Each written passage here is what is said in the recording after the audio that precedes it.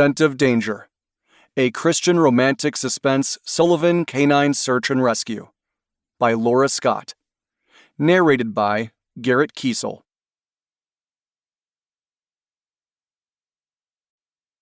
Chapter 1.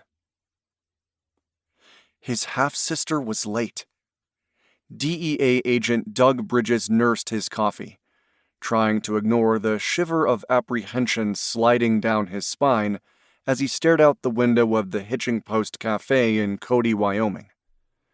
Emily had recently moved to the area from Jackson and worked night shift as a nurse in the emergency department, so there was no reason to panic. One of her patients could have crashed in the middle of shift change. Yet it was nearly 45 minutes since their designated meeting time. The interior of the cafe was warm, especially compared to the outside temperature of a whopping 12 degrees. He was glad the snow had stopped after blanketing the town with 2 inches of fluff the night before. Now the sun was trying to peek out from behind the clouds that hung over the Bighorn Mountains. For what seemed like the 100th time, he glanced at his silent phone, willing it to ring. It didn't. He finally picked it up and called Emily, hoping she'd say she was on her way. Straight to voicemail. The niggling concern grew. He finished his coffee and pulled some cash from his pocket to cover the tab. Sitting in the cafe wasn't helping. He was supposed to head to the Yellowstone Regional Airport to catch his flight that would take him through Denver, then home to Milwaukee, Wisconsin. Emily wouldn't miss their last meal together without a good reason. Doug shrugged into his thick winter coat and drew on a woolen hat and thick gloves. He hadn't expected Wyoming to be that much colder than Wisconsin, but he'd underestimated the impact of the mountains and the wind. He left the hitching post and slid in behind the wheel of his 4-wheel drive rental SUV. He'd head over to the hospital to meet Emily. If there was time, they could grab a bite in the cafeteria. He didn't want to leave without saying goodbye. Having worked with the Finnegans and the Callahans over the past few years, he'd decided to mend his relationship with his family. Hence spending the Christmas and New Year holidays with his half-sister Emily. The drive to the local medical center didn't take long. The hospital was located on the far west side of town, and they'd purposefully chosen the hitching post as a meeting spot because it was halfway between the medical facility and his hotel. The parking lot was only half full, and when he saw Emily's Jeep covered in a 2-inch layer of snow, he relaxed. Good to know she was still working. He pulled into the open space next to hers and shut down the engine. Hunching his shoulders against the chill, he stood for a moment, glancing around the area, then strode inside the emergency department entrance. The waiting room was empty except for 2 people who were hacking up half a lung. Feeling bad for them, he went to the front desk. A plump woman, who was old enough to be his grandmother, glanced up at him expectantly. Her name tag identified her as Barbara. "May I help you?" He smiled. "Hi, I'm Emily's brother, Doug Bridges. Can you let her know I'm waiting for her?" Barbara frowned. "Emily left almost an hour ago." The niggling concern billowed into full-fledged alarm. "What do you mean? Her car is still out in the parking lot." "It is?" Barbara appeared flustered. "I don't understand. Emily waved at me as she left, explaining how she was meeting her brother for breakfast at the post. I don't think she'd walk to the cafe in this weather." No, she wouldn't. Doug instantly went into federal agent mode. "I want to talk to someone in charge, and I need to see your video camera footage." Barbara's eyes widened, and she reached for the phone. "Stan, you better get out here. Seems as if Emily might be missing." Stan strode toward him a long minute later. He was in his mid-50s and was wearing what appeared to be a security officer uniform. "I'm Stan Turner, the security officer for the hospital. You're Emily's brother?" "Yes, Doug Bridges." He shook Stan's hand, briefly wondering if the entire hospital staff knew his sister. "I need to see your camera footage. Barbara saw Emily leave, but her car is still outside in the parking lot, and she didn't meet me for breakfast as planned." Stan hesitated for a moment as if deciding whether he should comply, then nodded. "Okay, follow me." His small office was located just beyond the waiting area. It took the older man so long to pull up the video it was all Doug could do not to thrust him aside to figure it out for himself. "Okay, Emily's shift would have ended at 7:30, Stan said. He poked at the keyboard, then used the mouse. "Here she is." Doug wedged himself behind the desk so he could see the computer screen. His gut tightened when he saw Emily waving at Barbara, seemingly saying something as she headed toward the main entrance. His sister was wearing her cherry-red parka coat, her blonde hair was covered by a matching red hat, and she was wearing cherry-red gloves. Within seconds, she went through the automatic doors and disappeared around the corner, seemingly toward the parking lot. "Okay, can you switch to one of the outside cameras?" Doug asked. "You must have one that overlooks the parking lot." "We do," Stan agreed. He pulled up 2 more cameras before finding the right one. He fast-forwarded to match the time frame of the previous camera. Then he hit the play button. There was nothing. No sign of Emily crossing the parking lot to her car. "Back it up," Doug said, feeling grim. "Maybe the clocks between the cameras don't match." "They match," Stan protested. "They're on the same system." But he did as Doug asked, backing up the video to a full 5 minutes earlier. The silence hung heavy as they watched as nobody walked past for a full 15 minutes. That's when a car pulled into the lot, and one of the coughing patients got out and came inside. That was it. No sign of Emily, or anyone else, which he found odd. He frowned, staring at Stan. "Okay, pull up the cameras facing the other way. Maybe she saw someone she knew and went over to speak with them." Stan flushed. "We don't have cameras overlooking the street. We only have them covering the main entrance, the emergency department entrance, and the parking lot." 3 cameras? Really? "Okay, bring up the main entrance." He tried not to show his frustration. Milwaukee wasn't anywhere near as large as Chicago, Detroit, or Minneapolis, but he happened to know that Trinity Medical Center had over 600 cameras covering the property. 3 seemed ridiculous. More seconds dragged by as Stan manipulated the screen. "Here we are," he finally said. Several people could be seen using the main entrance, despite the early hour, but none of them were Emily. "Maybe you ought to call the police," Stan said, his expression mirroring Doug's concerns. "Seems strange that Emily would vanish like that." "Thanks. Would you please send me a copy of that emergency department video?" He hoped the security guard would cooperate, but if he didn't, Doug had no trouble using his badge to go over his head. "Please," he added. "That's Emily's last known location. Proof that she left, at least originally, under her own power." "Okay, where should I send it?" Stan asked.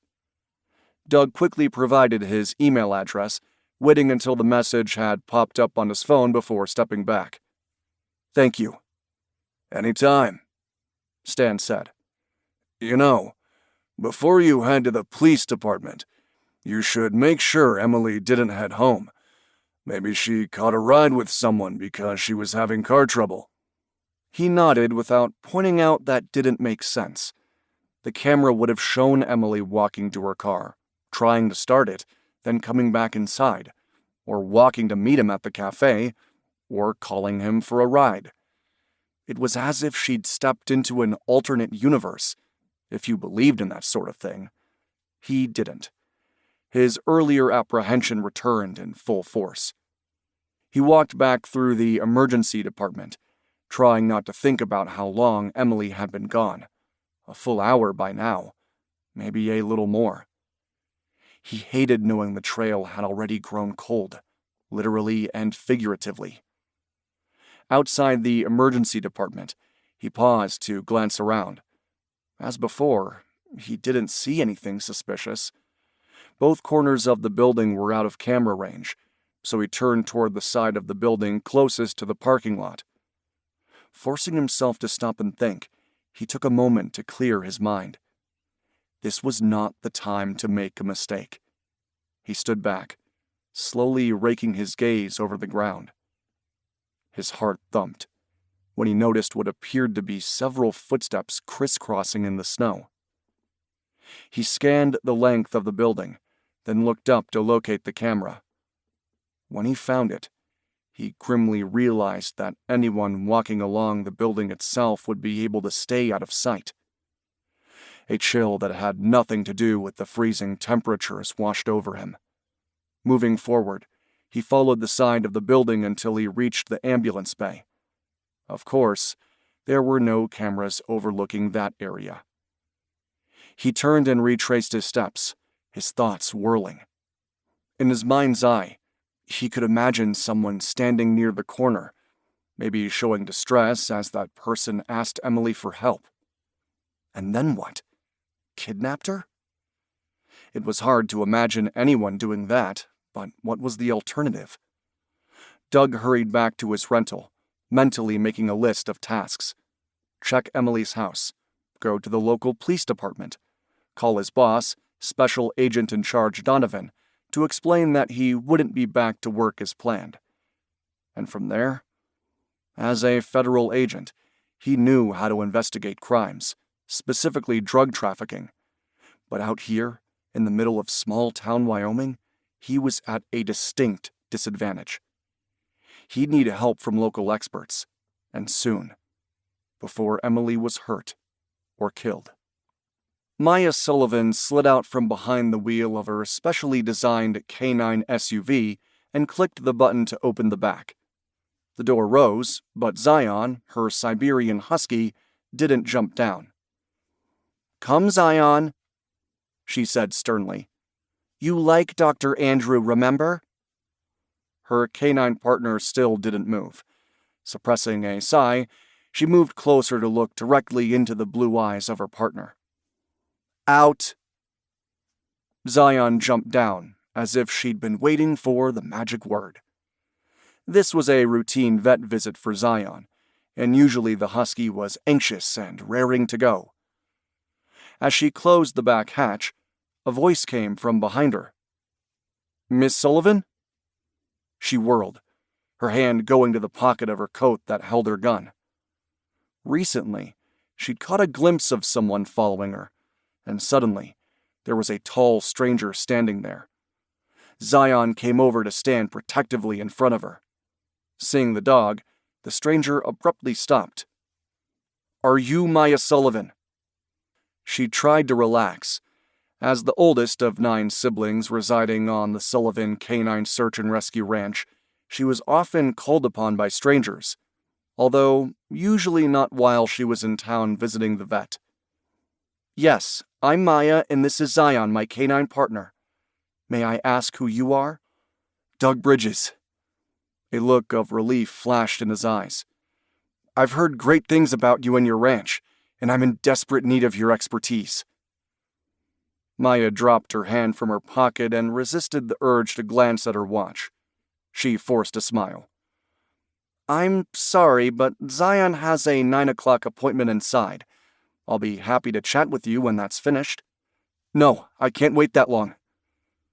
Bridges took a step closer, causing Zion to growl low in her throat. He stopped where he was, his gaze beseeching. "Please, my sister Emily Sanders went missing at 7:35 this morning. She's a nurse and left the hospital after her night shift, then disappeared. I'm desperately in need of your search and rescue services." "Emily? Emily Sanders is your sister?" She narrowed her gaze, eyeing him with suspicion. "Funny. The last time I saw Emily, she didn't mention a brother. Half brother, he clarified. We haven't really interacted with each other much until the past few months. A gust of cold wind hit hard, making her realize they were standing around in the freezing temperatures. How do you know my sister? Maya wasn't in the mood to discuss how Emily had treated her youngest sister Kendra in the emergency department after a terrible fall. Her family's personal life was none of his concern, but knowing Emily was missing gave her pause. Are you sure she's not at home, or still working? His green eyes flared with anger, but he didn't yell or shout. I'm sure. I've been to the hospital and have video of her leaving through the front entrance, but her car is still there, covered in snow from last night, and she never crossed the parking lot. I double-checked her house and went to the local police. Now his mouth tightened. I filed a missing person report, but the officer on duty basically told me I would be better off hiring someone from the Sullivan Canine Search and Rescue Ranch than waiting for them to find her. I was about to head that way when I saw your car. She didn't bother to glance at the SUV with the Sullivan Canine Search and Rescue logo stenciled along the side. That had been her brother Chase's bright idea, and lately, when she'd sensed someone following her, she'd been tempted to cover the lettering with paint. Another cold blast of air convinced her that standing out here talking wasn't smart, and she couldn't walk away from this. Missing persons cases happened to be Zion's specialty. With a sigh, she nodded. I'll help search for Emily. First, I need you to step closer. His expression uncertain, he did as she asked. She put a hand on his arm. Friend Zion. Doug is a friend. Zion sniffed his feet, then wagged her tail. Doug gave her a grateful look. Okay, now that Zion knows you're not the enemy, let's get back inside the SUV where it's warmer. Doug didn't hesitate to open the passenger door. She clicked the fob to open the back and gave Zion the hand gesture to get inside. Zion tilted her head as if to ask, Are you sure? Before jumping inside. Sliding behind the wheel, she started the engine, then used her phone to call the vet. Easier to call to say she was out on a search than to do that in person. Thankfully, Dr. Andrew didn't mind her frequent need to reschedule. As she slid the gear shift into drive, she glanced at Doug. You're not from this area, are you? He looked surprised. No. Why? Is it that obvious? She smiled. You speak with a distinct Midwest accent. Milwaukee, Wisconsin, he said. I can pay you via credit card, a check, or cash, whatever works for you. She waved that off and turned to drive back to the hospital. Zion didn't stretch out to rest, but kept her nose pressed to the crate as if intending to keep Doug Bridges in line. Don't worry about payment. As far as searching for your sister, it's best if you have a scent source for her, some sort of clothing. If that's not possible, Zion may be able to pick up her scent regardless, especially if I give her a few locations to work from. Can you tell me a little about Emily's personal life? Is she seeing someone? Doug seemed relieved to see the hospital looming on the horizon. He drew a pair of black gloves from his pocket. These belong to Emily. I took them when I checked to make sure she hadn't gone home. To answer your question, Emily is not seeing anyone now that I'm aware of, but did break up with her previous boyfriend roughly 4 months ago. That's one of the reasons she relocated from Jackson to Cody. She claimed Avery wasn't the least bit upset about the split, as he was planning to move to Colorado anyway. I guess he's some sort of ski instructor. Ah, yes, Avery White, she said with a nod. I'm not surprised he left Wyoming for Colorado. He seemed to think he was destined for bigger things. Does everyone know everyone else in this town? There was a sharp edge to his tone. For the most part, yes. Jackson is different. It's a resort town. I've done some skiing in the Tetons. Avery acted like he owned the place. Maya shot him a quick glance before she pulled into the parking lot. Which car is Emily's? That burgundy Jeep. Seeing the vehicle, she nodded, then parked 2 spaces away. Keeping the engine on, she pulled a plastic bag from the glove box and carefully dropped Emily's gloves inside. I'd like you to stay back to give Zion some room to work. Miss Sullivan? He began. Maya, she quickly interjected. We don't use formal titles around here. Okay, then call me Doug. I'm a federal agent with the DEA, and I would like to give you my working theory before you put Zion to work. She held up a hand to stop him. Really, it's better if you don't. I'm sure you're an excellent agent, but I won't go into this with preconceived ideas. We need to let Zion do her thing and go from there, okay? He frowned but nodded. Okay. While she found his career interesting, she wasn't going to let that interfere with how she and Zion worked together as a team. She released the back hatch, and this time, Zion eagerly jumped down. Zion's thick white and gray coat kept her warm during winter searches, and she held her curvy tail high as she sniffed the air. As was her habit, Maya placed the vest over Zion's head, a physical indication they were going to work. Then she filled the bowl with water and set it down on the ground. Water moistened the dog's mucous membranes, which enhanced her ability to follow scents. Zion only took 2 laps, then stared up at Maya with her pale blue eyes, waiting for her next command. Good girl, Maya praised as she ran her fingers through Zion's thick gray and white coat. Are you ready? Are you? She liked to get the dog excited about the upcoming search. She opened the plastic bag containing Emily's gloves. Emily, she said, giving the scent a name. She preferred using names on cases where they knew exactly who the victim was. Search Emily. Zion buried her snout deep into the bag for a long moment. Then she had her head up and was sniffing the air. Maya was far too aware of Doug standing beside the SUV, watching them work. After a few seconds of sniffing, Zion whirled in a circle and bounded toward the burgundy Jeep. The canine sniffed the ground around the car, then sat at the driver's side door and turned to stare intently up at Maya.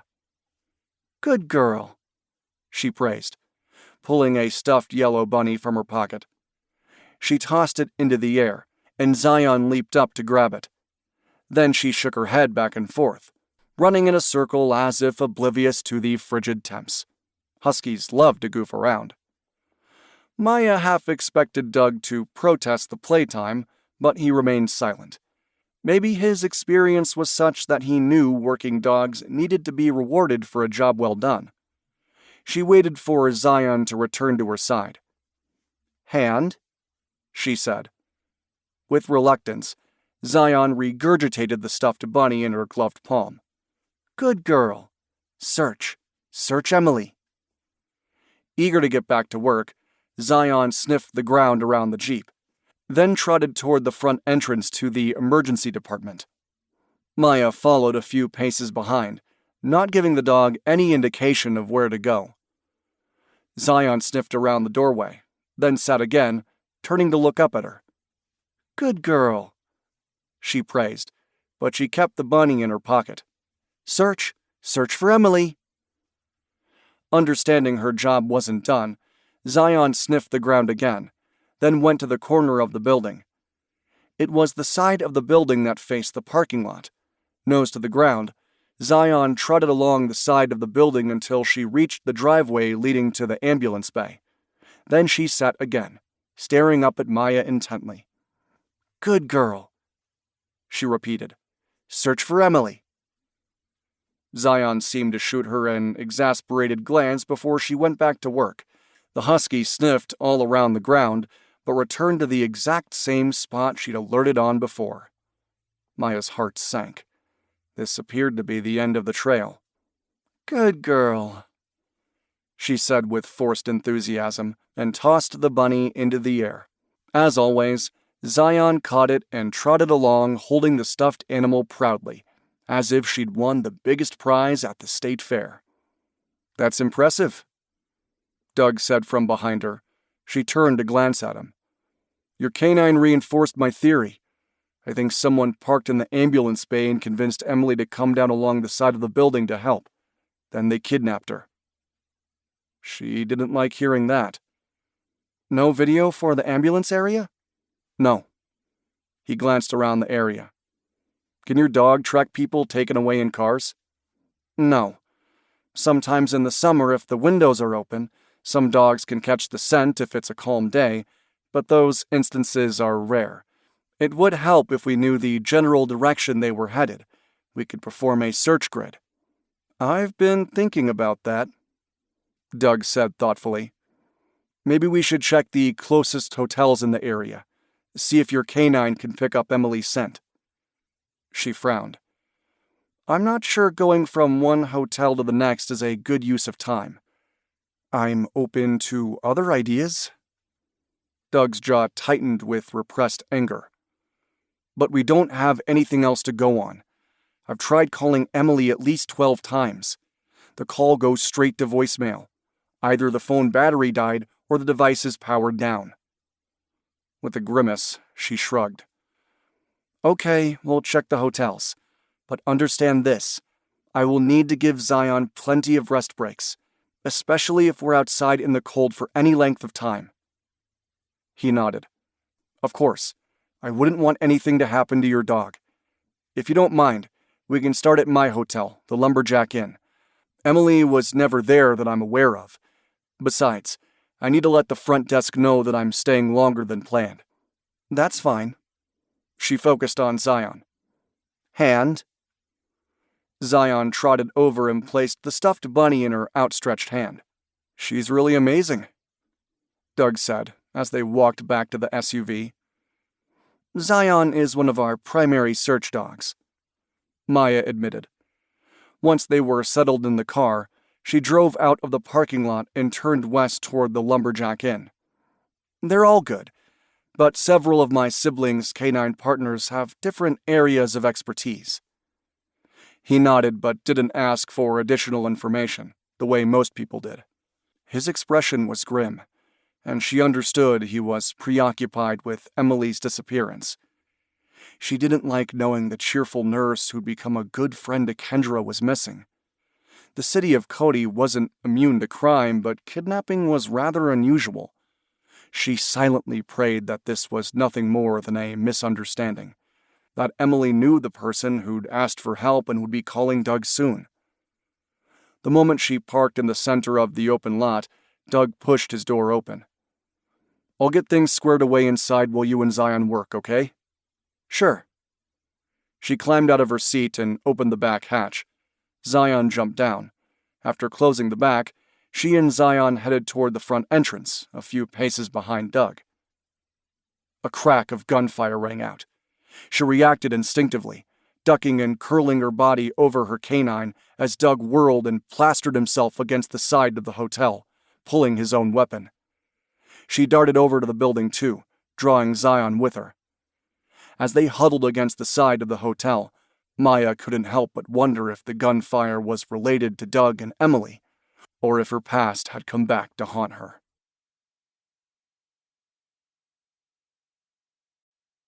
Chapter 2.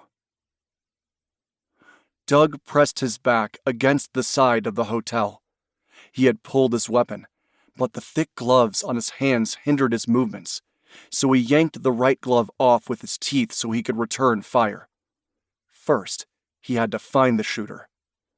He spared a quick glance toward Maya and Zion, who thankfully appeared unhurt. Relieved they were out of the line of fire, Doug edged closer to the front of the hotel, scanning the general area where the shots had come from. Where was the gunman? With his back still pressed against the wall, he scanned the area across the street from the hotel. There were a couple of buildings, including a tavern called the Crooked Wheel, but not much else. The shooter had to be hiding over there, waiting for the opportunity to try again. He didn't see anything for almost a full minute. Then, he caught a glimpse of a man darting out from behind the Crooked Wheel and running toward a black pickup truck.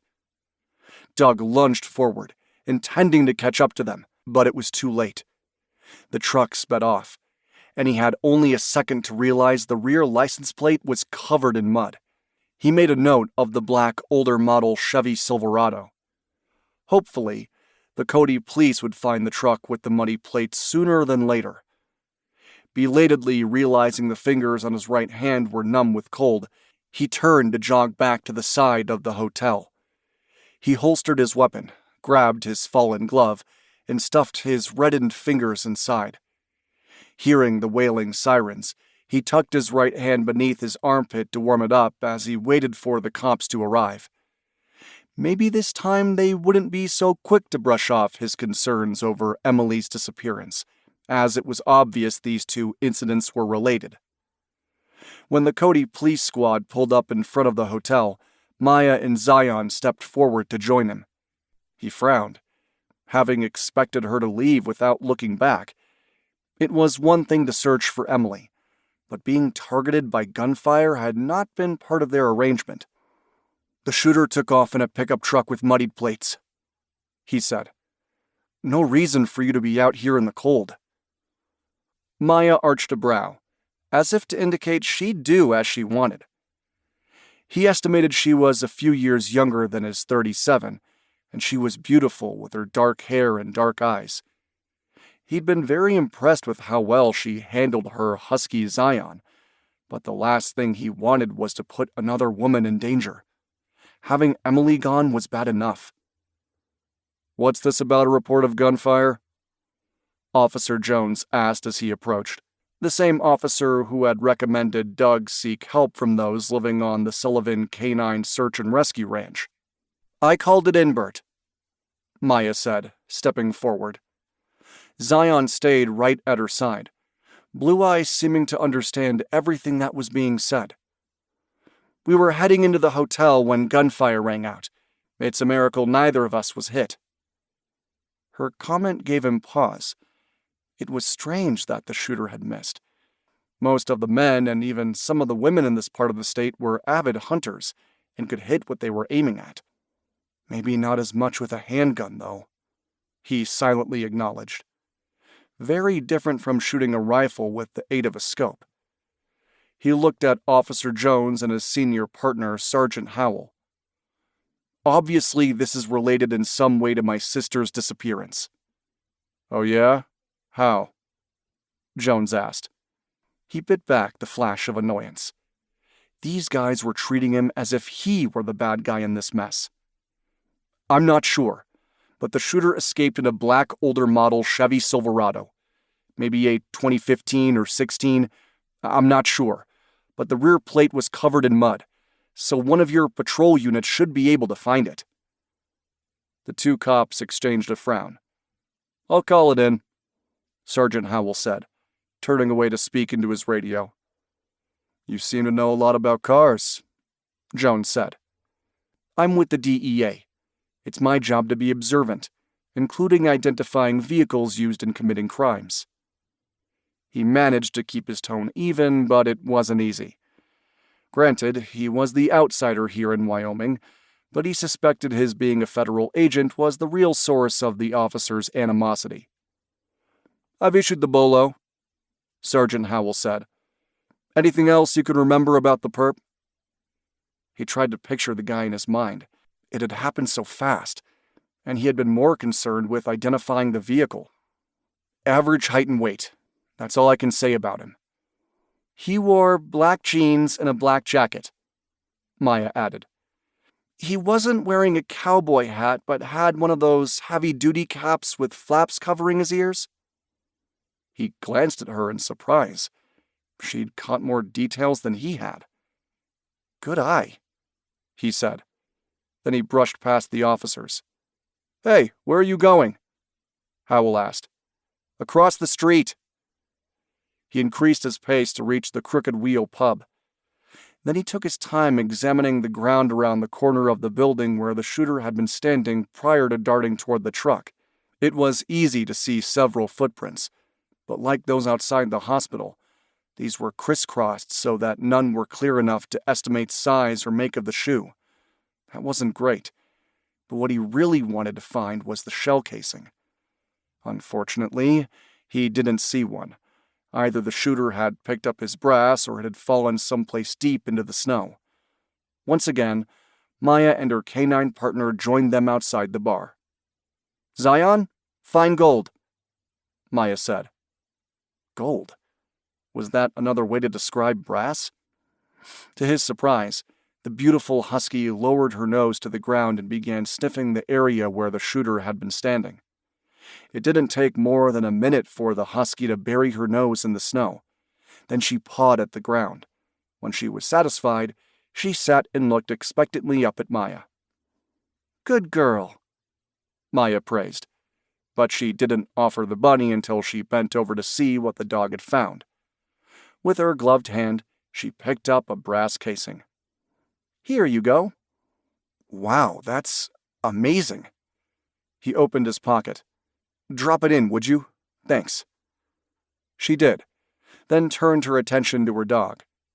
"Good girl," Maya repeated with enthusiasm, this time pulling the bunny from her pocket and tossing it into the air. As before, Zion leaped up to grab it, then trotted around the area with the stuffed animal in her mouth. "Gold, huh?" He arched a brow. "Easier for a dog to follow than brass?" "Gold is used for gunpowder," Maya corrected. "Technically for all sources of gunpowder and gun oil. If we're at the airport or in other public places, it's better to use a word that doesn't incite panic. We don't want the public to know we're searching for weapons." His experience with canines was mostly related to drug-sniffing dogs that worked the airport and main port of Lake Michigan. They used the word candy to describe drugs for a similar reason. He'd also spent some time with Matt Callahan and his canine Duchess, who had followed the trail of Brady Finnegan's young son who'd been kidnapped. A dog that could find both guns and people was interesting, and his admiration for Maya and Zion grew as he nodded. "That makes sense."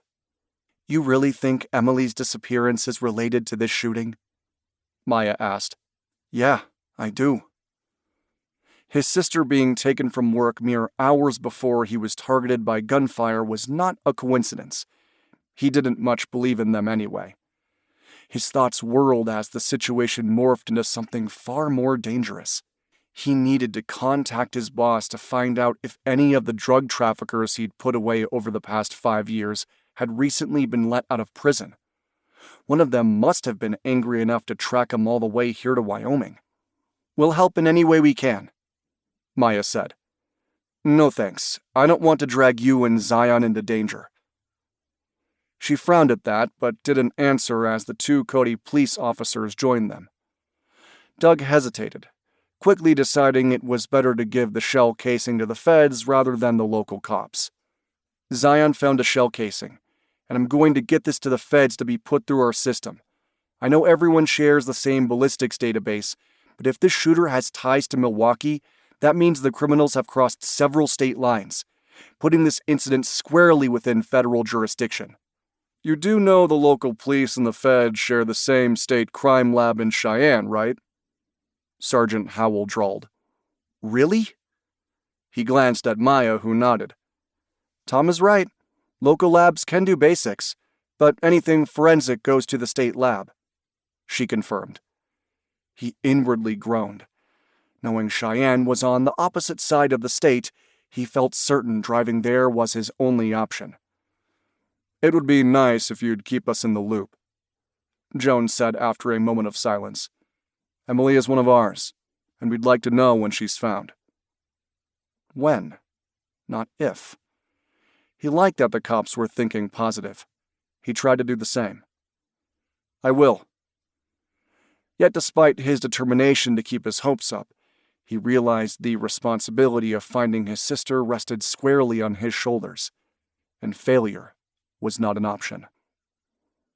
Despite her best efforts to remain neutral, Maya found herself intrigued by DEA Agent Doug Bridges. It wasn't that he was handsome. She'd been divorced for 5 years and had no interest in heading down that path again. But his intense concern about his half-sister, combined with his nonchalant attitude toward being shot at, was an enigma. She was tempted to mention her concerns about being followed, then decided against it. Doug was probably right. The gunfire so close on the heels of Emily's disappearance indicated a likely connection. This wasn't about her. Yet that didn't mean she was about to cut and run either. "Every search I perform with Zion carries a level of risk," she said, getting back to his comment. "And I hate to say this, but I doubt you'll find Emily without our help." He scowled. "I agree that you would be a huge asset in finding Emily, but I don't want you or Zion getting hurt." "I don't want that either," she said. Dipping her gloved hand into her coat pocket, she pulled out her handgun. "Like just about every Wyoming resident, I have a carry concealed permit. I can also hit what I'm aiming for. You should know that I once worked in law enforcement, not here but in Cheyenne. I was a canine cop there." She tried not to show her true feelings about her time as an officer. First, she'd lost her canine partner Ranger in a shooting gone wrong. Then her ex-husband, Blaine, had made it clear her job was the reason their marriage had fallen apart. As if it was her fault he'd cheated on her. The jerk. Right after they'd separated, she'd gotten the devastating news her parents had died, forcing her back to living on the ranch.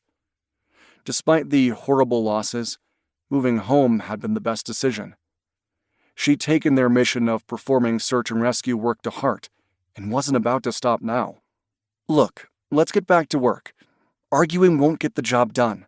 Besides, it's cold out here." Doug had looked surprised to see the gun, and he finally nodded. "Okay, you're right. I could use your help. And I'm freezing. Let's get back to the Lumberjack Inn to warm up. I still need to extend my stay." She held out her hand to Zion, who dutifully dropped the bunny into it. Tucking the toy into her left pocket, the one that didn't contain the gun, she gave Zion the hand signal to heel and followed Doug back across the street to the hotel. The interior of the hotel was blessedly warm, and she gravitated toward the beautiful stone fireplace located directly across from the front desk, grateful to absorb the heat from the flames. Zion lifted her nose, sniffing with curiosity. Maya had come to understand that even without issuing search or find commands, her partner often knew her role was to keep searching for those who were missing. Like Emily. As she waited for Doug to chat with the desk clerk, she wondered if she could call Kendra to let her youngest sibling know about Emily. Then she decided against it. Kendra and her canine Smokey would want to participate in the search, even though she was barely healed from her fall.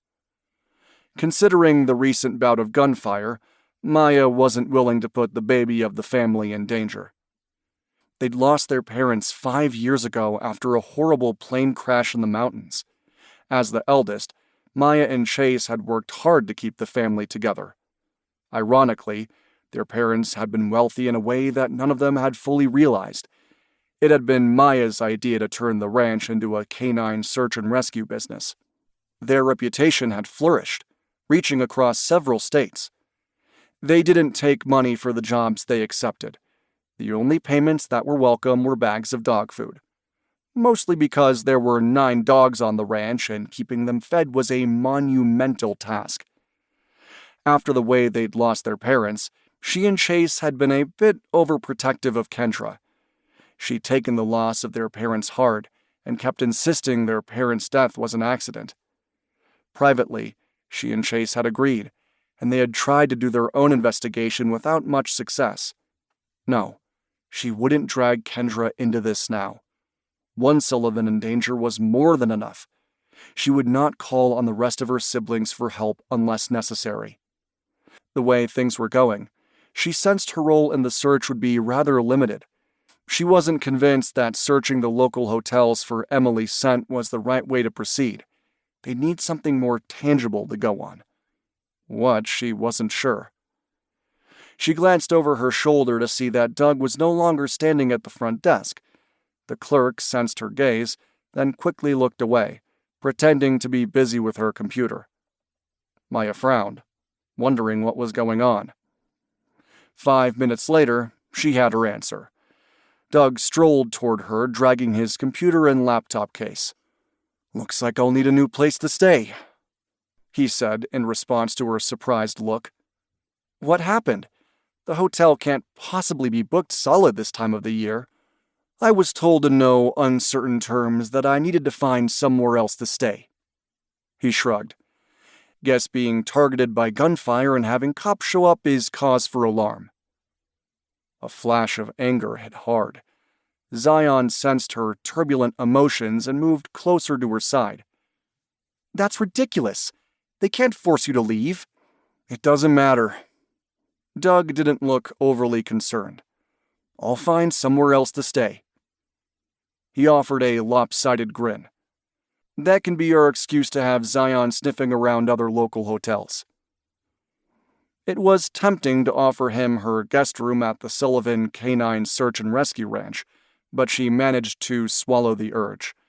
She didn't really know anything about Doug Bridges, other than his half-sister Emily was missing and someone had tried to kill him. But even if he was harmless, there was an unwritten rule against offering those who needed their services a place to stay. The ranch was remote, and she didn't want to be stuck with an unwanted guest. Besides, getting emotionally involved wasn't smart. The best way to find a missing person was to stay detached from emotional entanglements. She had no intention of crossing that line now. "I'll have Zion search for Emily here," she said. "Then we'll hit the road." She eyed him curiously. "Sounds like you want to head all the way to Cheyenne to drop off the evidence." Doug nodded. "Yeah, I do. Thanks for staying a bit. My car is still at the veterinary office building. No reason for you to worry about driving across the state. I can do that myself." She opened the bag containing Emily's gloves and offered it to Zion. "Search for Emily." Zion sniffed the bag for barely 2 seconds before turning to sniff along the floor of the lobby. Maya knew Zion was smart enough to know Emily's scent without being reminded. Her canine went all the way through the area without alerting. Not a surprise. Maya would have been shocked if Emily had been in the hotel, especially if she hadn't been there to visit Doug. She pushed open the doors, wincing at the cold blast of air that greeted them. Zion eagerly trotted outside, not noticing the cold with her thick coat. Her dog sniffed all along the sidewalk, then took a zigzag pattern across the parking lot. Still no alert. "Come, Zion," she called. She imagined the canine was disappointed the search game was over as she trotted back toward her. She glanced at Doug. "Sorry, but as you can see, there's no indication Emily has been here." "Thanks for trying." His expression didn't reveal his disappointment, or maybe he was just that good at hiding his emotions.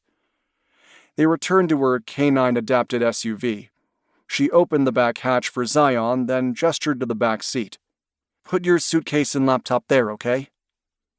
He nodded and opened the back passenger seat to store his things. Moments later, they were situated in the front seat with the heat blasting from the vents. "How long will it take to get to the lab in Cheyenne?" Doug asked. "I took a moment to check out our options. Seems that Wyoming doesn't have an actual field office like ours in Milwaukee. At least 5.5 hours, maybe more depending on how well the roads have been cleared." She glanced at him. "The other option is to charter a plane." He winced. 12 hours round trip? I can't even imagine being that far from the crime lab. "Yep, that's how it is out here." She felt bad for him. People who came to Wyoming didn't realize how large the state was, and how far away the main cities were from each other. "In my opinion, we should do some work with Zion first, even though searching the various hotels is pretty much a long shot.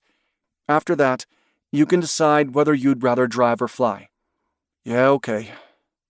He poked at his phone screen. "There aren't too many hotels in the area anyway. I have a list here on my phone."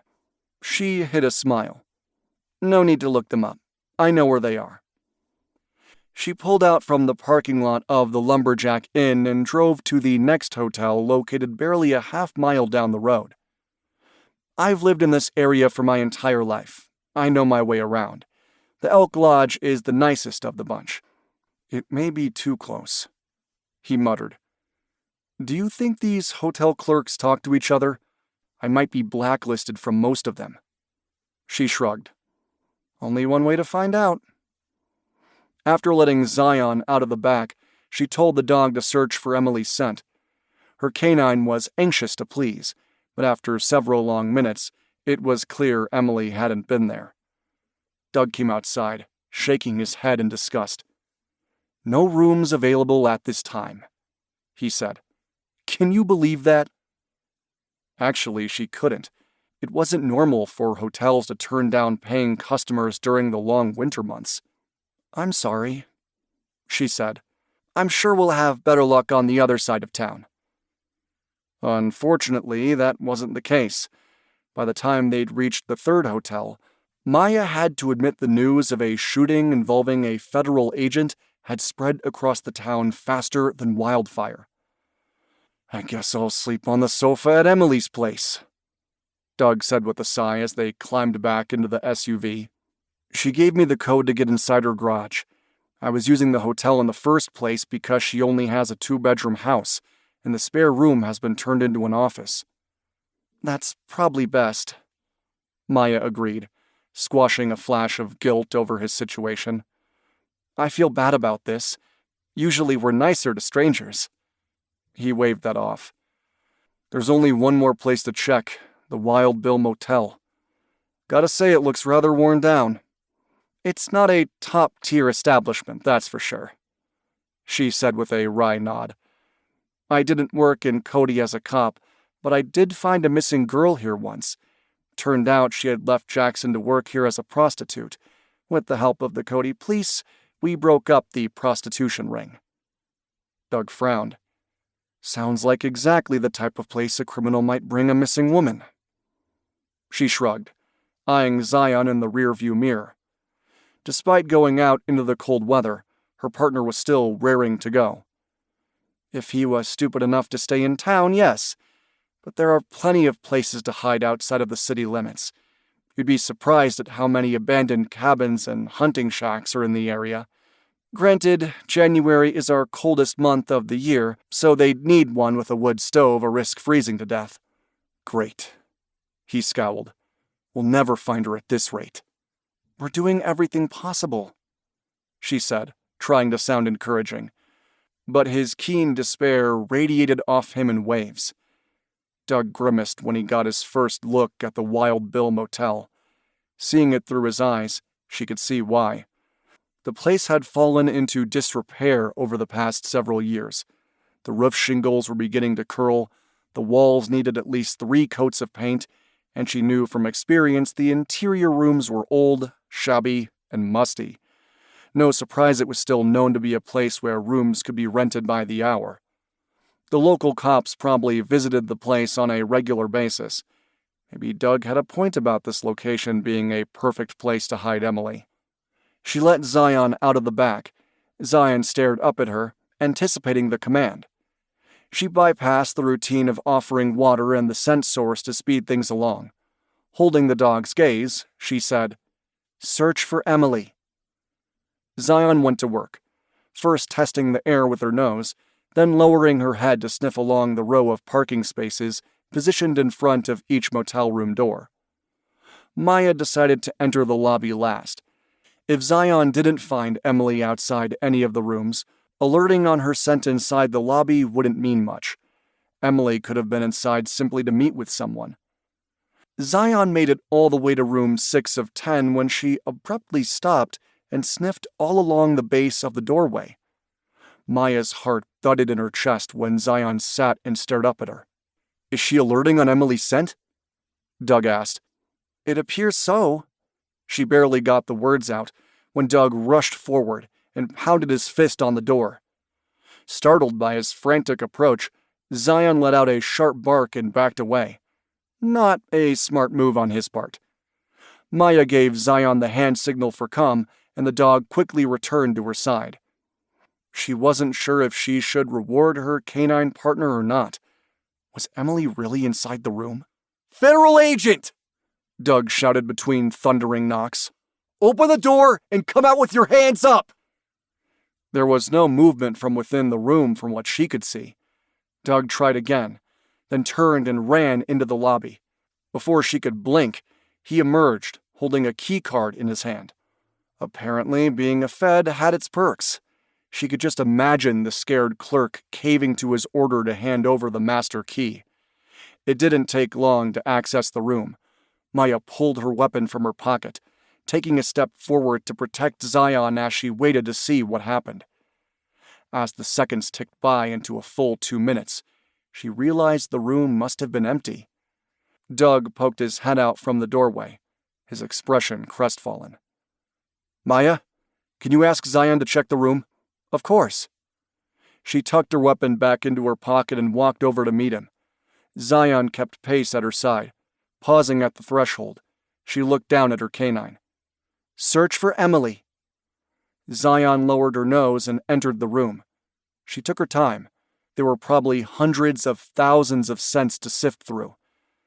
Then she alerted near the side of the bed, staring up at Maya with her intense gaze. She managed to respond, Good girl, and tossed the stuffed bunny in her direction. Then she glanced at Doug. Her heart squeezed as his green eyes filled with anguish.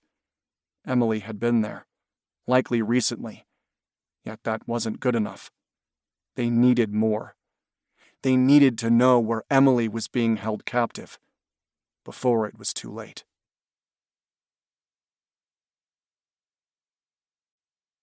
Chapter 3.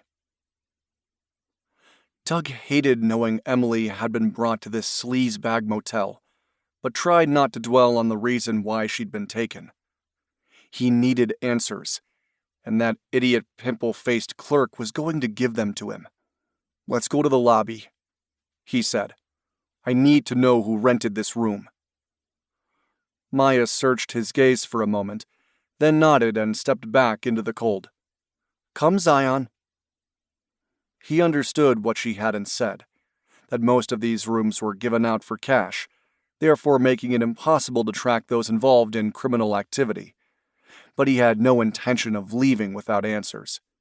He wasn't a violent man by nature, but he would not hesitate to bring the full force of the federal government down upon this place if they didn't cooperate. Lengthening his stride, he pulled the lobby door open, letting Maya and Zion go first. Following on their heels, he brushed past them to confront the clerk. Here's your key. He slapped it on the counter. I want to know who was in room 6 over the past 24 hours. I can't tell you that. The kid quickly took the key, as if anxious to hide the fact that he'd given it out in the first place. Doug pulled out his badge again and held it up at the pimply kid's eye level.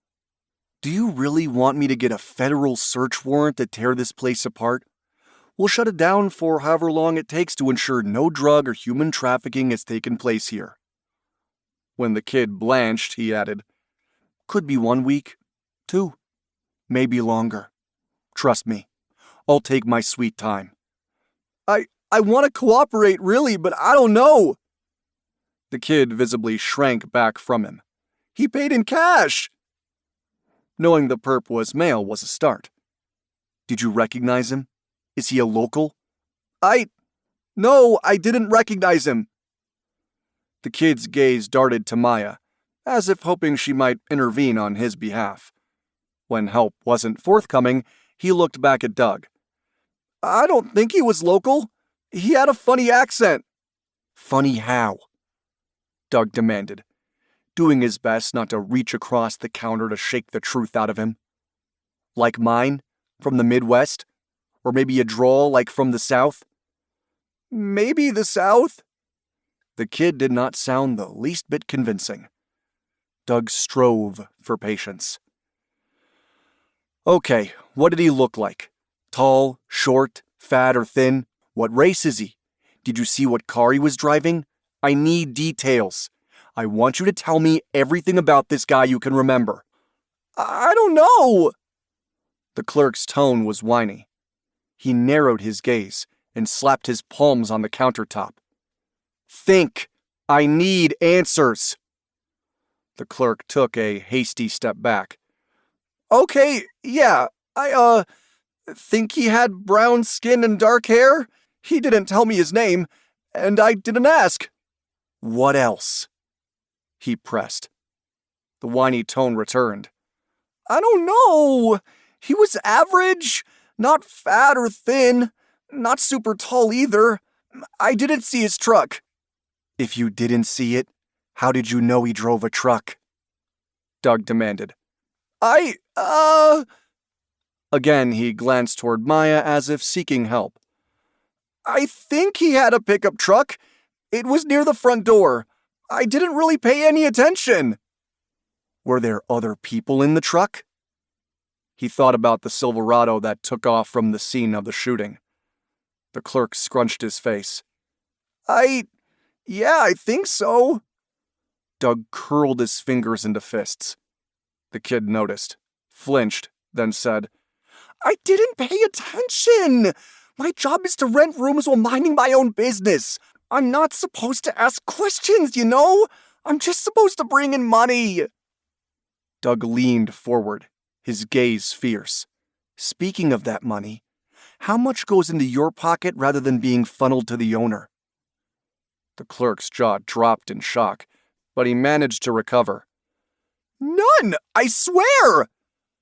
Doug didn't believe him. He briefly considered bribing him for more information on the brown-skinned guy who'd been in the room. Yet at the same time, he didn't trust the kid not to provide false intel just to get the cash. He leaned even closer, getting into the kid's face. If I find out you lied to me, I'll be back. And I won't be with a search warrant. I'll take care of you, personally. The implied threat had the kid swallowing hard. I'm not lying about the brown-skinned dude. Not from the res, but maybe Hispanic? He asked for a room for 2 nights. We don't often get extended stays. I gave it to him. That's all I know. 2 nights? That gave him pause.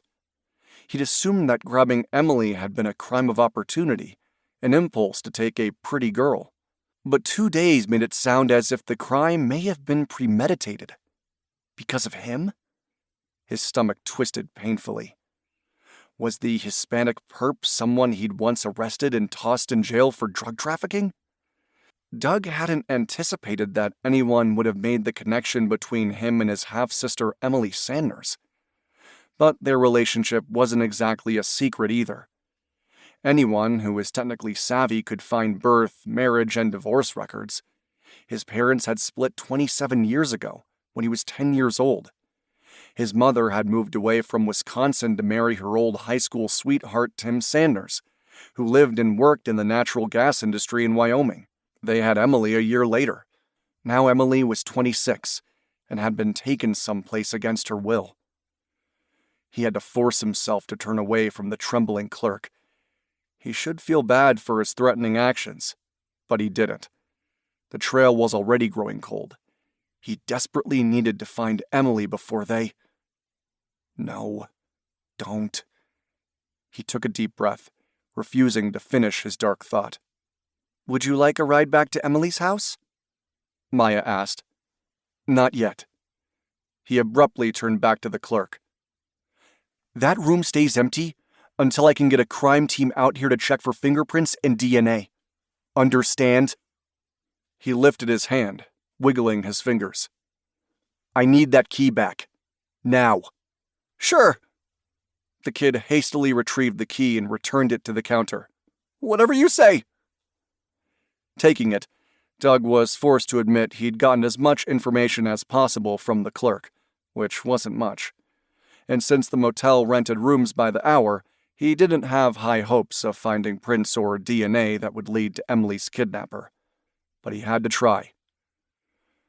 I need to call the Cody police again, he said, pulling his phone from his pocket. I can't leave until their crime scene techs arrive. You don't want federal crime scene techs to process the room? Maya asked in surprise. You didn't give the locals your shell casing. I know, but I should have. I didn't realize the lab was so far away. And now we need this evidence collected too. The charm of being near the Bighorn Mountains was wearing thin. He was beginning to resent the fact that Wyoming was such a spread-out state, with their largest cities hours apart.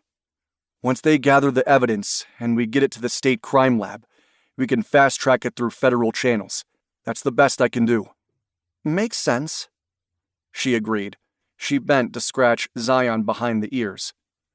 Lie down, she said. The dog obediently lowered her frame to the floor, resting her head between her front paws. A stab of guilt hit hard. What right did he have to tie up a valuable resource like this? Zion had done her job. He didn't really need Maya and her husky to wait around for the crime scene techs. There's no reason for you and Zion to stick around. I appreciate everything you've done for me and Emily, but I feel bad taking up your time, especially since you haven't even let me pay for your services. It's okay, Maya shrugged. We don't have anything pressing to do. A wave of relief hit hard, mostly because he felt a bit like a stranger dropped into an alien land. Thank you, and please know I don't mind paying your going rate. Whatever it takes, I just need to find Emily. I want to find Emily too, Maya said softly. And if you insist on paying, I'll take a bag of dog food. A bag of dog food? He wasn't sure he'd heard correctly. Yep, that's the going rate. Dog food. She smiled. You have no idea how much food 9 canines go through in a week. 9 dogs? He had no idea there were that many canines on the ranch. He shrugged and nodded. Done. I'll get that to you by the end of the day.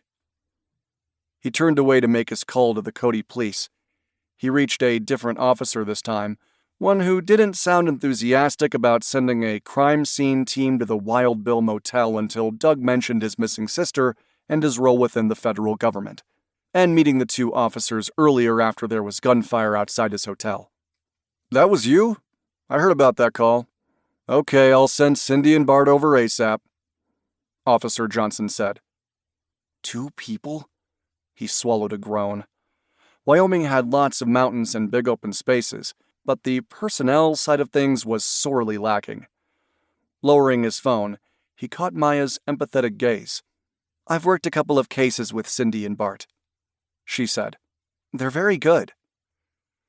He appreciated her attempt to make him feel better. Thanks. I'm just used to bigger teams. We managed to get the job done, she said lightly. Having more people doesn't always equate to better outcomes. The local police had raved about the Sullivans' canine success rate, so he nodded without saying anything more. He had never been much for praying, although he'd recently experienced that sort of thing firsthand with the Callahans, Finnegans, and Rye's tactical team. But maybe he should. He stared out at the cloudy sky, silently asking God to keep Emily safe. For her sake, if not for his. Maya had been surprised Doug had managed to get any information from Louis Pally, the Wild Bill desk clerk. She remembered him from when she found the missing girl. He had not been cooperative then either. Maybe Doug's federal badge had scared him. Or his intimidating attitude.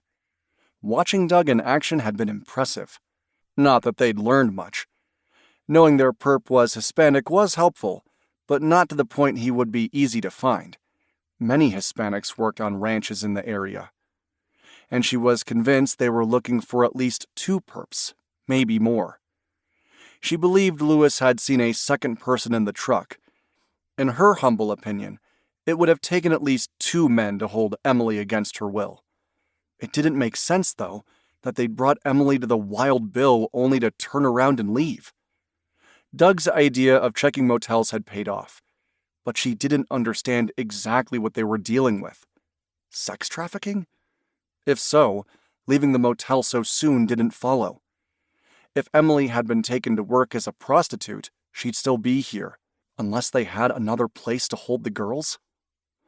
Back when she was a cop in Cheyenne, the girls snagged clients from the local tavern and used the closest motel as their workplace. Unfortunately, there were plenty of down-on-their-luck women who chose that way to make money. She hadn't encountered any women who'd been forced into having sex for money. But it had been several years, and maybe things had changed for the worst. She could tell Doug was struggling not to dwell the ramifications of Emily's kidnapping. "There they are," Doug said, breaking into her thoughts. She nodded, seeing the white van pulling into the parking lot. "Wait here," he said. "No sense in both of us freezing to death." She hid a smile as he strode out to greet the crime scene techs. When her phone rang, she frowned when she saw her brother Chase was calling. "Hey, what's up?" "You tell me." His tone was curt. "I got a call from Angela, Dr. Andrews' vet tech. She was concerned you rescheduled at the last minute when you were right outside the building. What's going on?" This was the curse of living near a small town. Their family ranch was located 40 miles southeast of Cody, but news still traveled fast. "I'm fine. A federal agent asked for my help to find his sister. You remember when Kendra fell? Her nurse, Emily, has gone missing." "Federal agent?" Trust her brother to zero in on the least important part of the conversation. Even though he was 1 year her junior, Chase was protective over his sisters. Probably an ethereal directive from their late father. "From Cheyenne?" "No, he's here visiting from Wisconsin. His name is Doug Bridges, and he's Emily's half-brother." She tried not to sigh and decided not to mention the shooting incident targeting Doug. "I'm fine, Chase, and so is Zion. I'm still in Cody as Zion was able to track Emily's scent to the Wild Bill Motel." "That's not good," Chase muttered. "Talk about a hotbed of crime." "Yeah, well, she's not here now." She glanced at her watch, somewhat surprised to note it was only 10 in the morning. Oddly, it seemed later. "I'm not sure when I'll get back to the ranch, but the rest of the Sibs know I'm on a case." "Yeah, okay. Anna will be upset if you're not back for dinner, though," Chase said, mentioning their housekeeper. It wasn't so much that they couldn't take care of themselves, but more that they were often called out on various calls, especially during the peak tourist season. Anna helped keep the ranch running smoothly. "You know how she worries." "I'll let her know if I'm not going to make it home," she promised. Seeing Doug heading toward the lobby, she added, "I have to go. Later." "Later," her brother said before she ended the call. Doug's somber expression made her stomach clench. "What's wrong?" He stood for a moment, as if soaking in the warmth. "Looks like the room was pretty much wiped clean. And get this, the bed linens and a few of the towels were taken too. Your techs, Cindy and Bart, are going to look in some of the more remote places, like inside drawers and the toilet paper roll, that sort of thing." He blew out a breath. "They may find something useful, but it's not looking good." "That's odd. It's not a common practice for small-time criminals to take the time to wipe down a motel room," she said thoughtfully. "And for sure they wouldn't steal bed linens." "I wondered about that." He scrubbed his chin. "It makes me think these guys were smart enough not to leave any DNA evidence behind. I still have the shell casing. Maybe I should drive to Cheyenne. If nothing else, I wouldn't mind talking to the federal agent there myself." "Do you want me to drive you there? I'm familiar with the area." She couldn't blame him for wanting to talk to his colleague here in Wyoming. Getting the shell casing fast-tracked was the best option for getting information. "No need. I can drive myself." He crossed over to toss the key card on the counter. Louis Pally was doing his best to pretend to be working, avoiding Doug's gaze. When Doug slapped his hand on the counter, Louis startled badly. "What?" "This is my business card," Doug said, pushing it across the counter. "I need you to call me if you see the brown-skinned Hispanic man again, or the truck. Understand?" Yeah, sure." When Louis didn't immediately take the card, Doug scowled and took a menacing step forward. That was enough to force Louis to hastily grab it. Okay, I'll call," he said. "You better." Don't make me follow through on my threat." With that, Doug turned back toward her. "Let's get out of here." "Come, Zion," she said. Her partner jumped up, stretched, then trotted alongside her as they went back out to her SUV. She hit the button to open the back hatch. Zion didn't hesitate to gracefully leap in. As they waited for the engine to warm up, Doug said, "Before we go to pick up my SUV, I need to stop by Emily's house again." She shot him a curious look. When he didn't expound on his reasoning, she shrugged. "Okay. I'm not sure where she lives, though. My sister Kendra has been there, but I haven't." "She's not far from the hospital, which isn't far from the veterinary office." He paused, then asked, "Your sister Kendra knew Emily?" She forgot she hadn't given him any information about the family. "I'm the oldest of 9 siblings." She pulled out of the motel parking lot. "Kendra is the youngest and fell down a ravine during a search and rescue operation last month. She spent several hours in the emergency department, and your sister, Emily, was her nurse." She drove back toward the hospital. "They became close during that time, probably because they're close in age. Emily was new to the area, and Kendra wanted to make her feel welcome here." 9? He gaped in shock. "I know one other family that has 9 kids. Their last name is Finnegan. What are the odds that I'd run into another large family on the other side of the country?" "I have no idea." She glanced over at him. "Our family is pretty much an anomaly out here." "I can imagine." He looked thoughtful for a moment.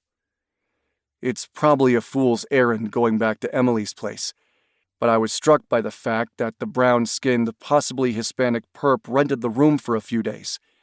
Makes me think he targeted my sister on purpose rather than just coming across her outside the hospital and acting on impulse." "I had the same concern," she agreed. "But why does that require a ride back to Emily's house?" "I should have thought of this earlier, but I installed a camera doorbell as a Christmas gift. Emily thought I was crazy, as there isn't much crime out here, but she lives alone, so I insisted. I'd like to review the video, see if I can catch a glimpse of a truck or car passing by." He frowned. "I don't have her doorbell software connected to my phone or laptop since I don't live in the area, but I can bring it up on her computer. She gave me her password so I could set everything up." "Great idea." She didn't have a lot of experience with that level of security.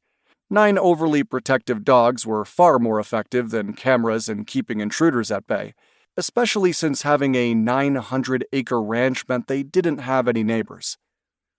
"It's driving me crazy that we don't have anything more to go on," Doug said. "Up ahead. Take a left turn at the intersection. Emily's house is a half-mile down the road." "I hope you were joking about beating Lewis to a pulp," she said as she made the turn. "He's a scumbag, but assault is still against the law." "I was joking. Mostly." He grimaced. "I have never taken my anger out on a perp or a reluctant witness, but I can't deny he made me angry. It was like pulling teeth to get him to talk." "Yeah, I know." She decided her initial instinct regarding Doug being a decent guy was on track. Not that she had been concerned about him physically attacking her. His angst over his missing sister and the fact that he was targeted by Gunfire were key indicators that Emily was in danger. "Do you think this is related to one of your DEA cases back home?" "I don't know, but it's a possibility we can't ignore." He gestured with his hand. "That's Emily's place, the third one down." She identified the small home and pulled into the driveway. "Do you want us to wait out here?" He hesitated, then shook his head. "You better come inside where it's warm. I don't know how long this will take." "Okay." Giving Zion more time with Emily's scent couldn't hurt. Zion was good, but every so often her partner became distracted by other new and interesting scents. Huskies had a high play drive, which made them good search dogs. Keeping them active, though, could be a challenge. She hit the button to open the back door, then pushed out to join her canine. She told Zion to get busy, the phrase they used back at the ranch, which basically meant to go to the bathroom. Zion was well trained enough to pee on command. Then she and Zion followed Doug inside Emily's house. It was small, and she quickly found Doug in the second bedroom turned office, booting up the computer. She turned and took Zion into Emily's bedroom. She didn't like invading the young woman's privacy, but this was the best way to keep Zion focused. Crossing to the laundry hamper, she bent over to pull up a woolen sock. "Emily," she said, offering the sock to Zion. "This is Emily." The husky obliged by pressing her nose into the sock. Then she looked up at Maya with her pale blue eyes as if to say, "Yes, I remember." "Emily," she repeated, placing the sock in the bag with the gloves. In her experience, socks were a better scent source than gloves. One of the reasons dogs loved chewing on socks and shoes is that those items held the strongest scent of their owners. "We're going to find Emily." She didn't use the search command, as it was clear the small home was empty, and Emily's scent was everywhere. Zion wagged her tail in agreement. She moved through the small house, then returned to the office. Doug had shrugged out of his coat and was hunched over the computer. His intense gaze was focused on the screen. He didn't even look up as she and Zion entered. "I'm almost finished," he said, proving her assumption that he hadn't noticed her wrong. "I'm fast-forwarding through this and have yet to see the Silverado truck, or anything else remotely suspicious." "No problem." She returned to head back to the kitchen. "Wait, look at this!" His voice rose with excitement. "Yesterday morning, shortly after Emily came home from work. See it? Is that the same black Silverado truck?" She came around the corner of the desk to peer over his shoulder. "It could be. To be honest, I didn't see it as clearly as you did. 24 hours ago, the black truck is going past her house. Then we see someone jump inside after firing at me." He shook his head. "I don't think that's a coincidence." "Maybe, but it's not much of a clue either." She felt compelled to point out. "There are a lot of big trucks out here. Ranchers and residents prefer them, especially for our unpredictable wintry weather." "Yeah, I know, but still." His fingers danced along the keyboard. "I've sent the video to my email. Maybe the tech guy back home can do something with it." He pushed back from the desk. "Let's go. Before I head south, I'd like to buy you lunch. I haven't eaten since last night." After a moment's hesitation, she nodded. There was no reason for her to go with him to Cheyenne, other than she couldn't ignore the strange urge to stick close. It wasn't logical, but finding Emily was their primary goal. Doug seemed determined to reimburse her in some way. She had no intention of mentioning how she and her siblings had inherited several $1,000,000 after her parents were killed. She followed Doug to the doorway, giving Zion the hand signal to come. Doug opened the door, turning to say something, when another crack of gunfire rang out. "Down!" he shouted hoarsely, ducking to the side and slamming the door shut. The shooter didn't stop at one round this time. Several bullets peppered the door. Then there was nothing but silence.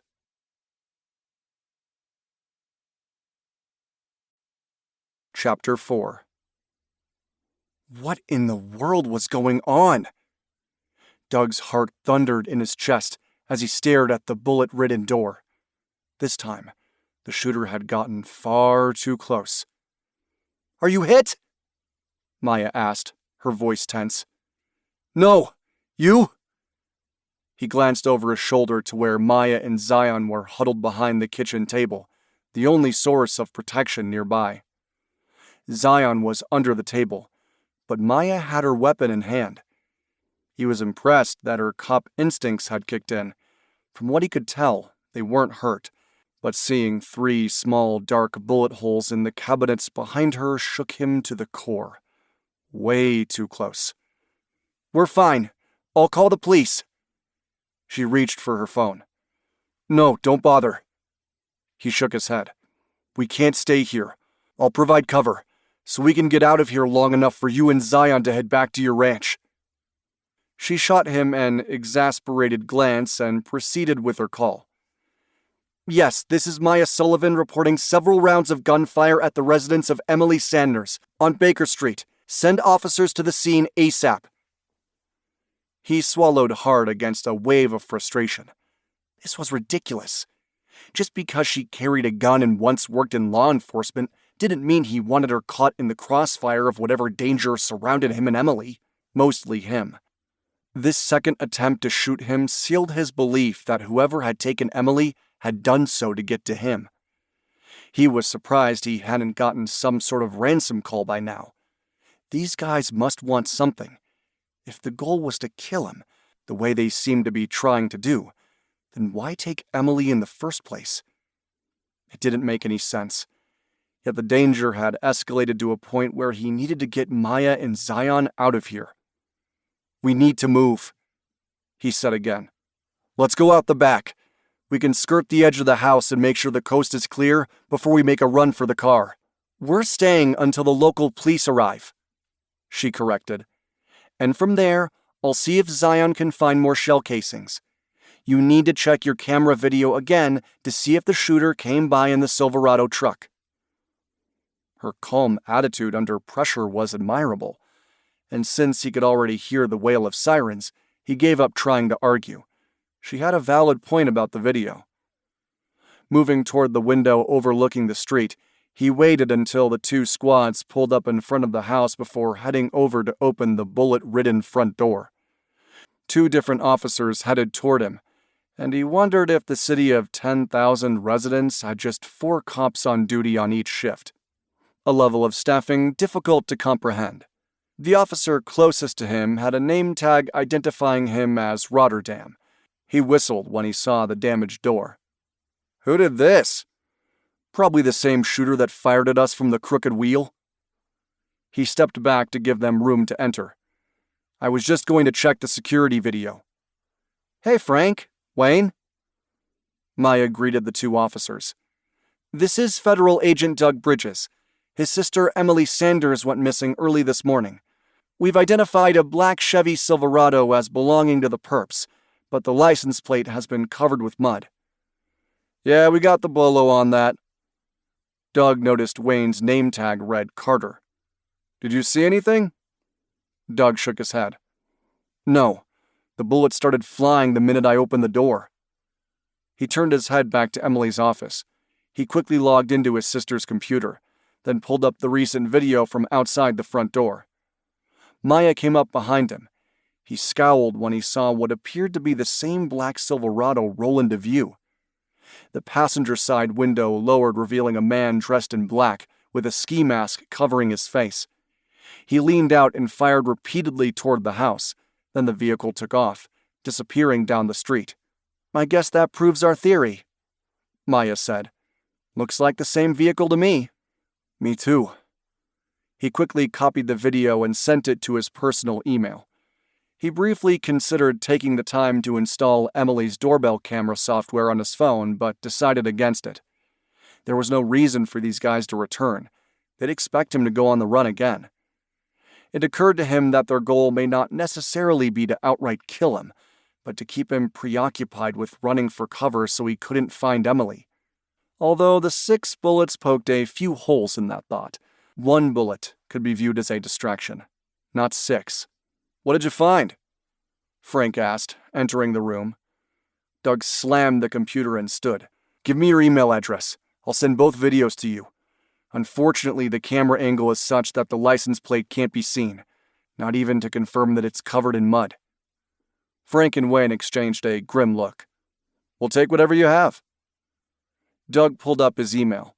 After punching in Frank's email address with the Cody Police Department, he sent the 2 videos, then pocketed his phone. He was back in work mode. I know your 2 crime scene techs, Cindy and Bart, are tied up at the Wild Bill Motel, so I'll retrieve the slugs. He glanced at Maya. If you and Zion can search for the additional shell casings, that would be great. I'm still planning to head to Cheyenne with the evidence. Again, the officers looked at each other. Not sure why you called us, Wayne Carter drawled. We're counting on the Cody police to find that black Silverado truck, Maya said in a placating tone. I know there's only 4 of you on duty, but we believe this truck was used to kidnap Emily Sanders. Finding it will be the best way to resolve this case. Doug nodded, understanding they needed the cops on their side. Please keep an eye out for it, he said. The only reason I'm taking the bullet fragments and shell casings to the state lab is to put a rush on the ballistics to see if they pop in the system. I can't help but think these guys are related to one of my previous cases. Likely one of the crooks I put away has come to seek revenge. That seemed to mollify the officers. Okay, we'll help you get those slugs. No need. I'd rather you both head outside to watch over Maya and Zion in case those gunmen come back. He edged past them toward the kitchen. This won't take long. Maya rolled her eyes at his comment but didn't argue as she shrugged into her winter coat. Come, Zion. Are you ready? It's time to search for gold. The canine wagged her tail and eagerly followed Maya outside. Frank and Wayne stayed close, giving Doug plenty of room to pull a steak knife from Emily's drawer and go to work extracting bullets. Agents didn't often retrieve their own evidence, but he knew enough not to get too close to the slugs themselves. Instead, he carved a half-inch around them until he had 3 chunks of cabinet wood on the table. He hunted for the other 3 slugs. One was embedded deep in the wall. The other 2 were halfway across the living room. As he went to work on those, his heart flared with hope when he realized they weren't as badly mangled as the others. We only found 2 casings, Maya said, coming back inside with the brass in the palm of her hand. I was glad to find them. The perp shot from inside the car, so I figure most of them are still inside the vehicle. Great. He rummaged through Emily's kitchen drawers to find plastic bags. He held it open for Maya to drop those 2 shell casings inside. Then he grabbed another bag for the casing still inside in his pocket. Better to keep them separated in case they were dealing with more than one firearm. Then he used a larger bag for the bullet fragments. Once he had all the evidence in one large bag, he stood for a moment, surveying the kitchen. He felt awful about how much damage had been done. Then he turned away, making a silent promise to reimburse Emily for the repairs. Not that she'd care. Property damage was nothing compared to the fact that his sister was still missing.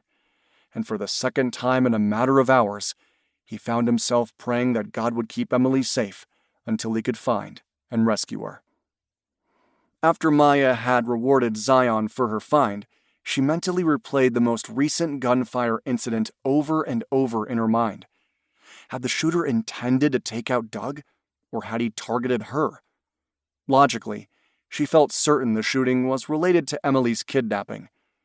But what bothered her about both shooting attempts was that she and Doug had been near her well-marked for everyone to see Sullivan Canine SUV. Granted, the first shooting was at Doug's hotel, and this was at Emily's home. But in both instances, her SUV had been sitting out in plain view. Were they wrong about the shooter's motive? Doug seemed to believe one of the perps he'd put away was seeking revenge. But really, it could just as easily have been one of the bad guys she had put away who was responsible for doing the same thing. She hadn't imagined the guy popping up behind her for the past 2 weeks. Not on the ranch, but she'd noticed him in town. Every time she'd turned intending to confront him, he'd slink away. Initially, she wondered if her ex-husband, Blaine Walter, had moved to Cody from Cheyenne where they'd lived together. But a call to the manufacturing company confirmed Blaine was still working in the area. It was such a long drive from Cheyenne to Cody. She doubted he'd have gone back and forth. If not Blaine, though, then maybe someone she'd arrested. It wouldn't be impossible for one of the criminals she'd put away to find her here. The crime rate in Cody was low, but Cheyenne has the largest city in the state, plus the state capital had more criminal activity.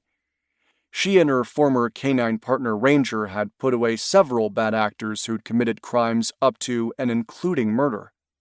That had been a solid 5 to 10 years ago, but for some people, prison could make a perceived wound faster. Maya? Something wrong? Doug asked. She belatedly realized he was staring at her intently, as if trying to read her thoughts. Giving herself a mental shake, she forced a smile. No, I'm fine. Are you ready to go? Yes, although I changed my mind about going to Cheyenne. Emily was taken from Cody. I think it's better to send the evidence to Cheyenne. He eyed her thoughtfully. You mentioned a plane. Can I hire one to deliver a package? She nodded. Sure, if you're willing to pay. Great, let's go that route then. I know a guy who flies charter planes in Grable, she said. It was not the same owner of the plane that had crashed with her parents on board, as he'd died in the crash too. Should only take an hour to get there. That works for me. He moved toward the damaged front door. I hope your SUV wasn't hit. It wasn't. She had checked that out after Zion had found the shell casings. That had sparked the question as to whether she was the real target. She opened the back hatch, and Zion nimbly jumped in. Interesting that this time the shooter's aim was better. All 6 shots hit the front door. Yeah, I noticed. He scowled as he slid into the passenger seat. After she'd started the car, he added, I can't figure out what their endgame is. If they want to kill me, then why kidnap Emily? She had to wait for the police cruisers to move before she could back out of the driveway. Only once they were on the road heading toward the highway that would take them east to Grable did she glance at him. You know, I was a cop too, so it could be that these shooters are after me. You? He looked puzzled. I don't understand what brought you to that conclusion. She suppressed a sigh. She hadn't mentioned the guy she'd caught lurking behind her to her brother Chase, or any of her other siblings. I've noticed someone following me over the past 2 weeks. He's never shown up on the ranch, but he often materializes when I'm in town. We tend to use Cody for groceries and such because it's bigger and slightly closer than Grable. So you've only seen this guy in Cody? Nowhere else? He seemed genuinely concerned. Do you have a description of him? Does he look like the shooter? He's not Hispanic, she admitted. But everyone is bundled up in the winter, so it's not easy to see facial features and body structure. And we know there were 2 men in the Silverado, 1 driver and 1 passenger who fired the shots. We'll need to go through your old case files along with mine, he said. I still think that the shooter is related to Emily's disappearance, but we'll need to find this stalker dude of yours too. I'm fine. The guy slinking around me has never done anything. Well, until now. If the shooter is the same guy. The more she considered the possibility, the less she liked it. Why had she even brought it up? She waved a hand. Never mind. I think we should focus on your drug dealers and cartel members. I have put several cartel members away, Doug said thoughtfully. They weren't all Hispanic, but some were. Milwaukee isn't close to the border, but the Great Lakes has been used to move drugs from one city to the next, the major hub being Chicago. I had no idea, although it makes sense. She glanced at the majestic mountains looming up ahead. I can't imagine living in a city as large as Milwaukee. I don't miss Cheyenne at all, and that's small in comparison. It's very different than here, that's for sure, he said with a wry smile. What made you leave your job as a cop to do search and rescue? My parents died in a plane crash 5 years ago. She didn't really like talking about it, but considering the hour-long drive ahead of them, there was no way to avoid it. I moved home first, and my brother Chase followed. Soon the rest of the siblings returned too. She hesitated, then said, Chase is a year younger than I am. Then there's my sister Jessica, my brother Shane, sister Alexis, the twins, Joel and Justin, Trevor, and then Kendra, the youngest. She was only 17 when our parents died, and we wanted to support her. Wow. And does each of your siblings have a dog too? Yep. Chase is partnered with Rocky, Jess has Teddy, Shane works with Bryce, Alexis has Denali, Joel has Royal, Justin has Stone, Trevor works with Archie, and Kendra is partnered with Smokey. I'm sensing a national park theme, he said with a smile. Is Stone short for Yellowstone? It is, yes. The park theme was my idea. and training our dogs gave us something to work on together as a family in the aftermath of losing our folks."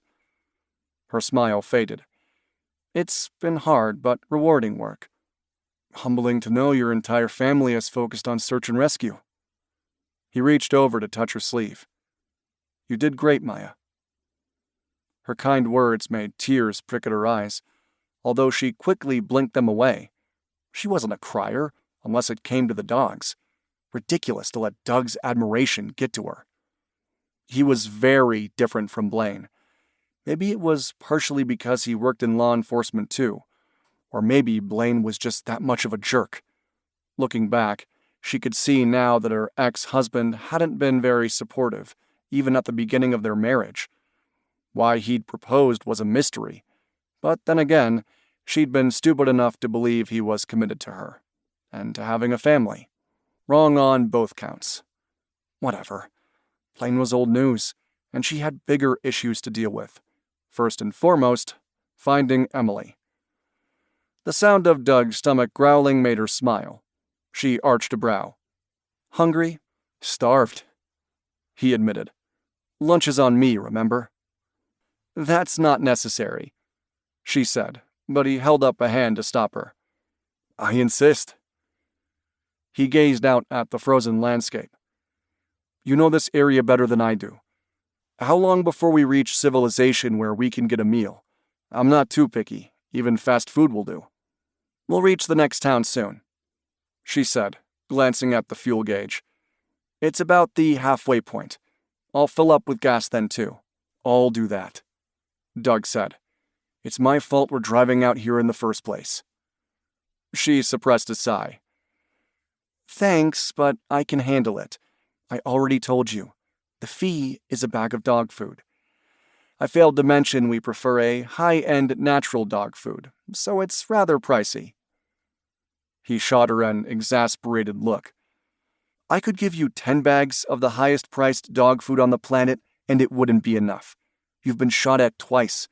I don't like knowing you and Zion are in danger because of me." "10 bags are too many," she said, trying to change the subject. "I'll settle on 9. That's 1 bag for each of our dogs." "Then I'll make it 81 bags," he shot back. "I'm being serious here. I feel like I'm keeping you from doing real work." He stared out the window for a moment. "I doubt we'll find Emily along the highway, although you did mention those remote cabins and places to hide out." "It's possible she was taken to Grable," she said. "We should keep an eye out for that black Silverado." "I have been." His expression turned somber. "I wish you and Zion weren't in the line of fire, though." "Doug, I'm a trained cop turned search and rescue responder," she said calmly. "If I didn't want to be here, I wouldn't have offered to drive you. The reason I use my vehicle is because we have specially built-in safety measures. The car will start automatically if the temperature gets too low or too high. I can release Zion from the back from a distance if needed. And there's a water reservoir in the back for long trips. Not to mention other search and rescue gear stashed under the back crate area." She glanced at him. "My car, my dog, my responsibility." He didn't look happy, but the information about her SUV seemed to intrigue him. "This vehicle can really do all of that?" "Yes, and the other 9 SUVs we have on the ranch are equipped the same way. We have 4-wheelers and snow machines too, but they don't have these amenities. Zion isn't a huge fan of the snow machines, but she'll ride in front of me if I ask her to." "Now that's something I'd like to see," he teased. Then he frowned. 9 specialty vehicles, 9 dogs, a big ranch. Sounds like it takes a lot of financial capital to keep your operation going." "We manage." She was not going to discuss the ranch's financials with him. He looked as if he might pursue the subject, then abruptly straightened when he saw the road sign indicating they were 5 miles from the next town. "Is that where we're getting lunch?" "Yes." She couldn't help but smile at his enthusiasm. "They have a restaurant/truck stop named the Rolling Stone. The name is in reference to rocks that fall down the mountain, not the music group." He chuckled. and she was almost annoyed to note that Doug was even more handsome when he laughed. Why she was so aware of him, she had no clue. It wasn't like her to be distracted by a guy. Of course it's not related to the music group. Seems country western is the only type of music anyone listens to out here. You've got that right. She slowed the SUV to turn off the highway. 5 minutes later, she pulled up in front of the Rolling Stone restaurant. There were 3 other vehicles parked in the lot. None were a black Silverado. She'd kept an eye on the rearview mirror after leaving Cody and was confident they weren't followed. Out here in the middle of no man's land, it was generally easy to spot a tail. She opened the back hatch. Having been asleep, Zion opened her blue eyes, then popped her head up to see where they were. Maybe it was Maya's imagination, but the canine looked sad they weren't home on the ranch. Having 9 dogs meant lots of playtime. Sometimes too much playtime. "Come, Zion," she said. The dog didn't hesitate to jump down and stretch. "You're taking her inside with you?" Doug looked almost disappointed, and she realized he'd wanted to see the canine-equipped SUV in action. "Yes. Trust me, the owners won't mind." She didn't know them personally, but her brother Joel had done some work for them about 18 months ago, when a kid had gone missing. Small towns love to talk, and she knew the Sullivan Canine Search and Rescue name was widely recognized in the entire state, even as far as Idaho and Montana. Entering the restaurant, they were greeted by a woman with brassy blonde hair. "Welcome, have a seat, I'll be over in a few." Zion sniffed the area with interest, her tail wagging. The few customers inside smiled and nodded. She pretended not to hear how some of them whispered her last name, likely because Zion's vest had Sullivan Canine embossed on the side. They shrugged out of their winter coats, took off their hats and gloves, then settled in a booth with Zion stretched out on the floor at her feet.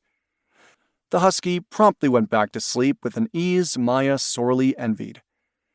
The brassy blonde's name was Joyce, and she quickly came to get their order. Doug barely glanced at the menu, and she suspected he may have made up his mind long before they got there. Ever the gentleman, he gestured for her to go first. "I'll have the chicken sandwich," she said, "with fries." "That sounds good, except I want a cheeseburger with my fries," he said with a smile. "And coffee, please." "For me too," she agreed. Joyce nodded. "I'll have those meals out soon," she promised. They were silent while Joyce returned with their coffee. As the hour was now past noon, Maya figured she might need to call Anna, their housekeeper, to let her know it wasn't likely she would be home in time for dinner. By the time they got back to Cody, she'd need to figure out a place for Doug to stay. Some place that was not on the Sullivan Canine Ranch. When she picked up her coffee cup, Doug reached over to lightly grasp her hand. "Thank you, Maya," he said. "Ah, you're welcome." She avoided his gaze, far too aware of the tingling awareness that shot through her at his touch. Not good. The last thing she needed was to be attracted to a man who was going to leave the moment they found his sister.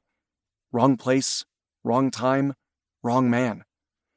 And the sooner she could convince her brain to ignore her attraction to him, the better.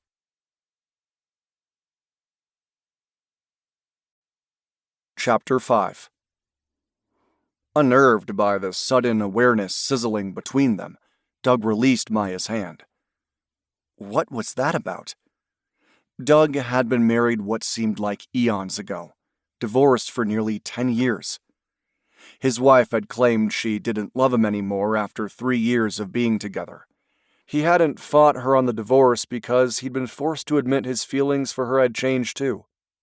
At the time, he'd decided they'd been too young for a lifelong commitment. But maybe the truth was that they weren't right for each other. Either way, he hadn't met anyone who'd interested him enough to try again. Maya intrigued him. Yet the moment that thought flitted through his mind, he ruthlessly thrust it aside. Emily was missing. He had no business thinking about anything other than finding his sister. He sipped his coffee, avoiding Maya's gaze.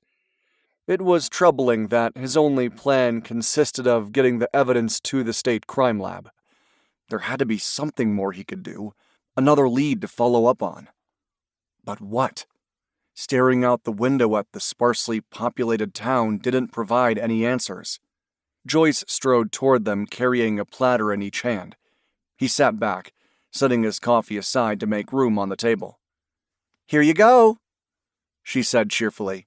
One trait that had struck him since coming to Wyoming was how happy people appeared to be. There was no hustle or bustle, rush hour traffic, unless it was caused by moose or elk blocking the road. Just a relaxed appreciation for life. "Enjoy!" "Thank you." He flashed a smile, despite his despair over his inability to find Emily. Maya clasped her hands in her lap and bowed her head. He'd been around the Finnegans and Callahans enough to know she was saying grace, so he stared down at his lap, waiting for her to finish. When she lifted her head, a flush crept across her cheeks when she realized he'd noticed. He picked up a French fry, then glanced beneath the table. "I take it Zion doesn't get table scraps." "No, she doesn't, so don't even try." A wry smile tugged at her mouth. "The food we're eating is hardly healthy for us, much less my dog, but this rule is more about training. I can't allow Zion to be distracted by food while working. She knows she gets fed twice a day, and I try to keep her on a set schedule." Training a canine sounds complicated. He thought about Miles Callahan and his canine partner Duchess. The two worked together as one, but he hadn't appreciated how they'd gotten to that point. "I wouldn't have considered the possibility of a dog being distracted by food." "Not so much complicated, but consistency is key." She took a bite of her chicken sandwich. "We've been blessed with an amazing cadre of dogs. Different breeds, but each phenomenal in their skill and ability." It would be amazing to see them all in action, but he would settle for Zion finding Emily, if they had some clue as to where to look. His idea of searching hotels had worked, and he thought again about why the Hispanic man had taken the bedsheets. If the reason was to avoid anyone obtaining his DNA, then he was likely in the system, which reminded him of the need to call his boss. As soon as they finished eating, he set cash on the table to cover their bill. "I need to make a quick call before we head out." Maya shrugged. "I'll take Zion out back to get busy." He pulled out his phone and walked to a corner of the restaurant. It didn't take long for Special Agent in Charge Donovan to answer. "Are you calling from the plane?" "No, sir. I didn't make my flight. My sister Emily went missing early this morning." "Missing?" He could hear the doubt in his boss's tone. "She's an adult, isn't she?" Suppressing a sigh, he quickly filled Donovan in on the details of his investigation. Upon hearing about the gunfire incidents, Donovan whistled. "Sounds like your sister was used to get to you," his boss said. "That's what I'm thinking," he admitted. "I need to take more vacation time, and I'm hoping you won't mind if I use Ian for help in running evidence." There was a brief hesitation. "Technically, you shouldn't be working the case," Donovan finally said. "You're too close to this, Bridges." He'd been expecting that comment. "With all due respect, sir, there isn't a plethora of federal agents in Wyoming. There are 3 satellite offices spread across the state, but that's about it. And as far as I can tell, there are only 1 or 2 agents to cover them. I need to do this. I'm confident I can find Emily with help from a canine search and rescue team. All I need is tech support from Ian and a quick turnaround on processing evidence." Another pause. Then Donovan sighed. "Fine. You can take your vacation time and use whatever resources you need. But I expect you to keep me updated on your investigation. There may not be a lot of agents out there, but they know the area better than you do.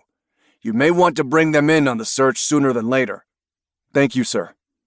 He personally thought Maya's knowledge of the area, combined with Zion's expert nose, was far more valuable than an agent or two, but this wasn't the time to argue. I'll be in touch. His next call was to Ian Dunlap, their tech guru. When Ian answered, Doug got straight to the point. I need you to run a list of perps I put away that have recently gotten out of prison. My sister is missing, and one of the perps is Hispanic, which may indicate a connection to the Robles drug cartel. It had been 18 months since Doug had assisted Quinn Finnegan and his wife, Sammy, in taking down several players with the Robles Mexican cartel. He put a hand to the now healed bullet wound in his shoulder, a stark reminder of how close he'd gotten to being killed. I'm sorry to hear about your sister, Ian said.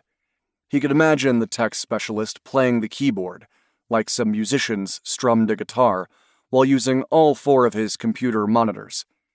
I'll get that list run ASAP. Great. Send it via email once you've compiled it. He didn't want to think about how long the list might be. Time is of the essence, Ian. She's been gone almost 6 hours, and I'm out of leads. Thanks to computer technology, it won't take long, Ian said reassuringly. You'll see. Thanks again. He ended the call, then turned to head outside. To his surprise, Maya and Zion were playing in the parking lot. Maya tossed a ball high into the air, and Zion gracefully leaped up to capture it in her mouth. He was amazed at the husky's gracefulness and agility. Playtime? He asked. Zion is high energy, Maya said, her cheeks red from the cold wind. Are you set? Yes. He waited until she told Zion to get into the back hatch before sliding into the passenger seat. She filled up with gas, refusing to use his credit card. When he thought of her 8 siblings and 9 dogs, he couldn't imagine why she didn't charge more for her services. Then again, maybe it was a Christian thing. He had learned more about faith in God from the Finnegans and Callahans than he ever had from visiting a church. Interesting that Maya had similar views. Not for the first time. He wondered if he was missing something. Moments later, they were back on the slick highway. The wind was stronger along this stretch of the highway, maybe because they were between the mountains. Gusts of snow blew across the road, but not badly enough to obscure Maya's vision. Still, the SUV bucked beneath her fingers. I can drive if you get tired, he offered. I'm fine. She glanced at him. Don't take it personally, but my dog is my responsibility. Precious cargo. He agreed with a nod. They fell into a long silence as her SUV ate up the miles. When his phone vibrated with an incoming email, he was grateful to see Ian's name as the sender. Sensing Maya's curious gaze, he tapped the screen, opened the attachment, and used his thumbs to enlarge the document so that he could read it. The list was longer than he'd anticipated, which was a poor testament to the legal system. Most of the perps he put away should be doing life without the possibility of parole. In his opinion, anyone poisoning children with drugs deserved to rot behind bars. Obviously, with the 10 names on the list, that wasn't the case. I have the names here of 10 perps I put away for drug crimes, he said, filling Maya in on her unanswered question. These are the ones who've been released from prison over the past 6 months. He hated to imagine how many would be included if he'd asked Ian to go back even farther. That's a good place to start, she said. How many of them are Hispanic? 6 of the 10, although I'm not sure I should eliminate the other 4 based on race. For all I know, the shooter himself is white. He ran his eye down the names. 2 stood out as the highest potential for wanting to seek revenge. My top suspects at this point are Horatio Cortez and Christopher Nolan. Remind me to make a call to the Cheyenne Police Department to get a similar list, Maya said, just in case this is about me. He hated thinking about some creep following her around town. You really don't have any idea who may be nursing an obsession with you? No. She shrugged. It's been a long time since I've been a cop. Even if someone I put away is upset and focused on me, Why risk coming after me after all this time? Anger can be a powerful motivator, and emotions are rarely logical. The corner of her mouth quirked up in a cute smile. True.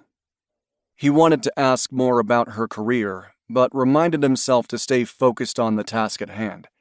He'd used this time to dig into the names Ian had sent. Reaching into the back seat, he retrieved his laptop and used his phone as a hotspot to connect to the internet. The work was painstaking and frustrating. He didn't possess Ian's technical expertise. He finally discovered the names of each Cortez's and Nolan's parole officers. He punched each number into his phone, then made the calls. Both went to voicemail. He sighed. Pressing his palms against his eyes, he hoped he was doing the right thing by sending the evidence to Cheyenne via plane rather than taking it himself. Yet he couldn't afford to leave Cody for that length of time. Emily had gone missing from Cody. He desperately needed to believe they'd find her in that area, and soon. A glance at his watch made him wince. She'd been gone 6 hours and 20 minutes. Maya made good time getting to Graybull. When she reached the city limits, she found the road that would take her to Logan Fletcher's house. Logan often loaned his plane for search and rescue missions, which she and her siblings appreciated. They all knew Logan had a keen interest in Jessica. The road was rough, and Zion bounced in the back cargo area. She had been sleeping, but now she looked out with interest. "Is this the place?"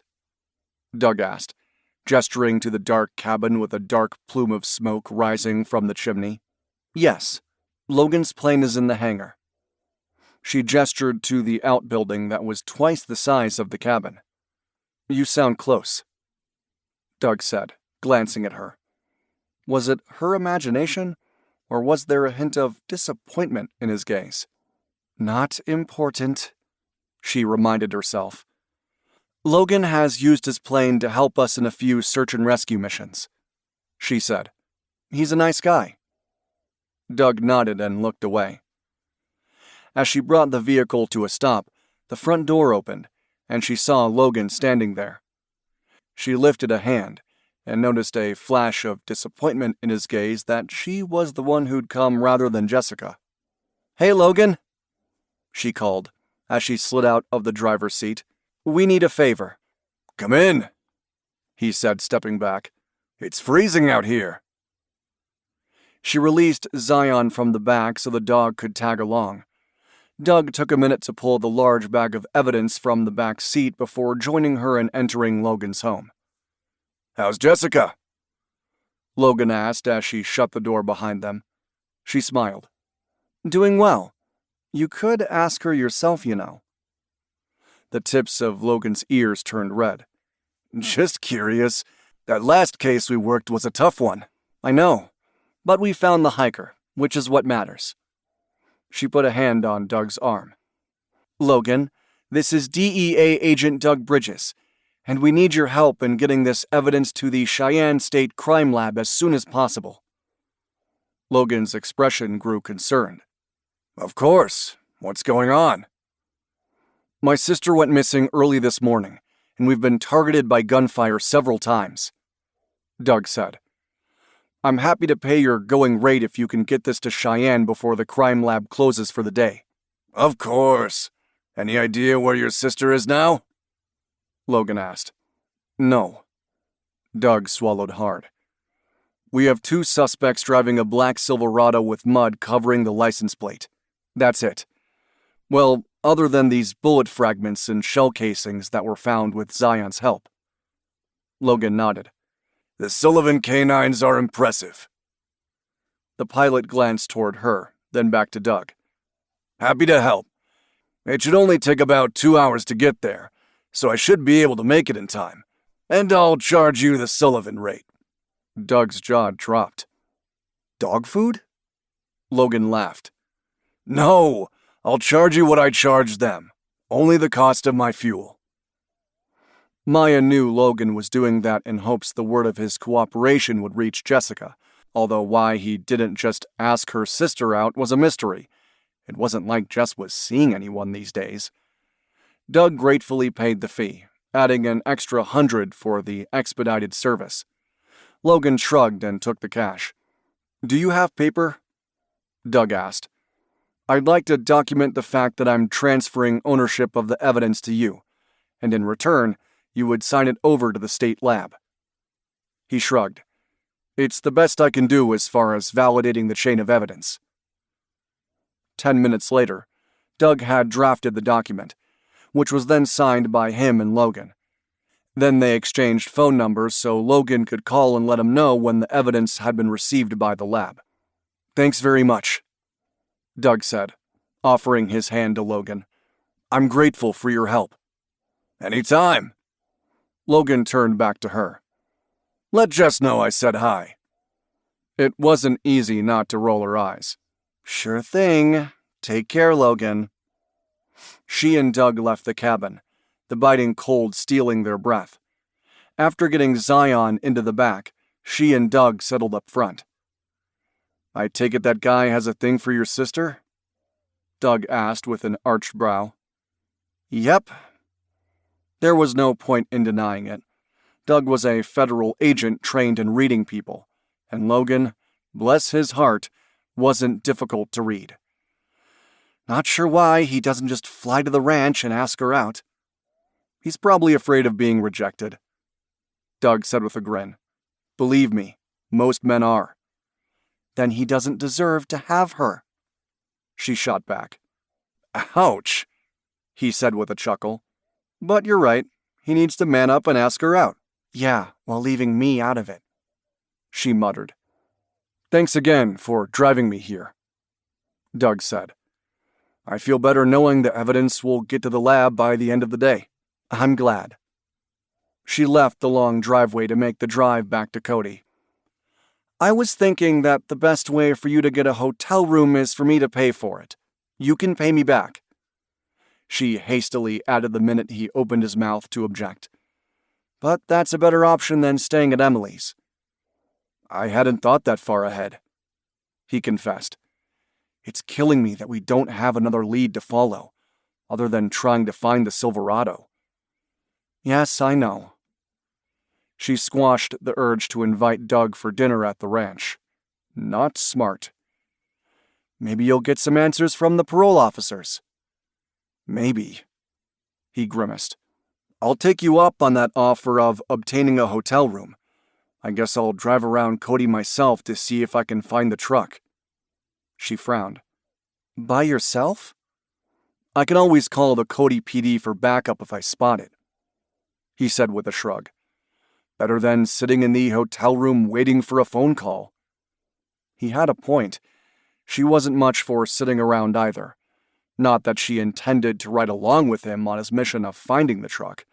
She'd already gone well out of her way to help him. Oh, who was she kidding? She may as well tag along at least for a few hours.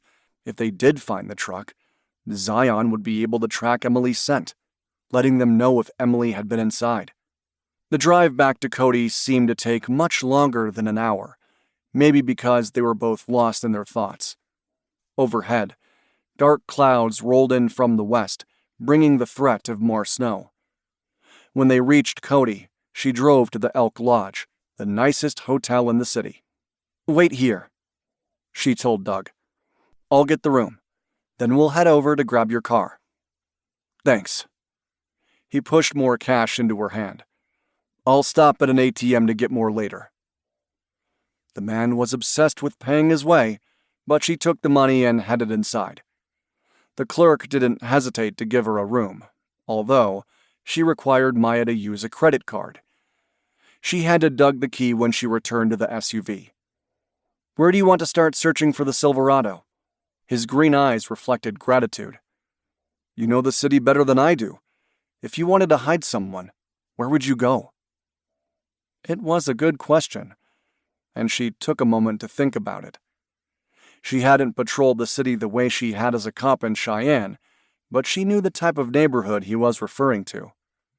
Apparently, they were similar in nature across the country. "There are a few abandoned places outside the northeast side of town. I suggest we start there." "Let's do it." He appeared relieved to have a plan. She put the SUV in gear and turned to head back the way they'd come. When she reached the highway outside of town, she turned north. They patrolled the area for 20 minutes. She was about to turn back since they were well outside the city limits when she spotted a pair of tire tracks veering off the highway and heading into a wooded area. The recent snowfall indicated they were recent. "Maya, is there a road there?" Doug asked, having noticed them too. She tried to think. "Maybe an old dirt road, but I've never taken it, so I can't say for sure."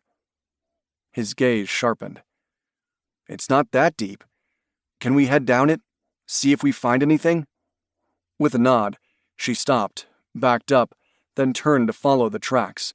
She put the SUV into four-wheel drive. The road, if that's what she was on, seemed to be in decent shape. Fully expecting to come upon a house in the woods, she hit the brake when she saw a truck with frost covering its windows. A black Silverado truck with an obliterated rear license plate.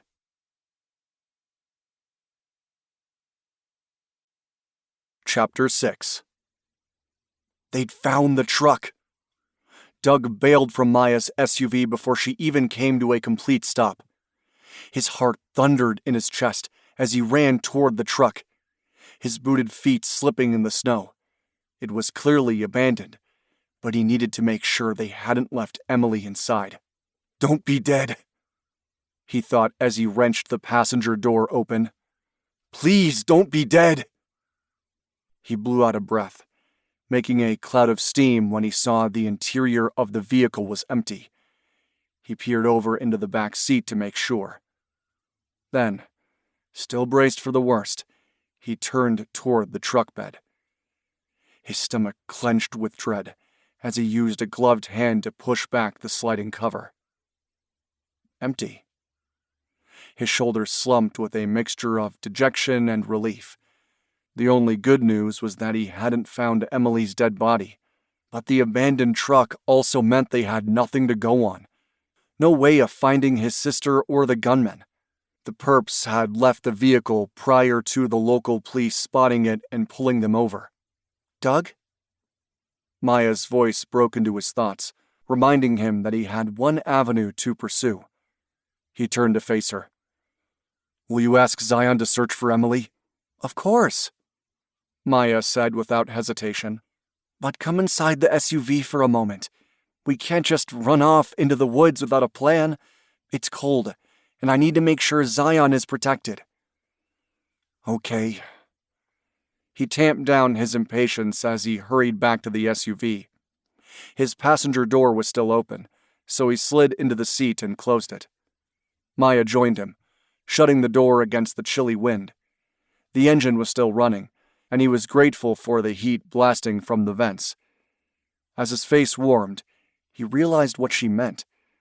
Searching the woods in freezing temperatures was far different from spending a few minutes outside the hospital or a handful of hotels. He was desperate to find Emily, but not at Maya's or Zion's expense. "Do we need to head back to the ranch so you can get more supplies?" He turned in his seat to face her. "I'm clueless as to what sort of gear you need to perform an outside search in temperatures like this." "I have what I need for a 30-minute search," she said. "I have booties for Zion, not that she likes them, and a face mask for me. The downside is that I don't see a set of footprints leading away from the truck to the woods. It's windy, so some of the snow could have blown over to cover them, but I don't see any indentations." He glanced out the windshield, angry with himself that he hadn't noticed that detail. "You're right, there aren't." "I don't want you to get your hopes up," Maya said softly. "But I believe one of the gunmen drove this truck into the woods, walked back toward the road to be picked up by his cohort in crime." It was easy to imagine the scenario she described. "Yeah, and if that's the case, there's no reason for you to expose Zion to the cold. You stay here. I'll just take a look around." He moved to open his door, but she grasped his arm. "Hold on. We need to know if Emily was in the truck at some point. Let me work with Zion first.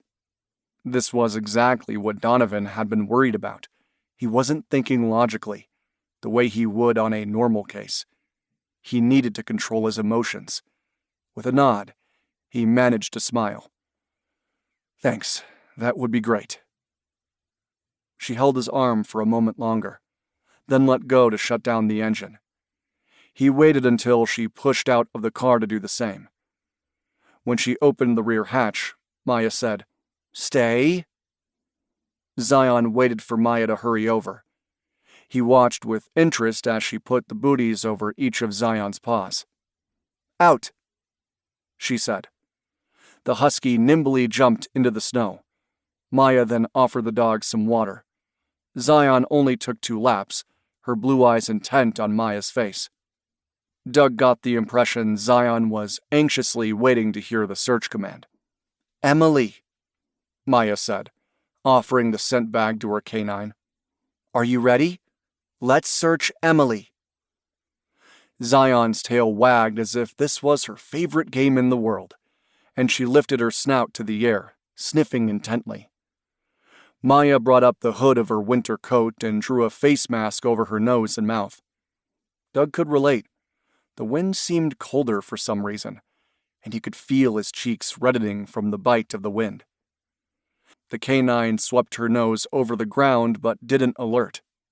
She made a zigzag pattern, sniffing the area interest as she grew closer to the truck. After several long minutes, she stopped at the rear passenger door. Rather than sticking her nose into the snow, Zion lifted her head toward the door handle. He wanted to run over and open the back door for the dog, but waited for Maya. After a full minute, Zion sat in the snow, glancing over at Maya with her intense blue gaze. "Good girl," Maya praised, but she didn't pull the bunny out just yet. "Heel." The dog trotted to Maya's side. "Stay." Crossing over to the truck, Maya opened the back passenger door, the front passenger door, then even went around to the other side to open the other 2 doors. Then she stood back and held her canine's gaze. "Search for Emily." Zion trotted forward, sniffing the same door she'd alerted at just minutes ago. She sniffed along the bottom, then pressed her nose into the footwell. Without hesitation, the dog leaped into the back seat, burying her nose against the cushions. The canine spent so much time in the back seat he wondered what had caught the dog's attention.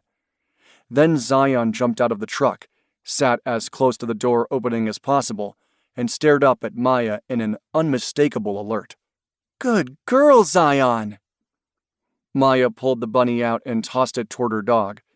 Zion launched herself up to grab the bunny, then ran playfully, shaking her head as if playing tug-of-war with an imaginary 4-legged friend.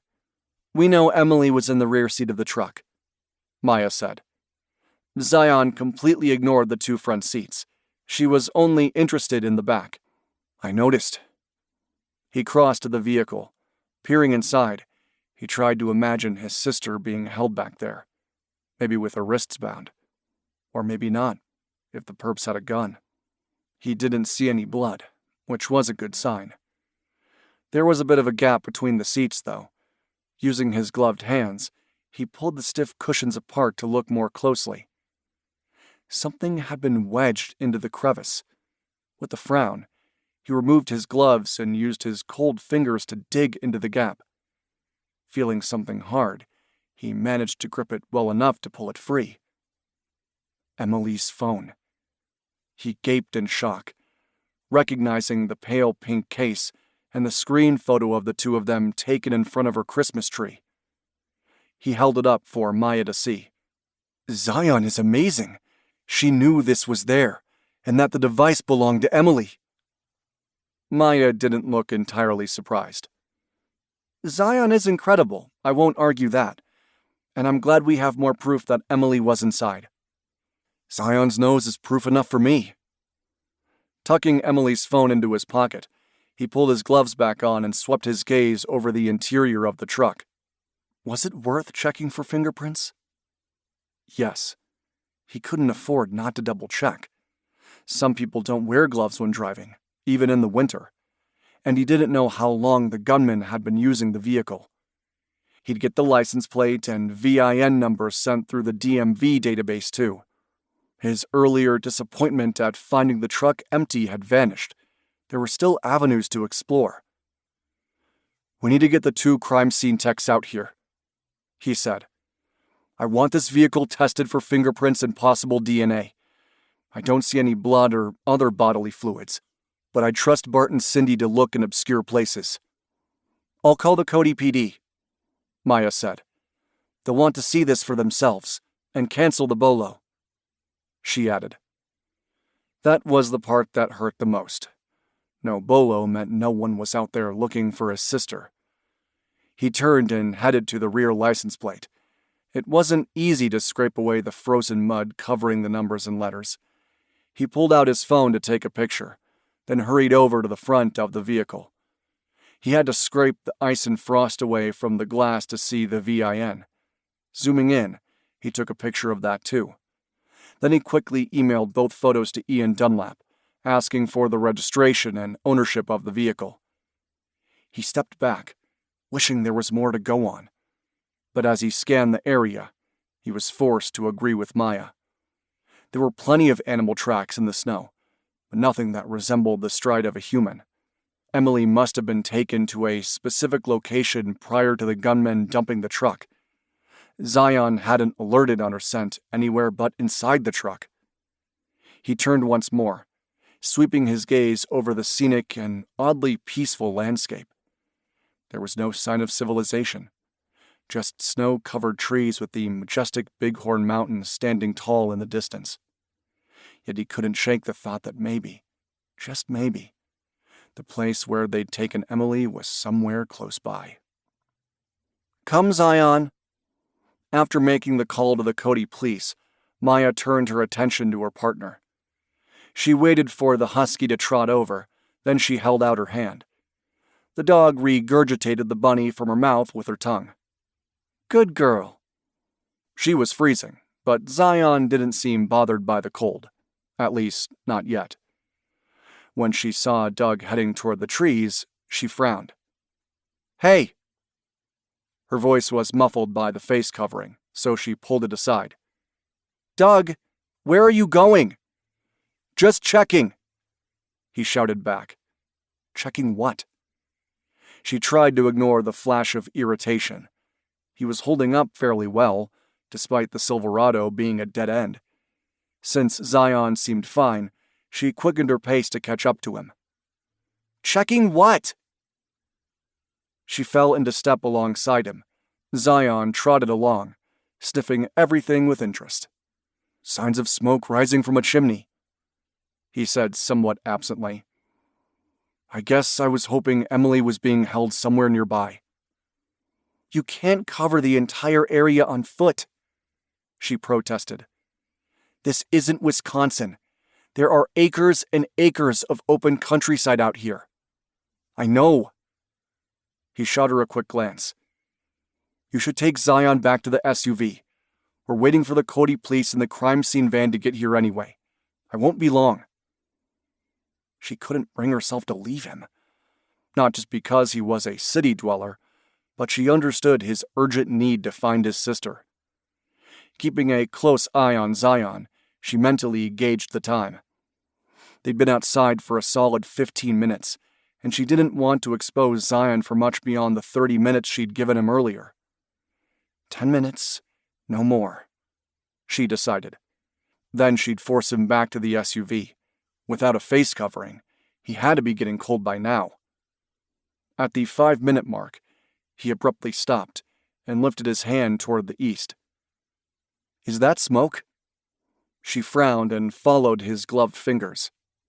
"Maybe, but it's hard to tell how far away that residence is. Come on, we need to get back to the SUV. You don't want to get frostbite on your nose." He covered his face with his gloved hand. "You're right, I don't. But after the cops get here, can we head east for a bit? See if we can figure out where the cabin is located?" Suppressing a sigh, she nodded. "Fine, but not until we have a chance to warm up." He stared off at the thin curl of smoke in the distance for a poignant moment, then reluctantly turned around. Okay, you're right about the cold. I can hardly feel my fingers and toes. She quickened her pace. Come, Zion! Her husky bounded toward them, her curled tail wagging playfully. While Zion didn't appear bothered by the cold and snow, she didn't want to wait until the dog lifted her paws in a way that indicated they hurt.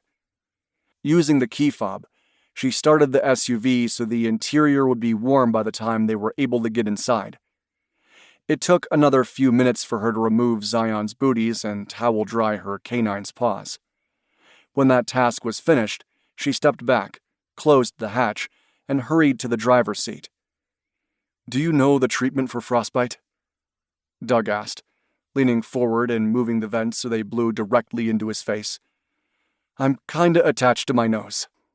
She couldn't help but chuckle. I think you're fine, but you need a face mask, and not a hospital one, but a real covering made of thick wool. I probably have a spare buried in the compartment under Zion. He nodded and proceeded to continue warming his face. What's the temperature out there now?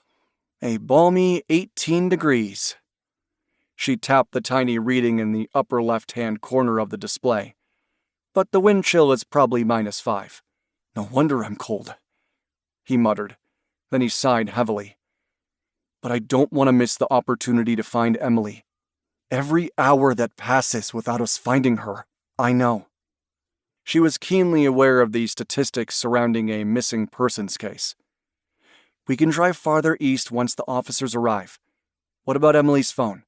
Do you think there's anything to find there? He leaned back into his seat. I doubt it. I find it hard to believe Emily knew her kidnappers.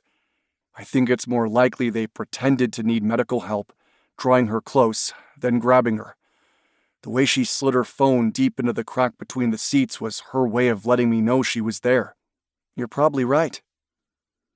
The seat warmers were doing an admirable job of bringing her core temperature up.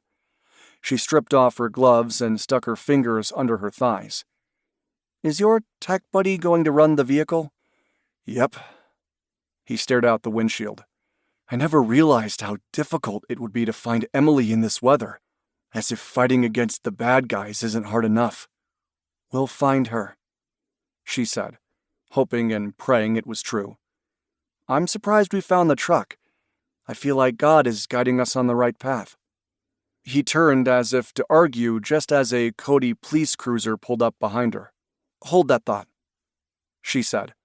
Keeping the engine running, she drew her gloves back on, covered her face, and opened her door. Thanks for coming. Doug quickly joined them. He held up Emily's phone. Zion found this between the seat cushions. We know Emily was inside, but the kidnappers obviously abandoned this truck for another ride. May I? Officer Jones asked, taking the phone from Doug. He stared down at the photo of Doug and Emily posed together under the tree. Who took the picture? He asked, handing it back. We put the camera on a timer.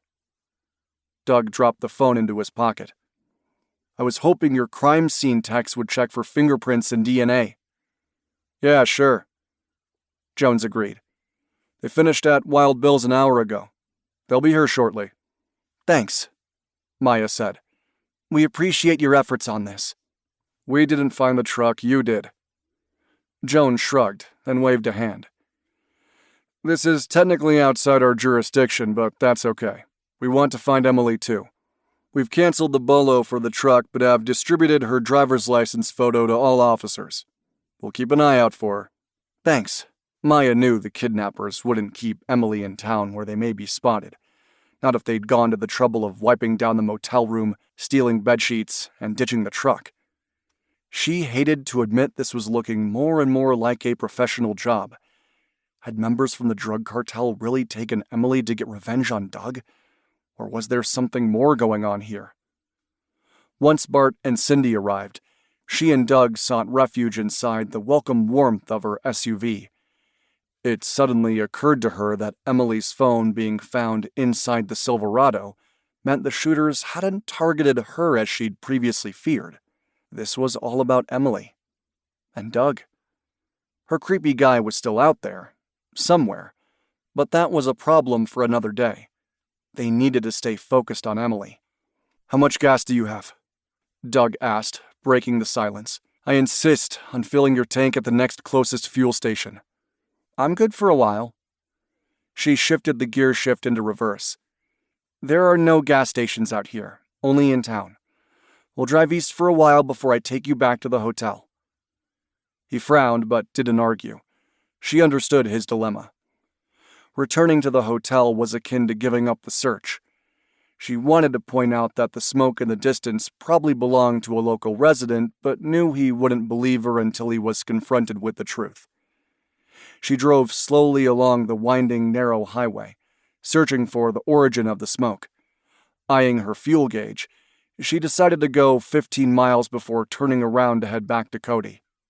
"It's killing me," Doug said softly. "Knowing she's out there somewhere, helpless and unable to escape, is killing me." "I know." She lightly touched his arm. "Try to keep your faith in God. He will get you through this." His mouth tightened. "Easier said than done."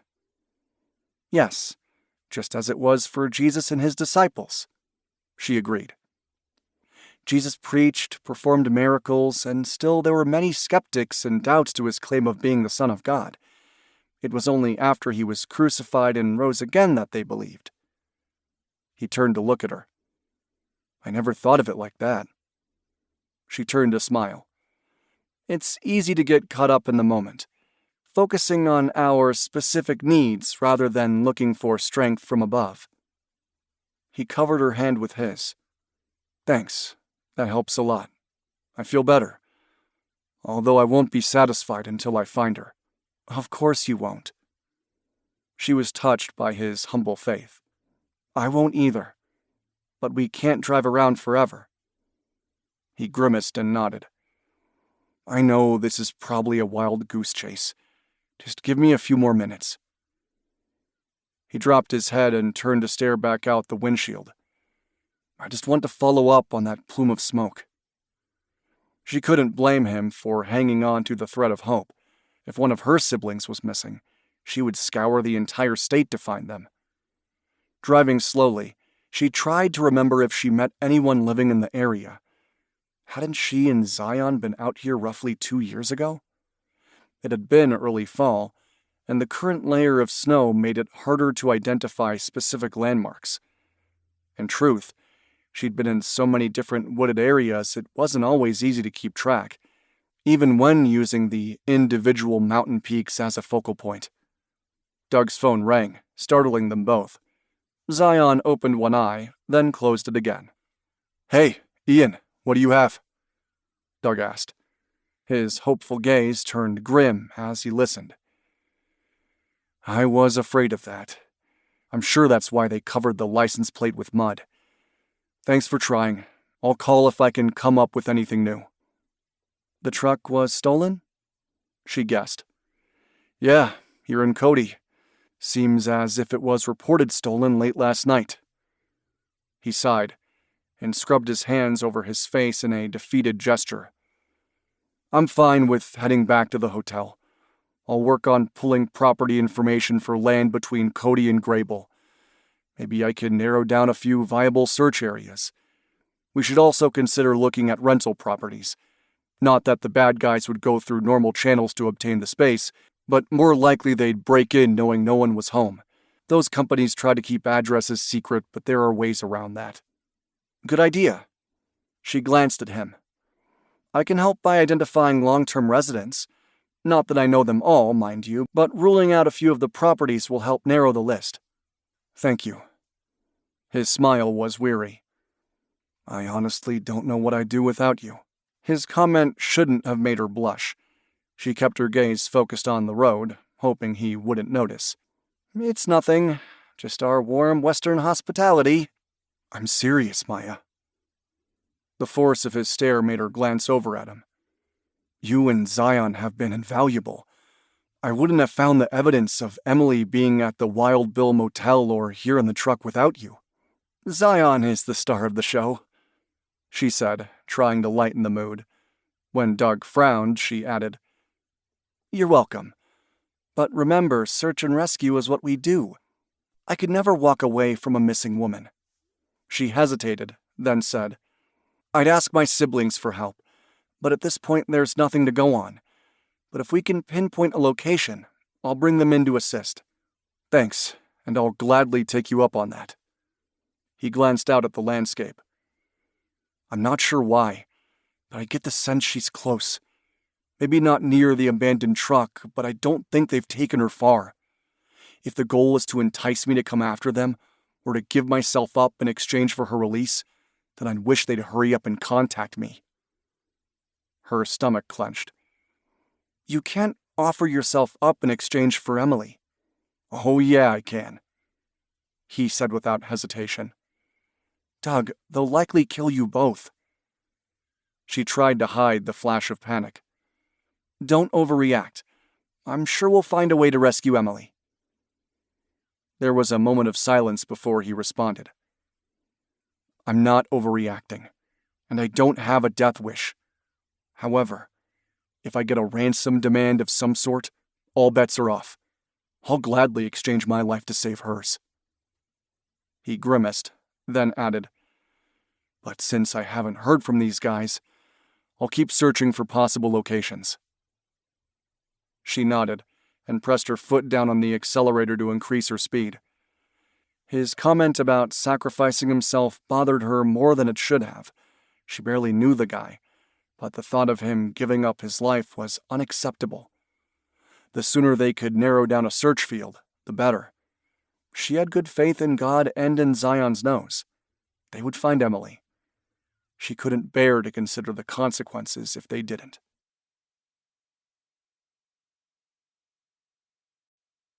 Chapter 7. As Maya pulled into the parking lot of the Elk Lodge, Doug tried not to feel like a failure. He was a federal agent who couldn't find his own half-sister. The cold and wintry conditions were only part of the problem.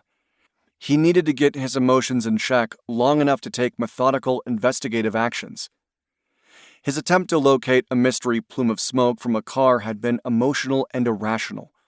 Time to focus on facts and data. In the past, he and Ian had successfully found bad guys by searching property records. He'd get Maya's assistance on that, and hopefully, he could ask Ian to dig into the list of 10 names. Maybe one of them had a sister, girlfriend, or wife that had suffered after being arrested. This could be some sort of warped eye-for-an-eye retaliatory response. He turned to Maya as she killed the engine. "You don't have to stay if you have things to do. I can work out some possibilities and let you know what I find." "I said I'd help." She shot him an exasperated look. "Let's go." He was grateful for her stabilizing presence. Maybe it was the fact that he didn't live in Wyoming and had no knowledge of the area other than what he'd gleaned over the past 10 days of visiting Emily, but he was acutely aware of how much he needed her. Far more than he initially realized. "Thank you." He pushed out of the car and grabbed his suitcase and laptop bag. Maya freed Zion from the back hatch, and together they headed for the door. Inside, the lobby fire greeted them warmly. He took off his gloves, even though his fingers were still rather numb. Maya did the same, then pulled out the room key she'd obtained upon securing the room and handed it to him.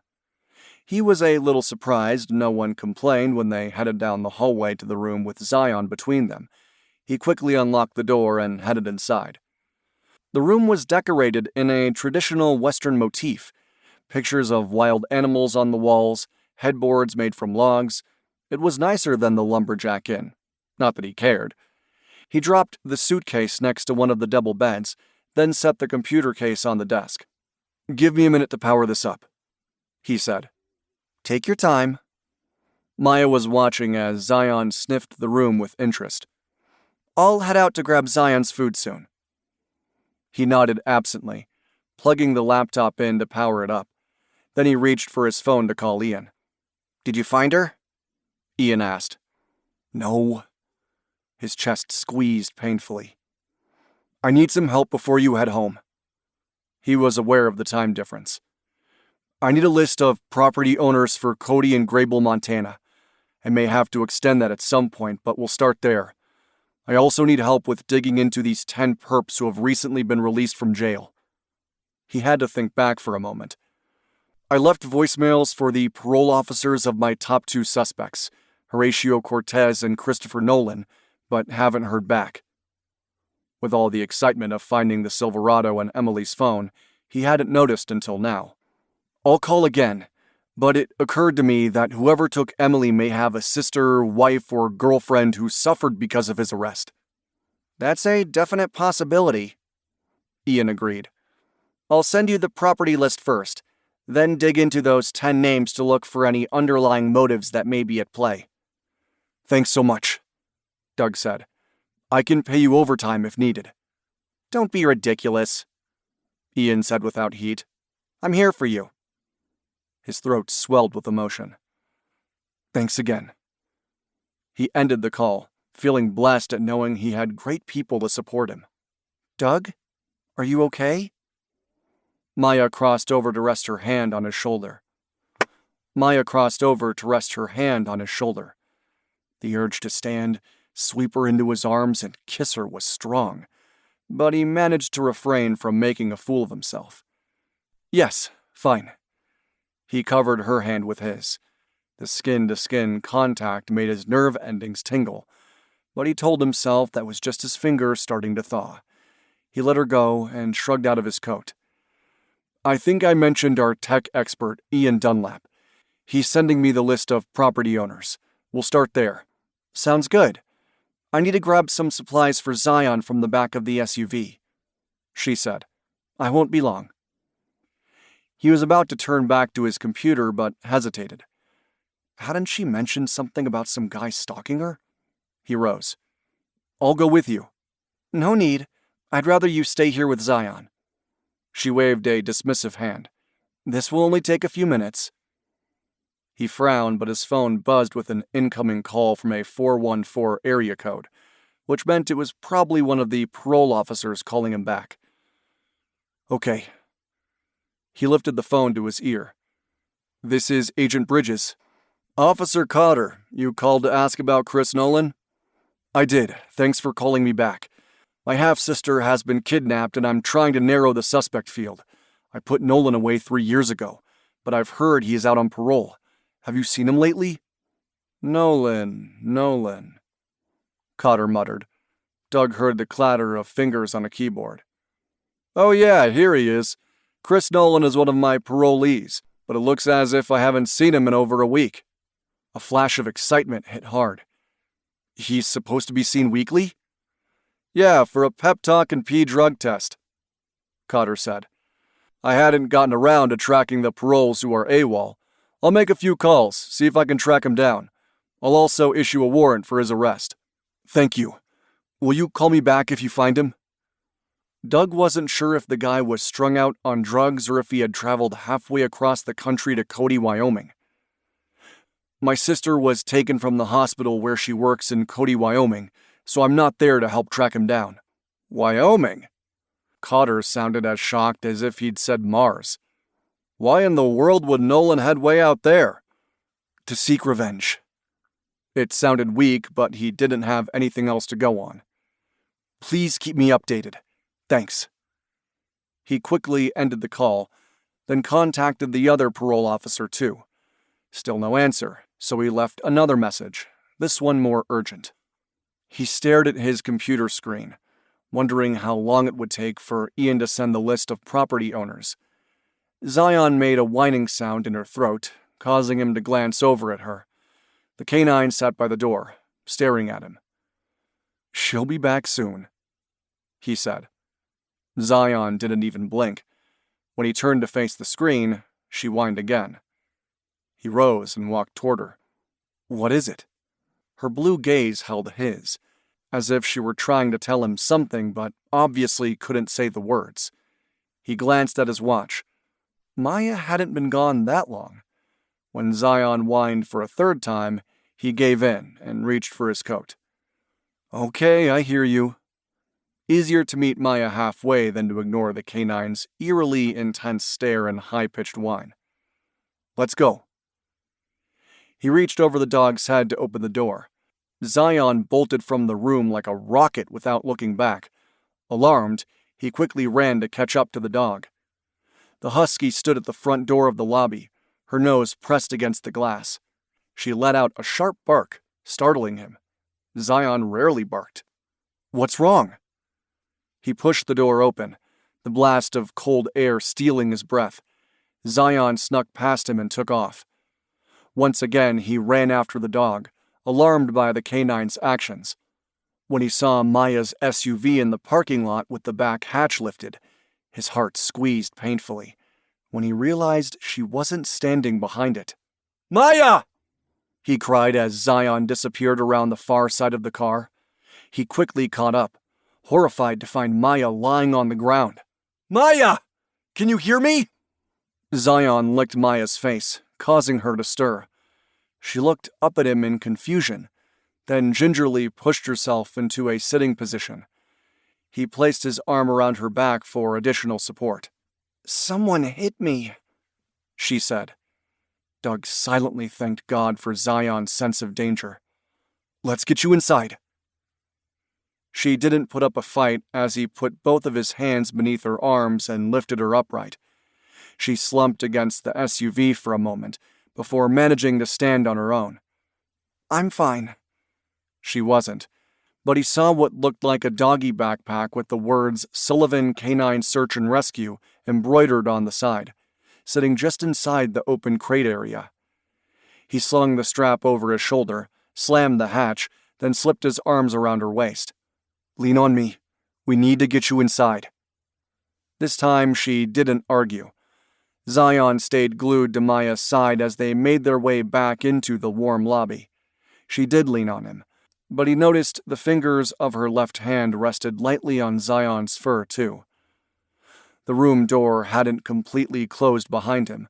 He performed a quick search to make sure the room was empty. He gently nudged her down onto the bed, then set the doggy backpack on the floor. "Where do you hurt?" He knelt beside her, unzipping her bulky parka and pushing it off. Then he pulled her knit cap off as well. There were no obvious signs of injury, but she was covered from head to toe. "My head." She lifted a hand to gingerly palpate the back of her scalp. "He came up behind me. I sensed his movement and tried to get away, but too late. He hit me and I stumbled forward." Her dark eyes clung to his. "I don't remember anything until you and Zion arrived. I guess I blacked out for a minute." He kicked himself for letting her head out alone. "May I?" He rose to his feet and pushed her hand away to examine her head. Her brunette, wavy hair was thick and soft. Then he felt the swelling toward the top of her head. "The skin isn't broken, but I'm sure it's painful." "It is, but I'll survive." She grimaced. "I can't believe I let that guy get the drop on me." "You didn't see his face?" "Not really. A quick glimpse of dark eyes above his face mask." She thought for a moment, then added, "I'm positive he's a white guy, though, not Hispanic." "Could it be the same guy you've sensed following you before?" He pressed. "Same height and build?" "Maybe." She sighed, lifted a shoulder, and said, "I never expected the man I've noticed slinking around to physically assault me. Granted, I usually have Zion with me, so maybe he caught a glimpse of me being alone and took the chance to take me out." She looked up at him. "I wouldn't have lasted too long in the cold. Thanks for coming out to find me." Zion forced the issue. He glanced at the husky stretched out on the floor beside the bed with admiration. "I'm not sure how she knew you were in danger, but she was extremely persistent." "Good girl," Maya said, leaning over to stroke the dog's fur. Zion wagged her tail, glancing at him as if to say, "I told you so." His phone buzzed with an incoming message. A quick glance confirmed Ian had sent the list of property owners. While thrilled to have a place to start, he couldn't help but wonder if this attack on Maya was an isolated event, or somehow connected to Emily's disappearance. The incident outside her SUV replayed in her mind as she pressed the ice pack Doug had insisted on making against her sore head. Was it the same guy she'd seen over the past 2 weeks? She couldn't say for sure. Until now, he'd kept his distance. In fact, he'd always left her alone once she'd noticed and turned to look at him. This assault. She winced. She had not anticipated it. And why had the guy turned violent after all this time? It didn't make any sense.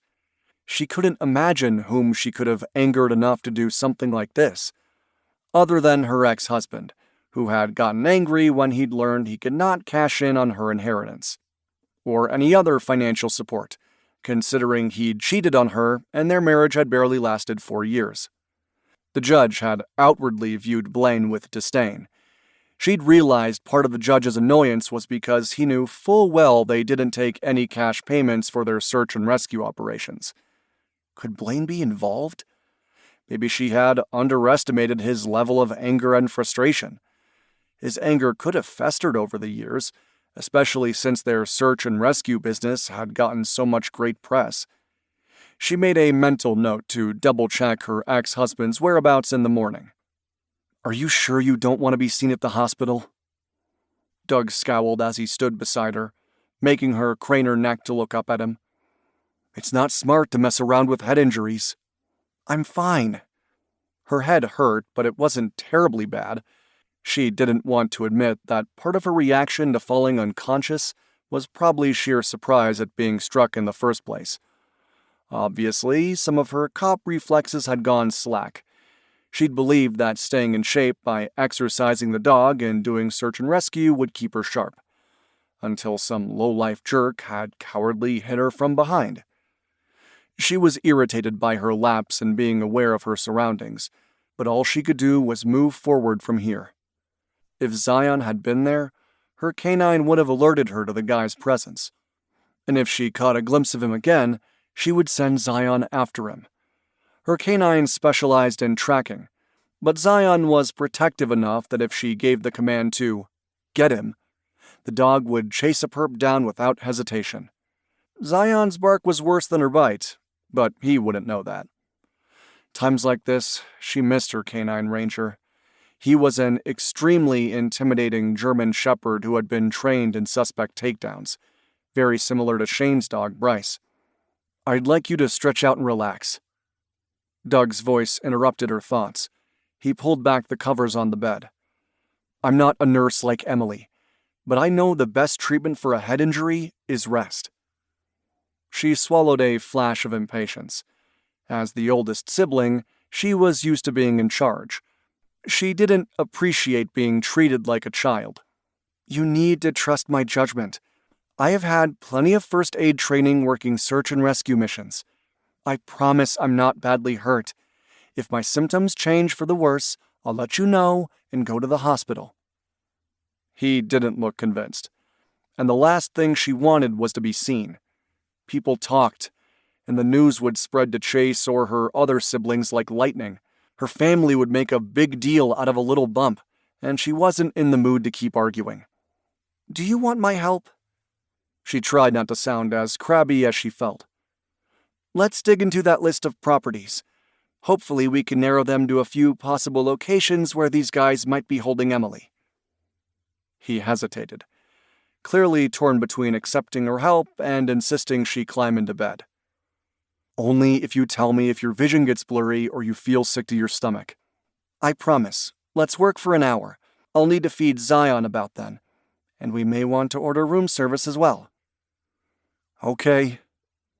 He gestured to the single chair. "Have a seat." "Pull the desk over so you can use the corner of the bed," she suggested. Having Doug leaning over her shoulder would be nerve-wracking. "That way we can both see the screen." With a nod, he set about rearranging the furniture. When he was finished, she took the chair as he perched on the end of the bed. He was still too close for her peace of mind, but she told herself to focus on the list of names on the screen.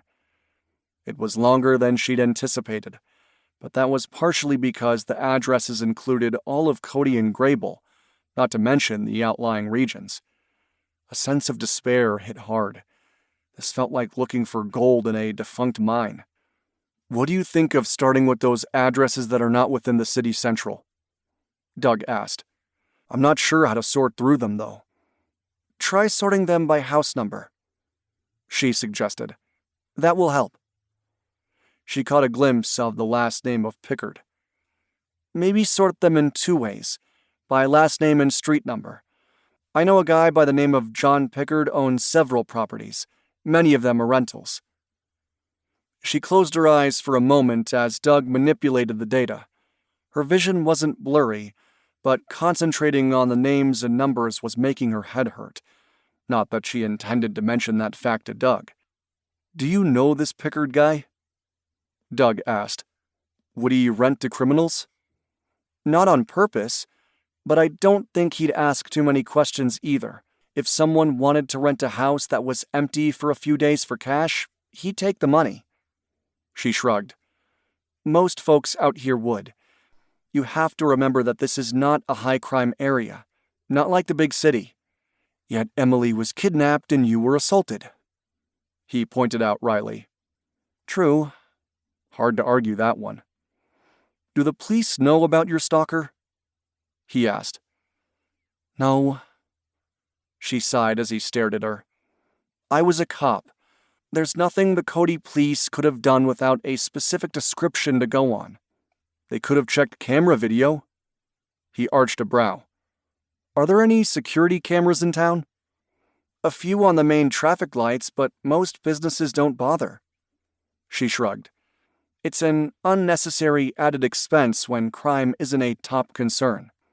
You're telling me you never ran into criminal activity while doing your job? His tone was skeptical. She lowered the ice pack because her arm was growing tired of holding it. She glanced at Zion, who was sleeping at her feet. I can't say never, but it's rare.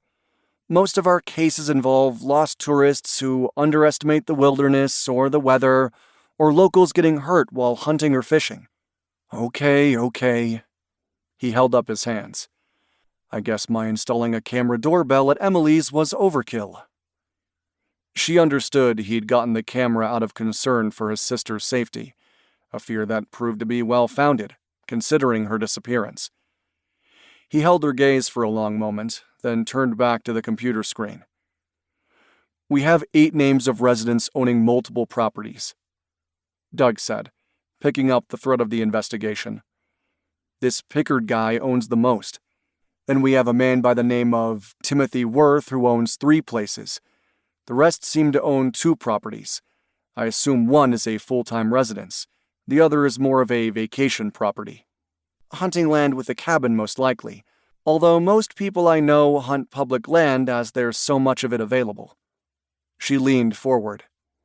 I don't know Tim Worth. Our paths have never crossed, or he might be new to the area. The other names are familiar, and they're all men, which gives credence to the hunting cabin theory. In my experience, men with hunting and fishing land don't rent to strangers. Okay, let's focus on Pickard and Worth. Doug pulled up a map of the 2 cities up on the screen. Can you help me pinpoint where their properties are on this map? She nodded and took a few minutes to find each of the address locations. Every single one of Pickard's properties are in town, although it's interesting he has homes in both Cody and Graybull. She turned to look at him. Since we found Emily's scent in the Wild Bill Motel, I don't know that we should bother checking them out. He hesitated for a moment, then nodded. Makes sense. If they had rented a house in town, there would be no reason to use the motel. They could have, but they may attract attention in town too. Let's see what Tim Worth has on file. She checked the first address and the second. Both were in Graybull. The third was a cabin outside of Cody. Interestingly, it wasn't that far from the location where they found the Silverado truck. Is that where I think it is? Doug asked. Near the abandoned truck? Yes. It looks like there's a driveway from this other road here. She tapped the screen, then glanced at him. But this could just be a hunting cabin too. Just because I'm not familiar with Tim Worth doesn't mean he's connected to bad guys. I know, but maybe our bad guys stumbled across the place.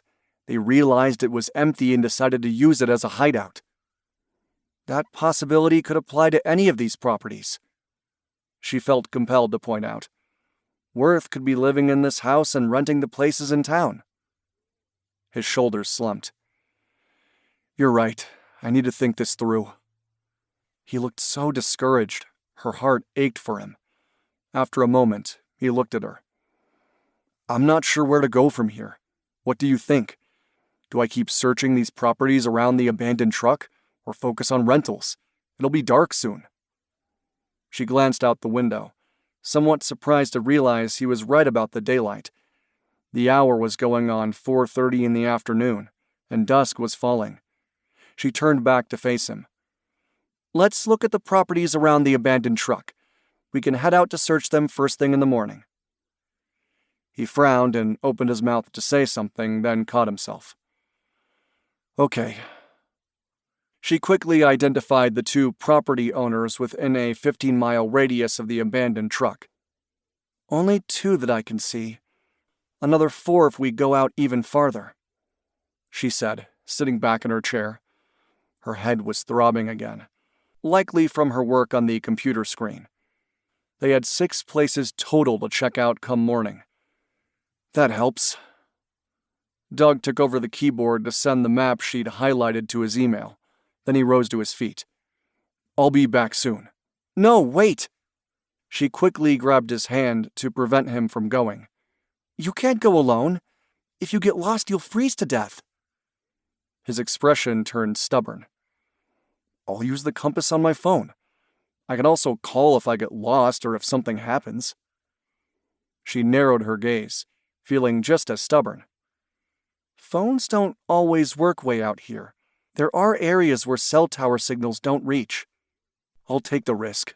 He spoke in such an offhand way she grew angry. That's a stupid risk. She jumped to her feet, startling Zion. Her canine looked up at her, likely wondering if it was dinner time.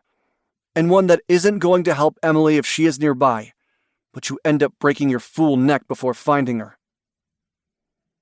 They stared at each other for a long, tense moment. Then, without warning, he pulled her into his arms and kissed her.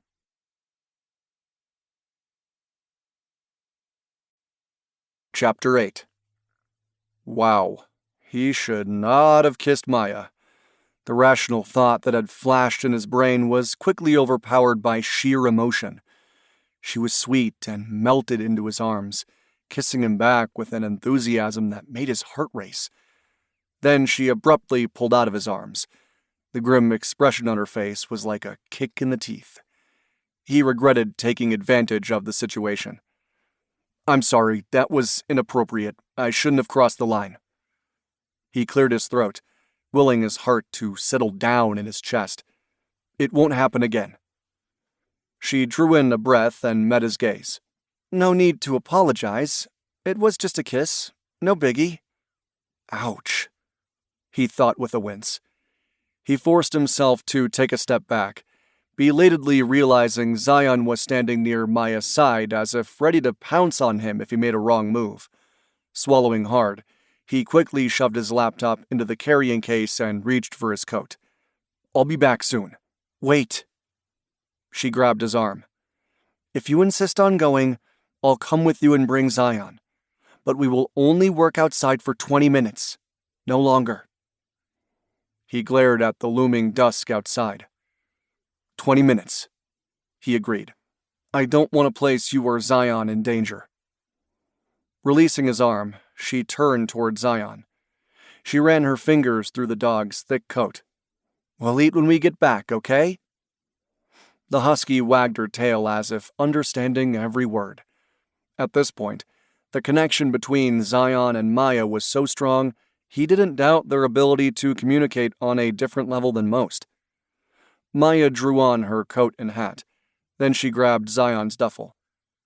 Do you need this? He took the bag from her fingers. He'd snagged his laptop so he'd have the map, but he was surprised she was taking Zion's bag.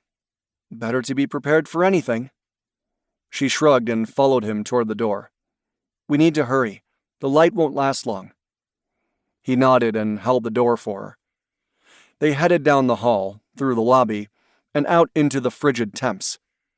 It didn't take long for them to head back out on the highway toward the area where he'd seen the earlier plume of smoke.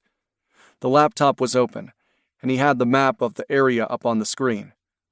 As he searched the side of the road for the location of the abandoned Silverado, he prayed he wasn't making another mistake. Darkness fell quickly out here, and he didn't want to risk anything happening to Maya or Zion. Yet the ticking clock in his head wouldn't let him rest.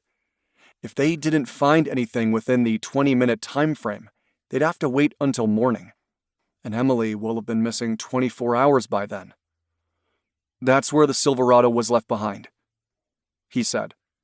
The snow was matted down, and there were additional tire tracks that had been left by the police cruisers. Glancing down at the map, he could see the cabin was only a few miles from here. "I see it." Maya kept going. "Timworth's cabin is north and east from this location. We need to get to the next intersection and take that road to search for a driveway." He nodded, impressed with her knowledge of the area. "Sounds good." When they reached the intersection, she slowed her speed to turn left. "Okay, keep your eyes out for any hint of a driveway." The light was fading fast, but the snow helped provide some ambient light. "There's no sign of a road or a driveway." Now that they were in the general location of where this cabin was supposed to be, according to the map on his screen, he was assailed by doubts. How would the kidnappers have gotten Emily to the cabin? Lots of people use snow machines out here, but we'd see tracks. She frowned and pulled over to the side of the road. "Tim's place should be somewhere out there. We'll head out for a quarter mile or so. Unfortunately, I don't have any snowshoes with me." He gazed at the blanketed landscape. He'd seen snowshoes in stores, but had never used them. "All we can do is try. If the going gets too rough, we'll have to turn back." She held his gaze. "I mean it, Doug. It's too cold to mess around." "I know. I'll follow your lead on this." He closed the laptop and tucked it beneath the seat, silently admitting she was the expert when it came to the region. "Give me a few minutes to get Zion set." She pushed out of the SUV, hit the button to raise the back hatch, then headed out into the cold wind. Since sitting there in the warmth seemed wrong, he quickly joined her. "Are you ready to work, girl? Are you?" He noticed Maya put a note of excitement in her tone. The dog's blue gaze was locked on her face as she placed the snow booties over Zion's paws. Then she offered Zion a bit of water. After the dog took a lap or two, she offered the bag of Emily's clothing. "Emily, search! Search for Emily!" Zion nimbly turned and lifted her nose to the wind. Maya closed the SUV, waiting for Zion to make a move. He found himself holding his breath as the canine stood for a moment, then headed toward the woods. Maya glanced at him as they hurried after the dog. He couldn't tell if Zion had found Emily's scent or not. The canine didn't alert, so he assumed she was still searching for his sister's scent. The last remnants of light disappeared less than 5 minutes into their walk. If not for the reflection of the moon and the stars off the snow, they'd be forced to turn back. To his relief, Maya pushed on. Her 20-minute deadline loomed before them, and he lifted his gaze to the sky. "Please, Lord Jesus, guide us to Emily." The prayer didn't ease the tension as much as he'd hoped. He couldn't allow himself to think about what Emily might be suffering at the hands of the men who took her. He watched Zion as she darted between the trees. They were almost at the 10-minute mark when he caught a glimpse of a cabin. "Maya." He caught her hand, keeping his voice low. "Is that Timworth's cabin?" "Looks like it," she whispered back. They paused near the trees as Zion moved closer. "I don't see any smoke coming from the chimney, though." He didn't either. In fact, from what he could tell, the place hadn't been used recently. There were no footprints in the snow, no tire tracks, nothing. And most importantly of all, Zion didn't alert on Emily's scent. After trotting around a bit, she returned to Maya's side and looked up at her as if asking for another command. The canine clearly wanted to find Emily too. He battled a wave of despair. "We need to head back to the car," Maya said. "There's no point in getting any closer. Zion would have told us if Emily had been here." He nodded and forced himself to turn away from the silent and still cabin. He should have known better than to believe Emily had been taken to a place that was so close to where the abandoned vehicle was found. She'd been taken from the Silverado and placed in another car. And if the kidnappers were smart, they'd have driven far away from the dump spot, maybe even halfway across the state. But why? That was the part of this that didn't make any sense. Why had some drug dealer he'd put in jail have taken Emily in the first place? He was so lost in his thoughts that the tip of his boot caught a rock and sent him sprawling face first into the snow. Feeling like a fool, he quickly pushed himself upright, trying to brush the snow from his clothes. "Are you hurt?" Maya asked. "No." But the fact that he hadn't seen the rock reinforced why searching at night wasn't smart. "I'm fine." As soon as the canine SUV came into view, Maya used the key fob to start the engine and to open the rear hatch. As usual, she focused on taking care of her dog first, reassuring Zion that she'd been a good girl and that it would be time for dinner soon. "I'm sorry," he said, once they were settled in the SUV and heading back to Cody. "I shouldn't have insisted on coming out tonight." She arched a brow. "Searching at night can be dangerous, but I'm glad we went. We found the cabin without difficulty, and now know that Emily has never been there. We can cross that one off our list." "Yeah." He couldn't seem to find satisfaction in that. He pulled the laptop from beneath the seat. One down, and hundreds of possibilities to go. Maya didn't say anything for a long moment. "It's hard to know if tracking down rental properties is the right answer. These guys could be local, or have ties to a local resident." She glanced at him. "Maybe you need to focus on the parolees. Is there a way to see if they've rented properties here? Can you get a search warrant for that?" "Chris Nolan hasn't checked in, so yeah, I can probably get one for him." His heart lightened at the possibility. He needed to be more methodical in his investigation. The clock was ticking, and every minute that Emily was gone, his chances of finding her lessened. But he needed to stay positive. With Maya and Zion being there, he had an edge, one that he intended to use to his advantage. If Nolan was the perp, he'd taken Emily for a reason. The same applied to Cortez. He stared at the lights of the small city of Cody spreading before them. Was she closer than he realized? Maybe. He silently vowed to work all night to find her if necessary. Maya wished she wasn't so in tune to Doug's emotions. He was hurting over their lack of progress in the case, and she was shocked at how badly she wanted to offer comfort. That unexpected kiss had knocked her off balance, so much so that she'd instinctively kissed him back. It had been so long since she'd been held in a man's arms. She'd foolishly let her attraction to him cloud her senses. She'd been touched and irked by his apology. It was nice to know he wasn't the type of guy to take advantage of being alone with a woman. But he didn't have to look so appalled by kissing her either. Brief as it was, she'd enjoyed their kiss. And deep down, she would have loved nothing more than to kiss him again. Whatever. She gave herself a mental shake. Slowing the SUV, she turned into the parking lot of the Elk Lodge. As she pulled into the same parking spot she'd used earlier, she thought again about who'd attacked her. A former criminal? Blaine? Someone Blaine had paid? The more she thought about it, the last possibility nagged at her. She couldn't remember if Blaine had friends in Cody, but she made a note to scour his social media to find out. Maya?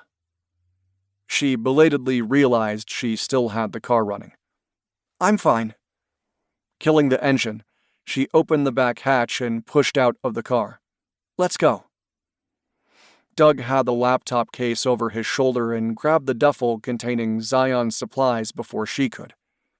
Come, Zion, she said, stepping back to close the hatch. Zion glanced up at her as they headed inside. Maya knew her canine liked the search game and was bothered when she couldn't find her quarry. Tomorrow, she said. We'll play again tomorrow. Doug unlocked the door, then abruptly stopped. Get back, he said harshly. What's wrong? She reached for her firearm and glanced up and down the hallway. There was nobody hanging around. Has someone been here? Oh, yeah. The room has been trashed, he said grimly. Her mouth dropped open in surprise. You're kidding. No. Thankfully, I had my laptop, but they searched my suitcase and generally made a mess of the place. He stepped back so she could see inside. The place was trashed. No broken items, but the covers had been yanked off the beds, and the contents of the suitcase were strewn on the floor. She'd seen many places that had been searched, and this was exactly what had transpired here. I don't understand, she said, half to herself. What were they looking for? No clue. Doug nodded toward the lobby. I want to talk to that desk clerk. Then we need to find a new place to stay. Her thoughts whirled as she followed Doug to the front desk. He held his badge up for the clerk. I'm a federal agent, he said. Someone has searched our room and my suitcase. You gave someone our key, and I want to know who did this. The clerk's eyes widened. I don't know what you mean. Don't lie to me, Doug barked. The door isn't broken. You gave the key to someone. Who? Okay. The clerk looked scared to death. I know I'm not supposed to give out room keys, but this guy claimed he was Maya Sullivan's brother from the Sullivan Ranch and had come to surprise her. Did he give his name? Maya asked. I, don't remember. Charlie? No, Chuck? A cold chill snaked down her spine. Chase? Did he say his name was Chase? Yeah, that's it. The clerk appeared relieved. Chase Sullivan. His name matched yours, and he looked harmless, so... Doug glowered at him. Where's your manager? I don't care if this guy claimed to be the Pope himself. You shouldn't have given him a key to Maya's room. My manager isn't here, the clerk said. And by the way, he didn't bother to glance behind him. Maya was pretty sure he was telling the truth. But please don't talk to him. I don't want to get fired. You should be fired, Doug said with exasperation. Think about what you've done. If Maya had been inside alone, he may have killed her. I'm sorry. The clerk ducked as if expecting Doug to take a swing at him. I was talking to my girlfriend. Leave him, Maya said, tugging on Doug's arm. We need to get out of here in case the perp comes back. Doug grimaced and stepped back. Fine, I'll grab my suitcase. But I will talk to the manager about this. He turned his attention to the trembling clerk. And you'll reverse the credit card change for the room. Now. The clerk looked a bit sick as he turned his attention to the computer. Maya waited for him to show her the folio proving her card had been refunded for the room charge while Doug retrieved his luggage. You were wrong to give up my room key to a stranger, she said softly. Agent Bridges is right. That man could have attacked and killed me. Don't ever do that again. I won't, the clerk agreed, his voice subdued. I just never expected... I know, but crime is everywhere, even here in Cody, Wyoming. She stepped back from the desk as Doug finally returned with his suitcase. Be thankful no one was hurt by your actions. The clerk nodded as they turned and headed back outside. I can't believe he did that. Doug muttered as he tossed his suitcase and computer bag into the back seat. Then he brought Zion's duffel around to the back. I know. She couldn't blame Doug for being angry, yet she also knew that people out here tended to take situations at face value. If the perp had spoken with confidence, she could almost see why the clerk had been sucked into the ruse. I don't think he'll make that mistake again. He better not. Doug waited for her to get Zion settled before opening the door to the passenger seat. Once they were back on the road, he said, It would be one thing if the perp had pulled a gun, forcing the issue of getting a key. But claiming to be your brother and be handed a key? What is that? She headed down Main Street, heading toward the Frontier Hotel. It wasn't as nice as the Elk Lodge, but it would do for now. Her headache intensified, sending her thoughts back to the attack outside the hotel. I wonder if the man who attacked me is the same guy who pretended to be Chase. He turned to stare at her. That's an interesting theory. Maybe he noticed the SUV was gone and used the opportunity to get into the room. But what on earth was he looking for? What did he hope to find? I'm not sure. None of it made any sense. But obviously, he knew my Sullivan SUV was there and must have figured I had a room there. The Sullivan SUV is likely why he'd used my brother's name to get the key. The ruse had worked. Doug was silent for a long moment. What did he hope to find? It wasn't as if he stayed inside the room, waiting for you so he could strike again. That's true. She wasn't sure what to think about this latest twist. Although he did look through your suitcase, maybe seeing the male clothing was enough to convince him to bug out of there. I hope so. Doug scowled darkly. He should be running scared. Only the worst kind of coward strikes out at a woman from behind. I'd like nothing more than to get my hands on him. While she appreciated his protective nature, she didn't really want Doug to be placed in the position of having to fight off her attacker. Zion either. She glanced at her canine through the rearview mirror. Zion's eyes were closed, and she envied the dog's ability to fall asleep on a dime. She turned her attention to the road. That's the Great Frontier Hotel up ahead. I remember it from this morning, Doug said with a nod. It'll work. It seemed like days ago, rather than just this morning that they'd searched each of the hotels for Emily's scent. She thought about how Zion had alerted at the Wild Bill Motel. What if the kidnappers had taken Emily to another rental in town?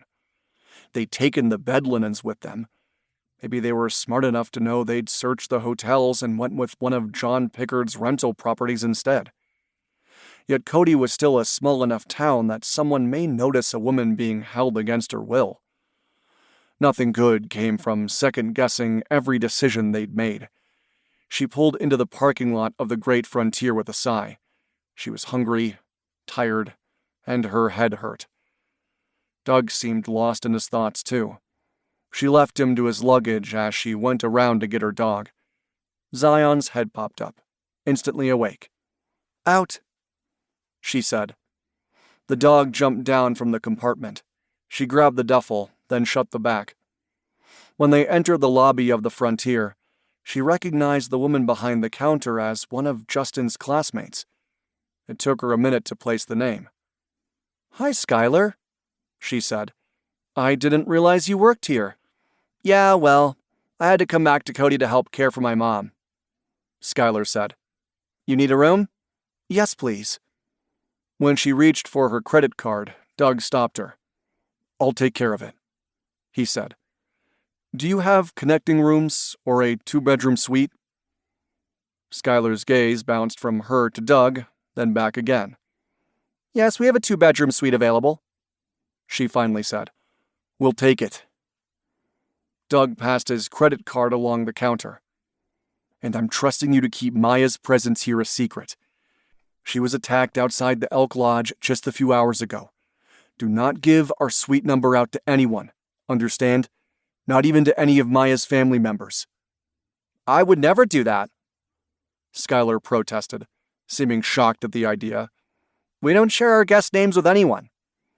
Yeah, well, Some people aren't smart enough to follow that rule.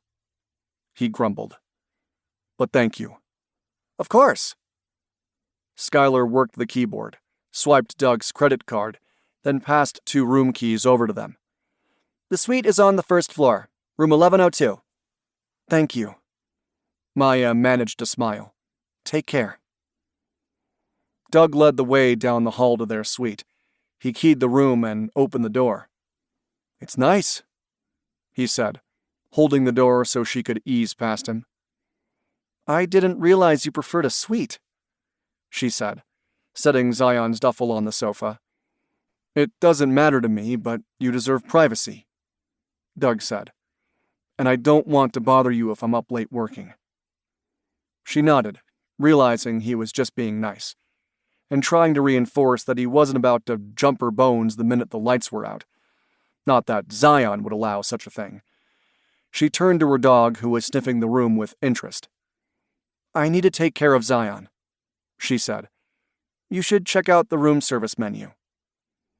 He nodded and went over to investigate their options. She unpacked Zion's dog dishes, filled one bowl with water, then added 2 scoops of their preferred dog food to the other. Zion's eyes watched her intently, but she didn't move. She sat tall and straight, waiting for Maya to give the signal. Go, she said, using a hand gesture to point to the dish. Go eat. Zion didn't need to be told twice. She trotted to the food dishes and began to eat. Zion didn't eat as fast as Trevor's red fox English lab Archie. That dog scarfed so fast they'd had to feed him using a special grooved bowl. They have sandwiches and pizza, Doug said. You decide. Her chicken sandwich seemed hours away. Let's go with the pizza, she said. At Doug's smile, she realized that's what he'd wanted too. I prefer no onions or anchovies. Sounds good to me. Doug lifted the phone to place the order. She dropped onto the edge of the sofa. Her headache was making itself known, and she wished she had over-the-counter painkillers to dull the pain. Maya, why don't you stretch out to get some sleep? Doug suggested. The pizza won't be here for 30 minutes. Long enough for a quick nap. She opened her eyes to find him standing over her. So close she could have kissed him again. But she didn't. Thanks, but I need to take care of Zion. She pushed herself to her feet. Look at how she's sitting by the door. That's her way of telling me she needs to get busy. I'll come with you, Doug said as she pulled on her coat. No need. Last time I didn't have Zion. Nobody is going to attack me with her at my side. Besides, I have my gun, and I won't be caught off guard again. She waved a hand at his laptop case. The best way to find Emily is to figure out who took her in the first place. Doug hesitated, glanced at Zion, then reluctantly nodded. Okay. She pocketed one of the room keys, then opened the door. Come, Zion. Zion trotted down the hall, retracing their earlier path. The dog knew just where the main doors were located, and stood with her nose pressed against the glass as if saying, hurry up. Maya wasn't really worried about her safety, but she pulled her gun from her pocket just in case. She walked with Zion around the corner of the building, finding an area that her dog could use to get busy. Scanning the area, she narrowed her gaze when she saw someone walking away from the hotel. The guy's shoulders were hunched, making her think he didn't want to be seen or recognized. Hey, mister! She barely took 3 steps when the guy glanced over his shoulder in her direction. She caught a glimpse of a pale face before he broke into a run. Oh no, not this time, she thought. Zion, get him! She bolted after the pedestrian, with Zion close at her side. Then her canine put on a burst of speed, closing the gap. The perp abruptly veered across the road, jumped into a pickup truck, and started the engine. Zion, heel! She sharply commanded as the truck abruptly pulled away from the curb. Zion thankfully spun and returned to Maya's side before the driver could try to run the dog over. She only caught the first two numbers from the license plate, the prefix being 11, which designated the car as being registered in Park County where Cody was located. The rest of the identifying letters had been covered in snow, not seemingly on purpose the way the mud had been used on the Silverado, but effective all the same. As she watched the truck's taillights disappear in the darkness, she suddenly wondered if her stalker was somehow related to Doug's missing sister. And if so, how?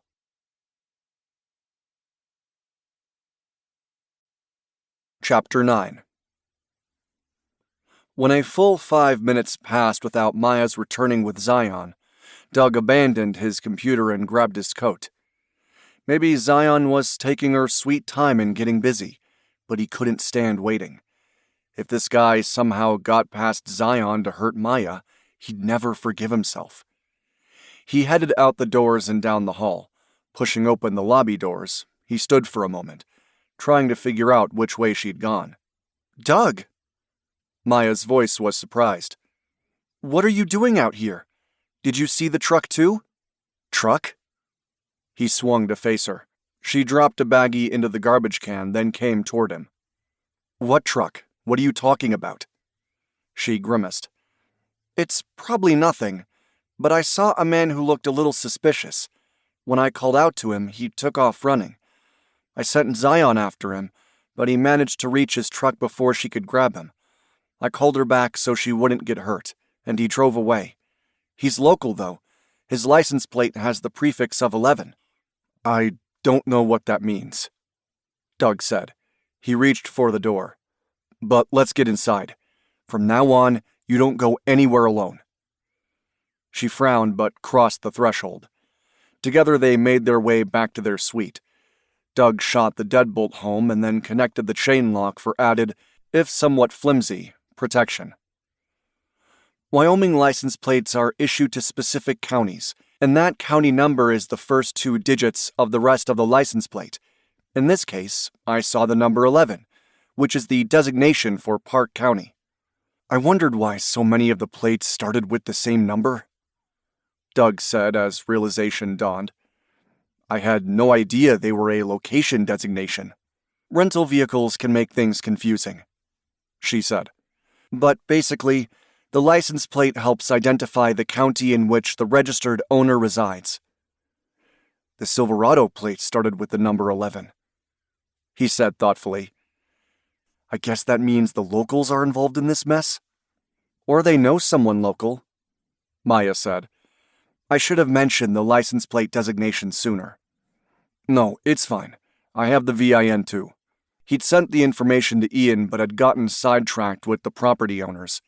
The truck was stolen, but he wanted to know more. He entered the Silverado license plate and waited for the information to load. A name popped up on the screen. Does the name Eric Hine mean anything to you? No, sorry. Maya frowned. He's the registered owner of the Silverado? Yeah, there's an address here in Cody too. He hesitated, then went to pull the location up on a map. Do you think the Cody police have been there to question him in person? I know the truck was reported stolen, but I would think they'd verify that claim. I'll call and ask. She shrugged out of her coat, then reached for her phone. If they had found him, though, I think they'd let me know. True. He used the name to dig deeper.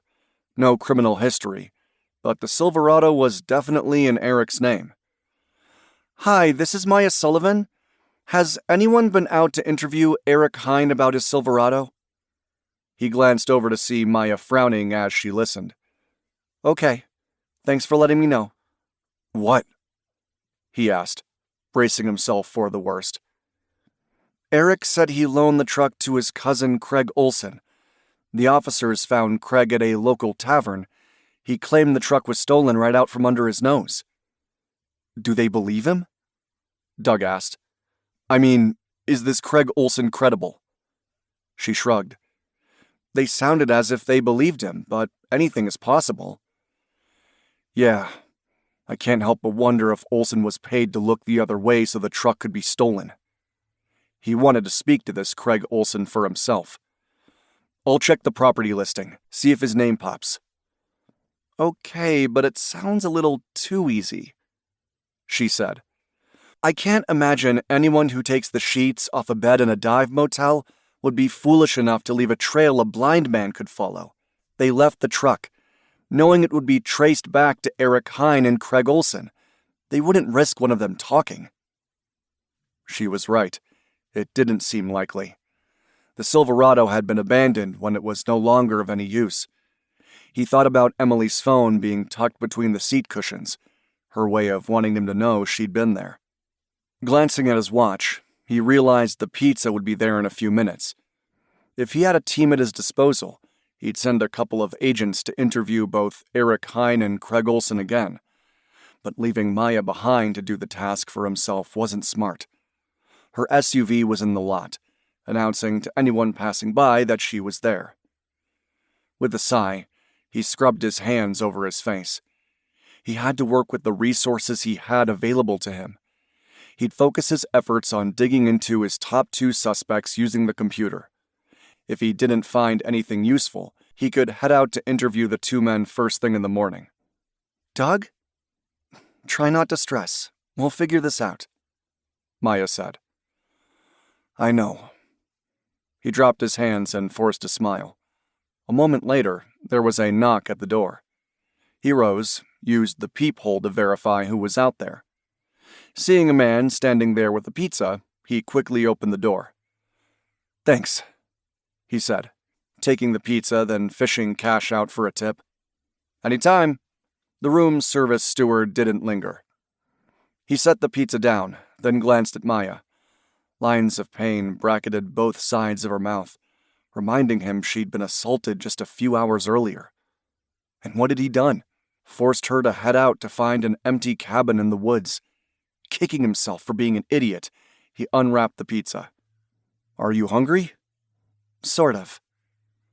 Maya tucked a strand of her dark hair behind her ear and stroked Zion. How bad is your headache? He asked. Not terrible.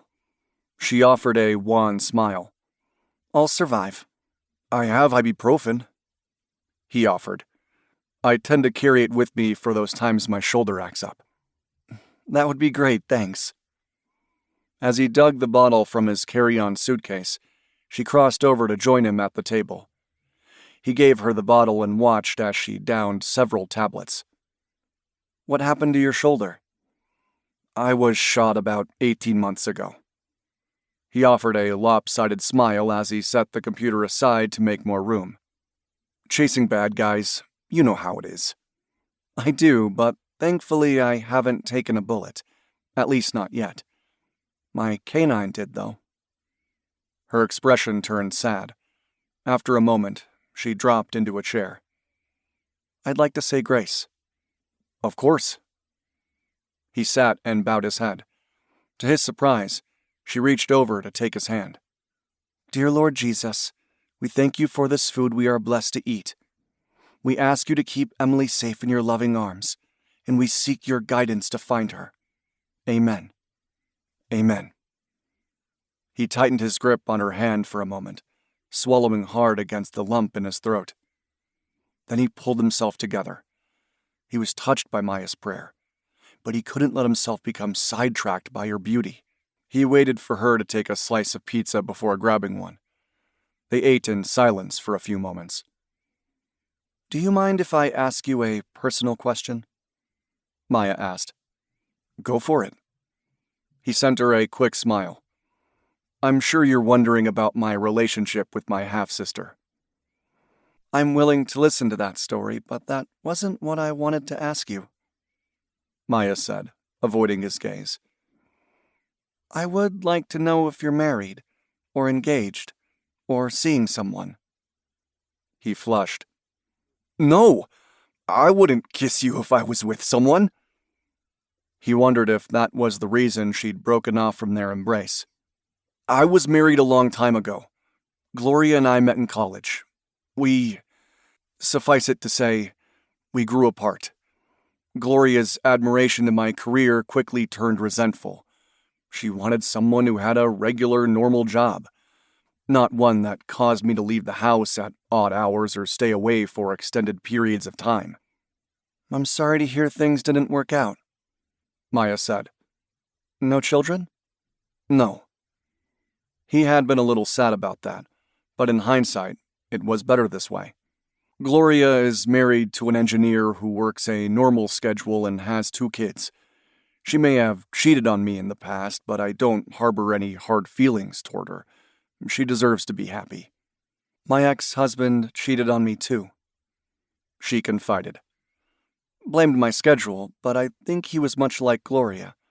He wanted someone who would be home every single night the way he was. He works a 9-to-5 job at a manufacturing company. Those of us with careers in law enforcement have a higher divorce rate than those who don't, he said with a shrug. It takes a special person to handle that level of stress. She nodded but didn't say anything more. After finishing 2 slices of pizza, she rose to her feet. That was great, but I'm afraid I need to get some rest. Of course. He rose to his feet, standing awkwardly beside her. He wanted to pull her into his arms for a hug, but offered a smile instead. Sleep well, Maya. Thanks. She held his gaze for a moment, then turned to call her dog. Come, Zion. The husky jumped off the sofa and followed Maya into the closest bedroom. Only when the door closed behind her did he sink back down to finish his pizza. After cleaning up the mess, he went back to work on the computer. He didn't have Ian Dunlap's skills, but he would do his best. He needed to find something concrete to go on, and prayed it wouldn't take all night. When Zion nosed her awake, Maya's first realization was that her head didn't hurt very much. The second was that she'd slept all night. Zion's blue eyes bored into hers. Okay, girl, I'm coming. She had gone to bed earlier than usual, so she could understand Zion's need to go out. Maya made quick use of the bathroom, then got dressed. She had slept in her underwear in lieu of having pajamas. After taking another moment to tie up her boots, she carefully opened the door. Zion eased past her as if anxious to go out. She stopped abruptly when she found Doug stretched out on the sofa, asleep. Why on earth hadn't he used the other bedroom? He must have been down for the count because he didn't stir as she slipped into her coat, then quietly opened the door. Again, Zion was out and trotting down the hall before she could blink. Okay. She lengthened her stride. I'm coming. Dawn was just beginning to break over the horizon as she stepped outside. Remembering the incident last night made her scan the area for a long moment before following Zion around the corner of the building. Early winter mornings on the ranch were usually quiet, and she was surprised to find the city wasn't much different. For once, she didn't notice anything amiss. Zion did her business, then trotted back to her side. Maya knew the dog loved to play in the snow, but since they'd likely be out searching for Emily again, she didn't take the time now. Come, Zion, she said, heading for the door. When she opened the door to the suite, she found Doug in the act of putting his coat on. Where are you going? She asked. Did you get a lead on Emily? No, I was coming to find you. He looked cranky, and she found his expression strangely cute. You're not supposed to go outside alone, remember? She had forgotten. I'm fine with Zion. He scowled as he took his coat off. I'll make coffee. Sounds good to me. Sorry I woke you. She glanced at Zion. Getting a full night of sleep helped. I feel much better this morning. Glad to hear it. He poured water into the 4-cup coffee maker, then leaned against the counter. I submitted a search warrant request for Nolan's phone and debit card records. Hopefully we can get those first thing. That's progress, she admitted. What about your other parole? Cortez? He's in jail, Doug admitted, which is probably why the parole officer didn't call me back. So we only have Nolan for now. Although I went through the other 8 names before I conked out, only one other guy stood out as a strong possibility. His name is Manuel Cartega. When she didn't react to the name, he added, I discovered his girlfriend was a member of the Robles drug cartel. I found Rosita's death certificate and an article that described how she overdosed on drugs. Not sure why that would be my fault, but he could still be out here seeking revenge by grabbing Emily. She was impressed. That sounds promising. Any idea where Manuel is now? No. I tried to keep working, but the screen kept going blurry. I planned to take a 30-minute nap, but that was 4.5 hours ago. He rubbed the back of his neck. That sofa isn't as comfy as it looks. You should have gone to bed. You need your strength if we're going to find Emily. She scolded. You know as well as I do we're running out of time. His green gaze turned serious. I'm worried that we haven't heard from these guys. Makes me think they've taken Emily across state lines, maybe even across the country.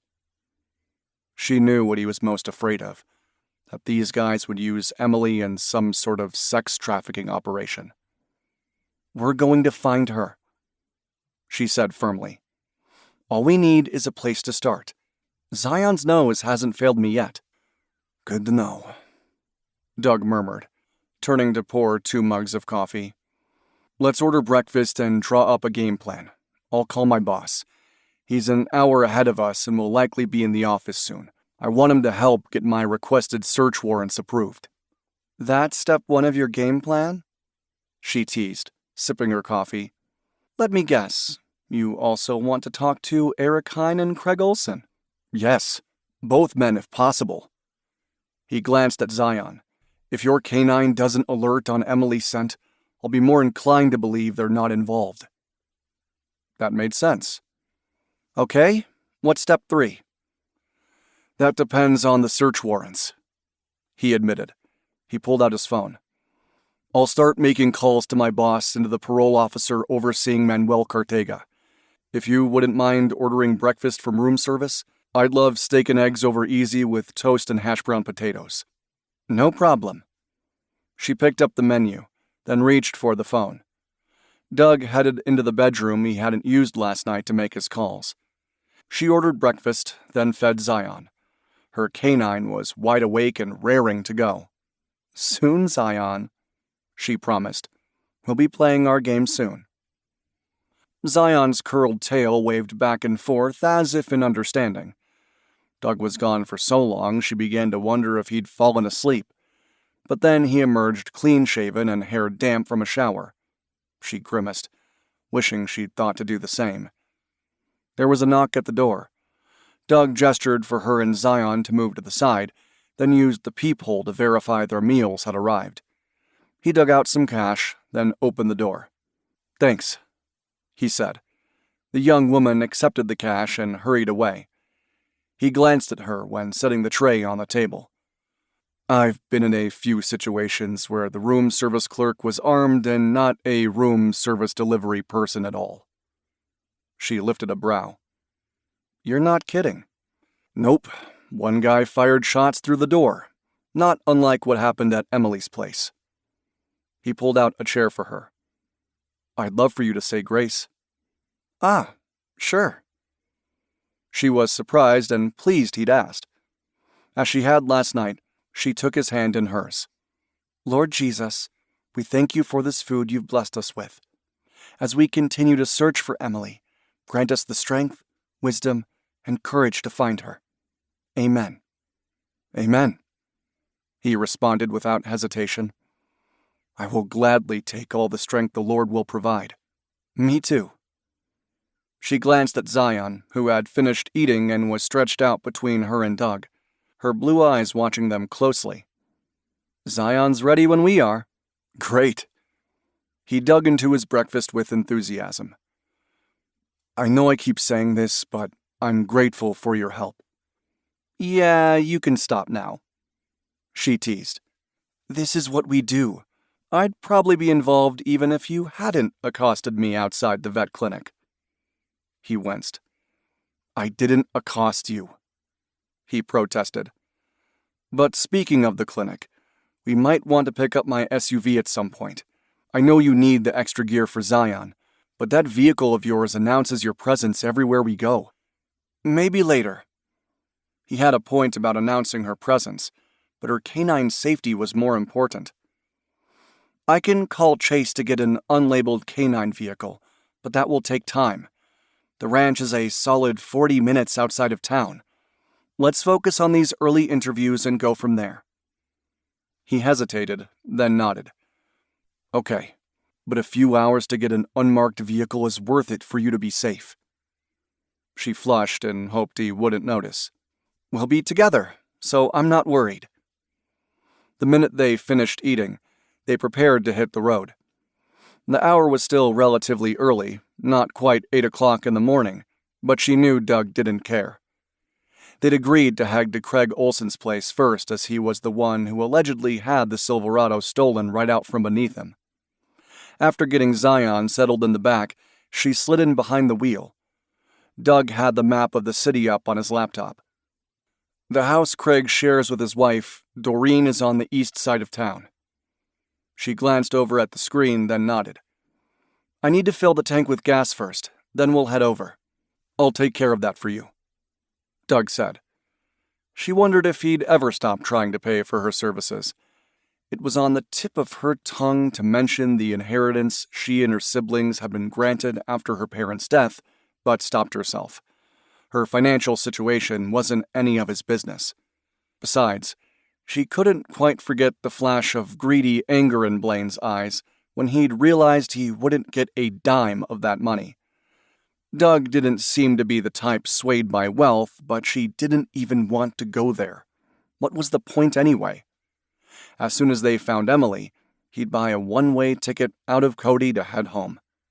And she wasn't leaving the ranch under any circumstances. When Doug finished filling her tank, she drove through the quiet streets of the city. Residents were beginning to stir now, heading off to work or school.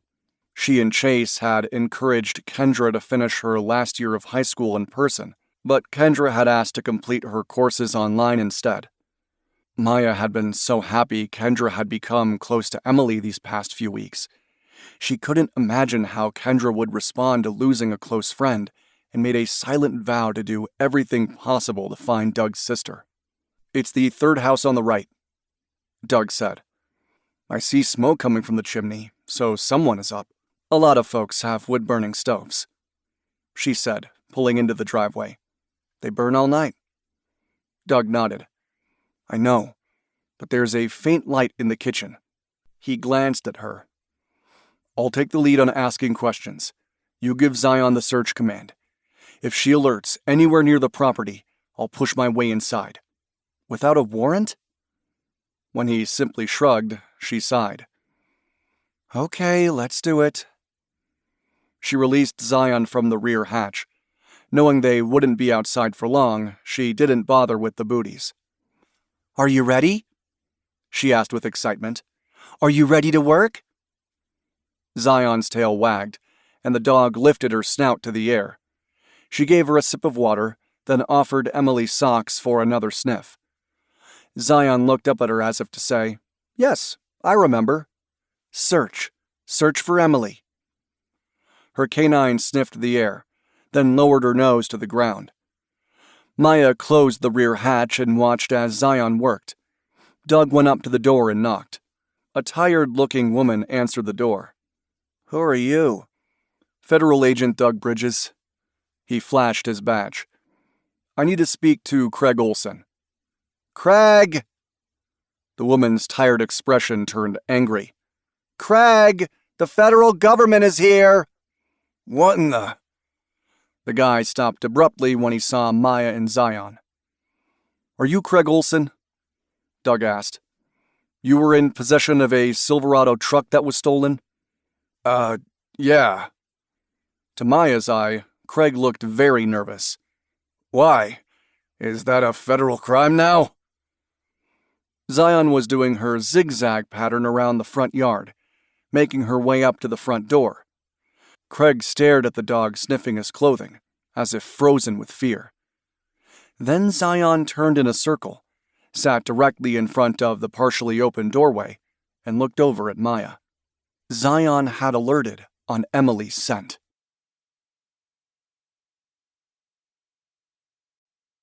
Chapter 10.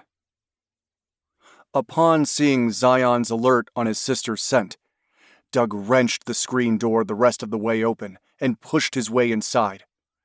Craig was wearing a stained sweatshirt and drawstring pants. There was no sign of a weapon. "Hey!" Craig protested as Doug shouldered past him. "You can't barge in here. Where is she?" He scanned the room.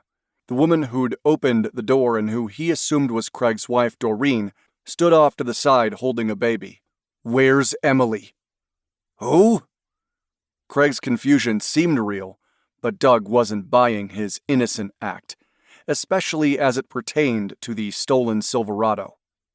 "Sit down. You too, ma'am," he said to Doreen. "I'm searching for a kidnapped woman named Emily Sanders, and the canine alerted on her scent." Craig's jaw dropped. "That's impossible. I don't know anything about a kidnapped woman." "I assure you it's not impossible at all," Maya said calmly from the door. She'd entered the house too, with Zion at her side. The dog sniffed the air with interest. She met Doug's gaze. When he nodded, she leaned forward. Search for Emily." Zion lowered her nose to the floor and moved eagerly through the room.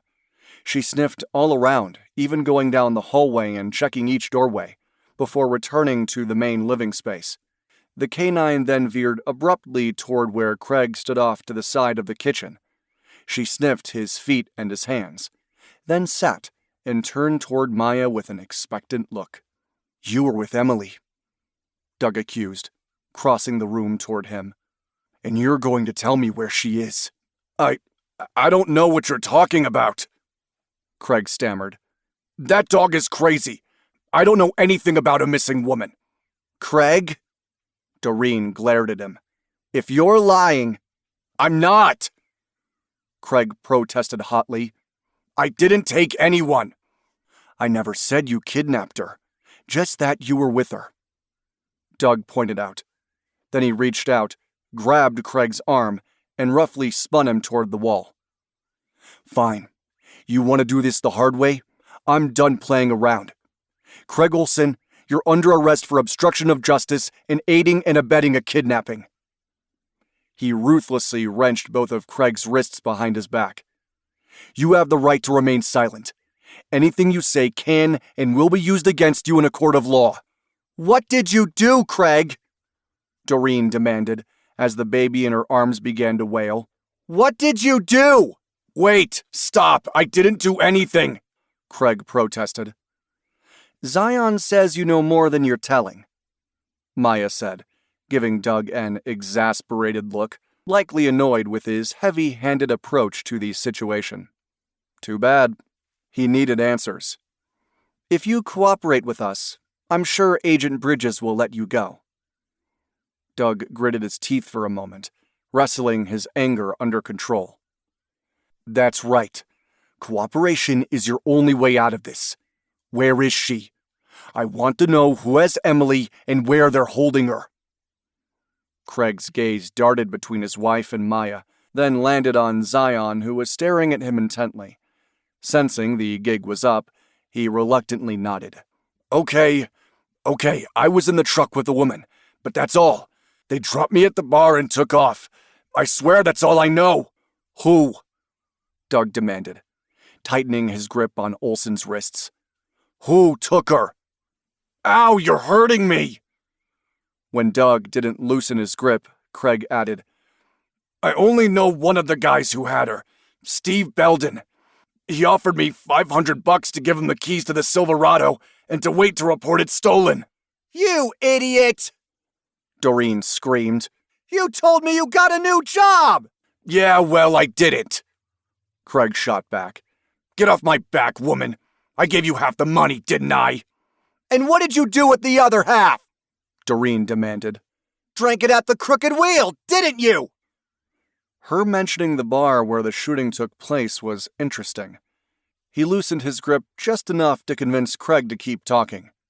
Okay, you mentioned Steve Belden. Who else was involved?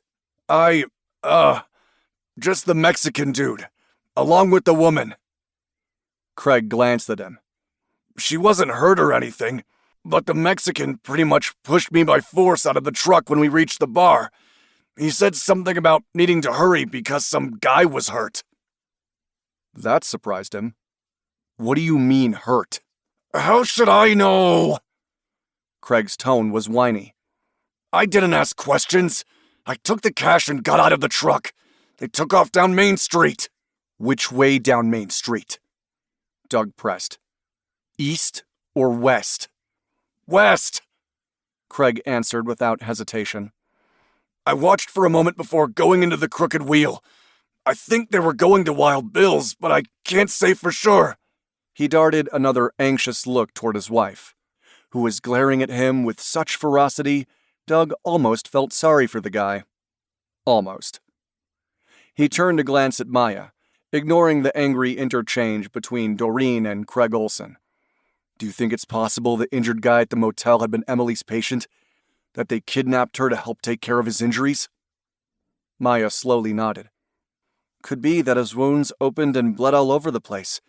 That would explain why they took the bed linens and towels. They wouldn't want anyone to believe a crime had taken place there, and they wouldn't want the DNA tested either. Doug wasn't sure if he was going down this path because it was more palatable than thinking about the possibility of Emily being used for sex trafficking, or if they were onto something. He released Craig's wrist and spun the man back toward him. Where can I find Steve Belden? He has a place on the north side of town. Craig rubbed his wrists. I swear, I don't know anything more. I didn't think they were gonna hurt her or anything. Doug grabbed Olson's sweatshirt and pushed him back against the wall. You witnessed a kidnapping and didn't call the authorities. That makes you an accomplice. So help me. If Emily is hurt in any way, I'll be back. I will prosecute you to the fullest extent of the law. Do you understand? Doreen began to sob. No, please, you can't arrest him. What am I gonna do if you arrest him? The baby in her arms wailed louder now, as if picking up on the stress vibrating through the room. He didn't bother to look at her, his gaze fixated on Olson. Do you have contact information for Belden? A phone number? What car does he drive? Yeah, I have a number. Craig dug in the pocket of his drawstring pants and retrieved his cell. He swiped the screen one-handed, then scrolled with his thumb. Here, he drives an old blue Ford pickup truck, but it's not reliable and doesn't have an extended cab back seat. That's why they wanted the Silverado. What sort of criminal activity is Belden involved in? He quickly memorized the number on Olson's screen. When Craig didn't answer right away, he narrowed his gaze. I know he's involved with something.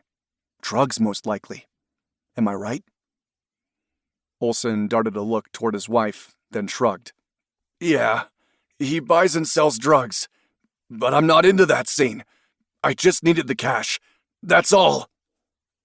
He wasn't sure he believed him about not being involved in drug trafficking, but that didn't matter. He didn't have time to arrest Olson. Taking a step back, he glanced again toward Maya. Anything else you can think of? A smile tugged at the corner of her mouth. No, I think you covered it.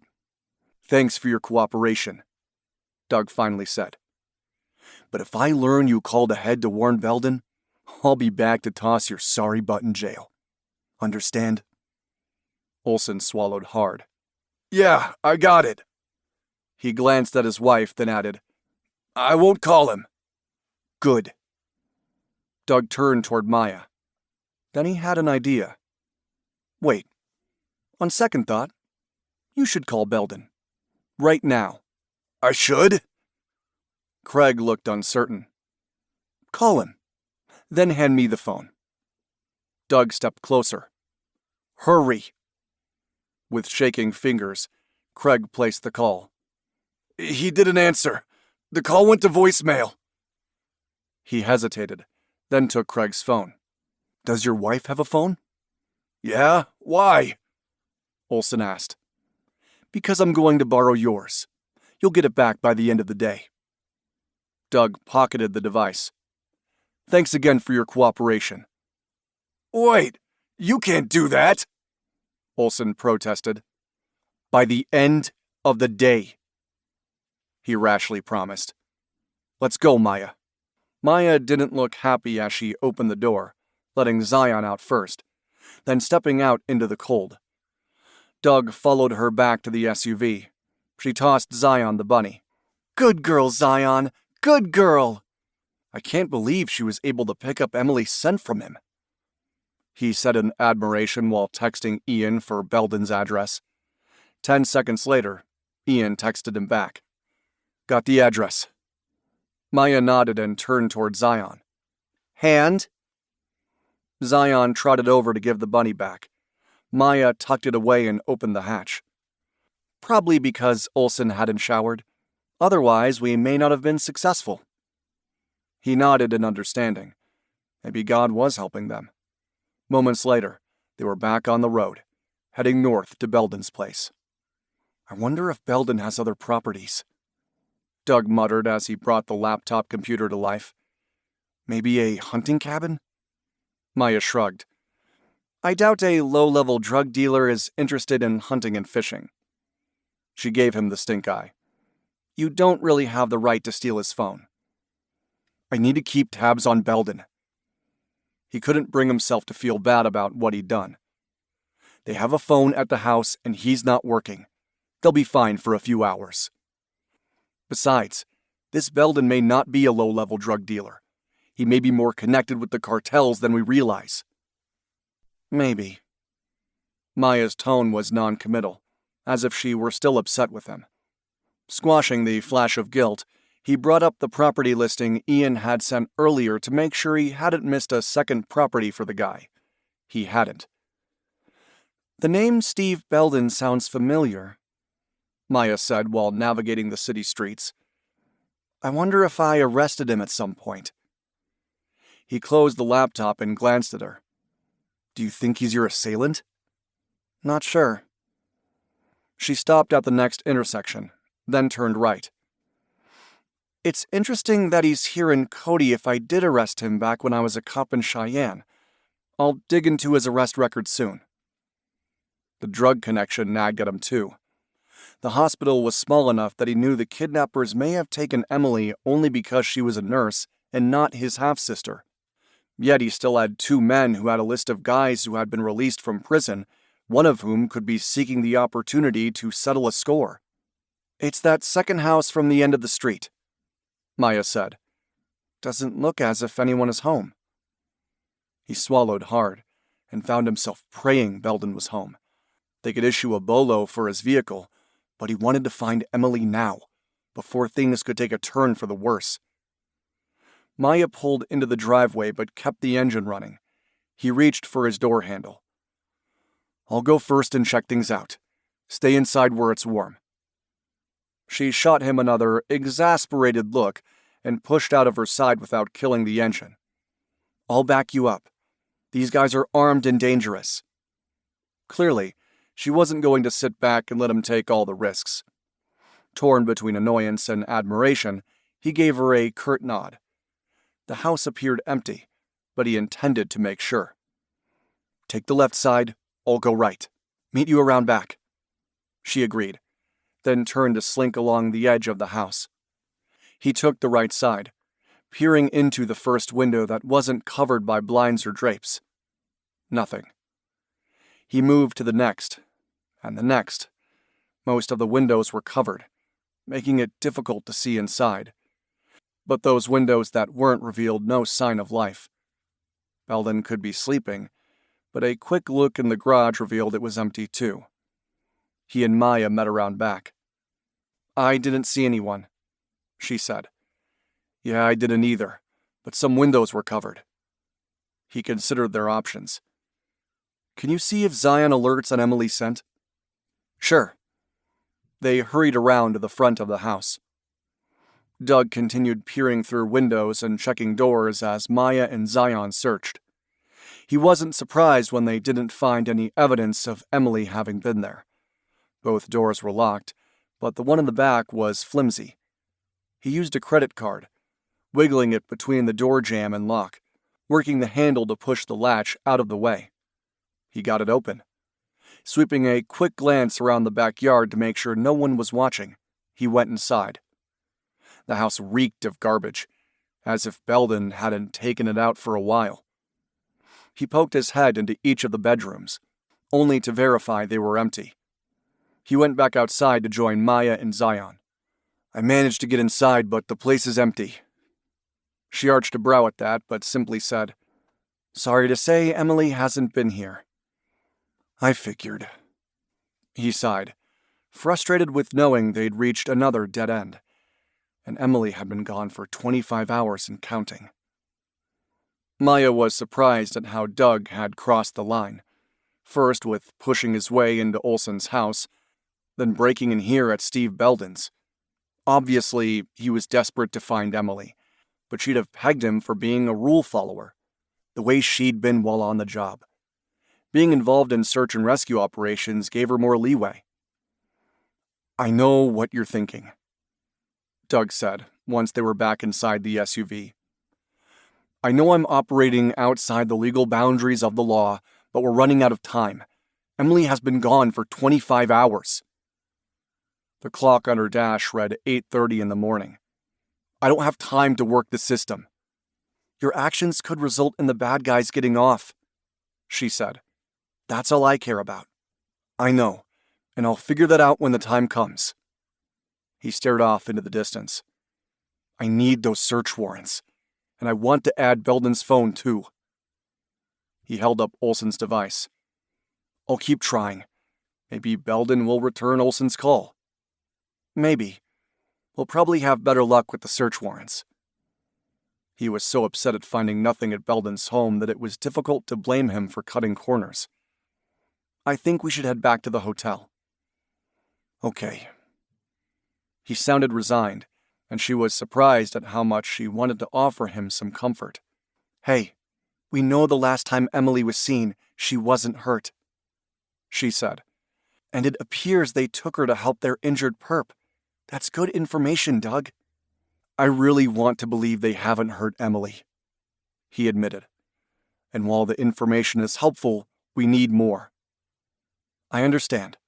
She grimaced and added, "It would be good to find Belden's current location. It stands to reason Emily will still be with him and the other two men." Doug glanced at her, then began working his phone. "Maybe Ian can ping his phone." She headed back to the Great Frontier Hotel as he made the calls. He finished just as she pulled into the parking lot. "Okay, the search warrant for Cartega's phone and credit card records has come through. Ian is trying to ping Belden's phone." He sighed. "It's a start. We're going to find her," she said reassuringly. "We're on the right track." "I hope so." He offered a lopsided smile, then pushed out of the SUV. She killed the engine and released the back hatch. Zion bounded out as if anxious to be on the move. "Get busy," she said, taking advantage of the time outside. "Get busy, Zion." Her dog whirled and trotted to the side of the hotel. After Maya cleaned up the mess, she turned to Doug, who had waited, despite the cold. She glanced up at the swirling dark clouds and knew more snow was on the way. If they had to go on another search, they'd likely need snowshoes. They had several sets back at the ranch, but she decided to wait to see if they got another lead. Knowing Doug, he'd rather buy them than waste time driving back and forth to the ranch. Maybe he had more money in his bank accounts than she did. Nah, that wasn't likely.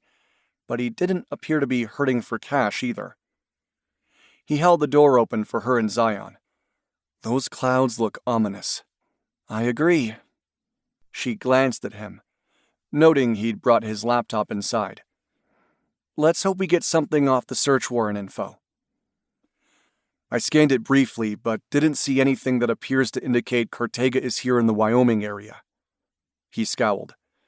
"He could be using cash, though, too. I need you to make sure I'm not missing something. Hopefully, they'll fast-track the warrant for Belden's records. She nodded and waited for him to unlock the room. Since she'd already fed Zion, she decided not to head back out for the dog's duffel bag. Here, see what you think. Doug set the computer on the table, made sure the document was up on the screen, then stepped back. The area code is 307, correct? Yes, that covers the entire state, so they won't help narrow the call down to Cody or Grable. She shrugged out of her coat and took the seat.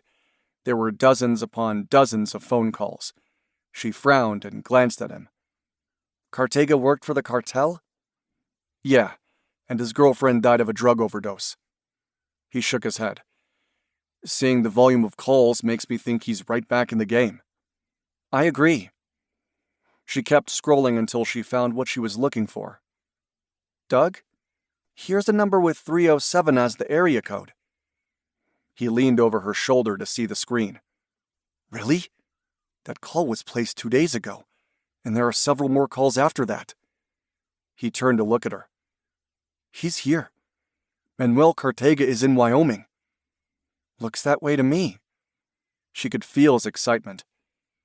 What's Belden's phone number? When he read off the digits, she entered them into the search bar. No match. Maybe they're using disposable phones, Doug said. Any of those purchased here would have the same area code, right? Most likely. She scanned the Wyoming numbers but didn't recognize any of them. She brought up a search engine and typed in the Crooked Wheel. Their website and phone number came up on the screen. When she put that number in the search bar, there was a match. Doug, look. She gestured to the screen. Cartega called the Crooked Wheel 2 days ago, too. He nodded. We can go over and ask around about Cartega and Belden. But even if they were there at some point, that doesn't help us find them now. The place didn't look big enough to house extra rooms where someone could hide. Besides, I don't think they'd have stayed in a place open to the public. I agree. The bar was likely an initial meeting spot. Maybe if we can find something more recent, we'll have somewhere to look. She went back to the list, trying to ignore the way Doug continued reading over her shoulder. He was too close for comfort. Oddly, Zion didn't seem to mind. Her previous canine partner Ranger had barely tolerated her ex-husband Blaine. He hadn't growled or snapped his teeth, but more often than not, Ranger would put himself between the two of them. She missed Ranger. He'd been in his last year of service when he'd been killed. After wrestling her grief, she'd pulled herself together. Having already decided to move on from the police department, she adopted Zion as a puppy, moved back to the ranch, and began training her. She was pleased with how well Zion had adapted to her new role as a search and rescue canine. Maya was confident Zion could find Emily, if they could narrow their search field to a reasonable location. Hold on, Doug said, when she was about to move on to the next screen. That number there belongs to the Wild Bill Motel. And that call was also made 2 days ago. She glanced over at him. Maybe they went straight from the hospital to Wild Bill's. When did the injury happen? Doug asked. I'm trying to put a timeline together in my mind. It appears as if Cartega met someone, maybe Belden, at the Crooked Wheel. Maybe from there they did some drug business. Is that when the mystery guy was injured? But if he was knifed or shot at, the police would have been notified by the ED doc, right? Those are automatic reports to law enforcement. They are, yes. She could see the scenario he described in her mind. Maybe they did go to the hospital, but then left. They may have holed up at Wild Bill's, then went back to grab Emily. Yeah. He looked thoughtful. I wonder what made them move from Wild Bill's. The gunman fired at us from the Crooked Wheel, she reminded him. He may have heard about a federal agent asking about his sister. That would be a big deal around here since we so rarely interact with the feds. He straightened and began to pace. We're close, but I still can't figure out where to start searching for Emily. She glanced toward the window. The dark clouds were heavy with moisture. She had a bad feeling that they weren't looking at a minor 2-inch snowfall this time. The wind picked up, and she could imagine a full-blown blizzard letting loose. They needed something to go on, and soon, before they were stuck inside. Her thoughts returned to Belden. Why was his name familiar? She quickly checked his criminal record, but nothing popped. She hadn't arrested him. Remembering her theory that her assailant was somehow connected to this, she went to Blaine's social media page. It didn't appear as if he'd posted anything for the past 2 years, which was odd. The good news was that he hadn't bothered to block her on the site, probably because he knew she didn't post anything about her personal life there. Most cops didn't broadcast their home life for every criminal to see. She went to his list of friends and scrolled through the names until she found it. Steve Belden. Belden was here in Cody, and a friend of her ex-husband. She sat back in her chair, stunned. Was Belden her attacker? Had he struck her over the head because she was helping Doug Bridges find his sister? The timeline didn't make sense for that, as she'd first noticed him popping up behind her 2 weeks ago. No. The more she thought about it, the more likely it was that Blaine had sent him after her to even the score.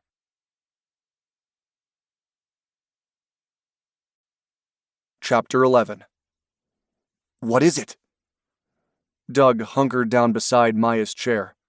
She looked as if someone had smacked her in the face. Did you find something? Yeah. She drew in a deep breath. Appears my ex is friends with Steve Belden, which means he knows Belden is involved in criminal activity and may have hired him to attack me. He frowned. Could be Belden is a thug for hire and that your ex reached out to him. But maybe that idiot is here in Cody. Your ex could have attacked you. Blaine didn't hit me over the head, she said. I would have recognized him, even with only a quick glance. Back when I first noticed someone lurking nearby, I checked with Blaine's employer. The manager of the plant claimed he was working, which makes sense now that I know he likely hired Belden to do his dirty work. I don't know about that, Maya. In my experience, men with a personal grudge would rather take care of the issue for themselves rather than hire it out. You don't know Blaine, she scoffed. He's not very motivated. Plus, he knows I'm a cop and would likely recognize him.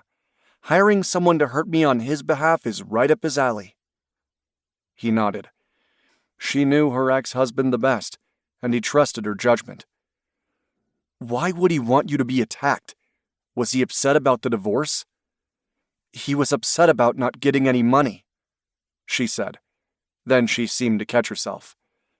Never mind. Just trust me that Blaine likely hired Belden to attack me. And if that is the case, Belden isn't hiding out with the other bad guys. Her eyes widened. Unless they're close enough that he can drive back and forth. As much as he was curious about what money her ex thought he was entitled to, he focused on Emily. He was in town when he attacked you outside the Elk Lodge, and he must have been the one to pretend to be your brother to get access to your room. Yeah, Blaine must have mentioned my family. The assault was about 3:30 in the afternoon. We left an hour later to check out that cabin. Maybe Belden was told to stay in town to keep an eye on us. He shrugged. Maybe attacking you was done for 2 reasons. To keep you from doing any searches with Zion, and to give Blaine some satisfaction. I hope we find him, she said with a scowl. He deserves to be arrested. I'm on board with that plan, he said, striving to keep his tone light. They were making progress, but the deep sense of urgency wouldn't leave him alone. Between the ticking clock and the impending storm, he sensed they didn't have much time. What would happen once Emily's services were no longer needed? Would they simply leave her behind? Or kill her to keep her from going to the police? He tried not to dwell on the worst-case scenario, but it wasn't easy. He was keenly aware of the ruthlessness of the cartel. When his phone rang, he gratefully reached for it. Hey, Ian, please tell me something good. I finally got into the system and was able to identify the last cell tower that pinged Belden's phone. It's in Cody, all right. Unfortunately, that city is so small that tower covers the entire area. I can't get down to anything more specific than that. His heart sank. Okay, thanks for trying. What about the search warrant? Has that come through? We're waiting to hear from the judge, Ian said. The minute it's granted, I'll run those reports. He tried to think of another angle to pursue, but came up empty. Okay, keep me in the loop. Will do. Ian ended the call. He turned toward Maya. May I use the computer? He quickly pulled up Steve Belden in the DMV database. Would you call the Cody PD to ask for a bolo to be issued for this truck? He turned the screen so she could see the license plate that started with the Park County 11 designation. You seem to have a better rapport with them. Of course. He listened as she made the call. When that was finished, he began to pace. There had to be another angle to work. But what? The crooked wheel, he said, spinning around to face her. We need to ask around about Belden. Maybe someone saw him last night. He may have gone there after searching through our hotel room. Maya nodded. Okay, it can't hurt to try. She glanced toward the window. He followed her gaze. It wasn't snowing. Yet. As long as we're heading out, we should think about picking up a few pairs of snowshoes, Maya added. She lifted her chin toward the window. Those clouds are going to bust a gut sooner or later. If we happen to get a lead on Emily's location, we need to be prepared to work in less than ideal conditions. That's fine. He was more than willing to learn how to use snowshoes, but the idea of dragging Maya and Zion into danger did not sit well with him. A glance at his watch indicated it was going on 9:45. Emily had been missing for 26 hours now, and he still had no idea where to find her. We'll stop to buy the snowshoes first since the hour is rather early. What time does the crooked wheel open anyway? Hang on. Maya worked her phone. They open at 9, but you know it's not likely the same crowd that was there last night will be there bright and early this morning. When I worked in Cheyenne, it was the third shift crowd that gravitated to the bars early in the morning. He wondered if Emily had ever gone there with some coworkers after work. Not that it mattered. He understood Maya was pointing out the limitations in his plan to interview the locals at the Crooked Wheel, but he couldn't bear the thought of waiting until later that night to do the job.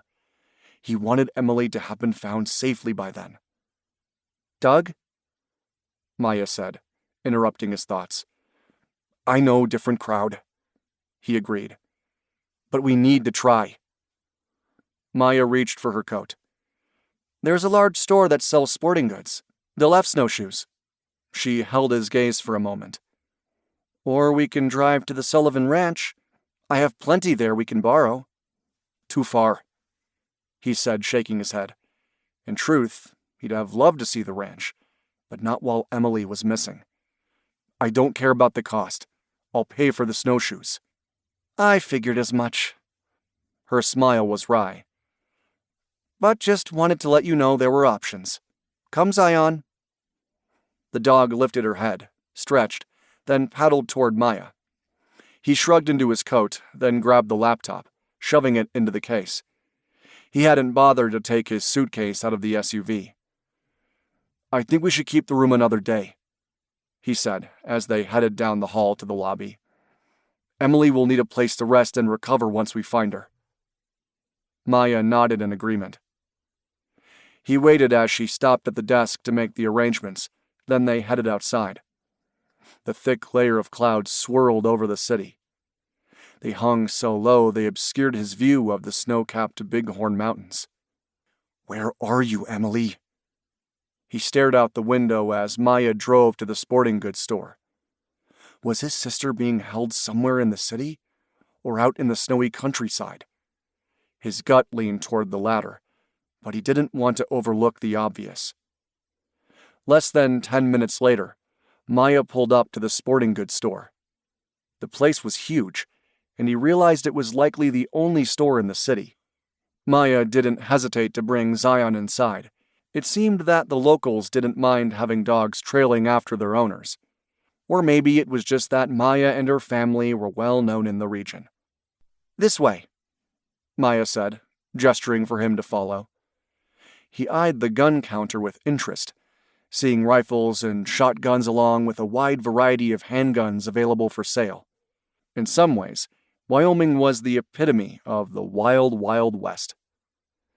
He found Maya inspecting rows of rectangle-shaped snowshoes. He'd heard of them and knew some people used them for fun, but he eyed them warily now, wondering how they worked. "We'll probably want the package," Maya was saying. When she noticed his confusion, she added, "Snowshoes and poles. If you're not used to walking in them, you'll want the poles to help keep you steady." They looked too much like the cane his grandmother had used after her hip surgery, but he held his tongue. "Whatever you think is best." "Okay." She picked out a pair of men's-sized snowshoes for him and a smaller size for herself. She had gotten the package too, which made him feel better. The cost was higher than he'd anticipated, but he paid without complaint. If they helped him reach Emily, then it was well worth the price. When they were back outside, Maya gestured toward a park. "Let's give them a try so you can see how they work." "Now? We need to get to the crooked wheel." She arched a brow. "Better to learn how to walk in them now than waiting until after we get a lead on Emily." He chafed at the delay but nodded. She was right. If they found a lead on Emily's whereabouts, he needed to be able to move without difficulty. "Fine, let's do this." "Don't sound so excited," she chided. "It's not hard, but it's also not as easy as it looks." He followed her to the park. She explained how they worked, the base of the shoe providing a way to distribute a person's body weight over a wide area to prevent him from sinking into the snow. She secured the straps, then handed him the poles. "Have you ever gone cross-country skiing? It's similar to that, but without the gliding motion." "No, sorry." His ex-wife had a point about his life being all work and very little play. "But I have gone downhill skiing." "This is different." She took a minute to put her own snowshoes on. Zion pranced around in the snow as if she loved this weather. "Okay, follow me." Maya walked across the snow with short strides. She was right. It wasn't as easy as it looked. But soon he was able to find the groove. "People do this for fun, huh?" he asked as they paused to rest. Despite the cold, he was working up a sweat. "Out here we use them out of necessity, not entertainment. But yes, some do this as a form of working out." He grunted. Give him an indoor gym any day. He stayed in shape because of his job, but this was something only a die-hard snow lover would do. Leaning on his pole, he turned to see how far they'd come, then winced when he realized they'd barely gone 100 yards. "Okay, we can head back now," Maya said. "Turning can be a challenge. Don't cut it too close or you'll trip yourself up." Her warning came too late. He was face down in the snow before he could blink. The sound of Maya's laughter made him groan. "Sorry, I shouldn't laugh." She bent and retrieved his pole so he could stand. "It's fine." He couldn't blame her for seeing the humor of the situation. He managed to rise on his feet by leaning heavily on the pole, the one he'd almost refused to use. "Thanks." He realized Maya was staring past him, and he quickly glanced over his shoulder. "Look! A truck!" Maya snowshoed past him with a speed and agility he envied. "That might be Belden's truck!" Sure enough, he caught a glimpse of a blue Ford pickup. He carefully turned around to follow her. Clearly, she'd been right about his need to practice. She looked as if she was flying over the snow with Zion leaping gracefully beside her. The dog reached the truck first, sniffing with interest. Then, to his surprise, the dog turned to stare at Maya. The husky didn't alert the way she usually did upon finding Emily's scent, but the dog seemed to be telling them something was amiss. His gut tightened as he approached. There was frost on the windows, making him think the vehicle had been there for a while, at least a couple of hours, maybe even all night.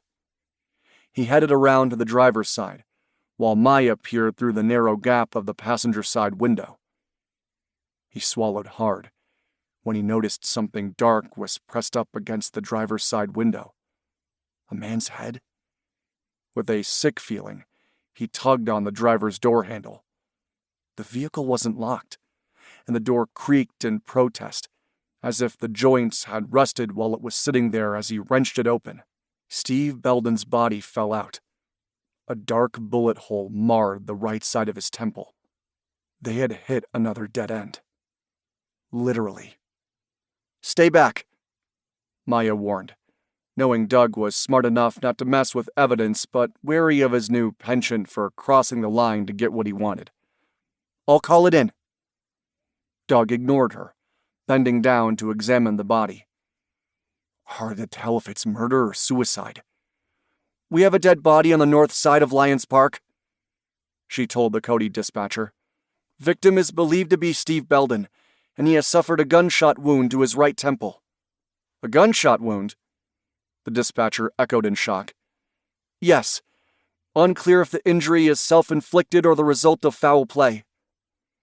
Knowing the role Belden played in the kidnapping case, she was leaning toward homicide, but this wasn't her case. "Please hurry."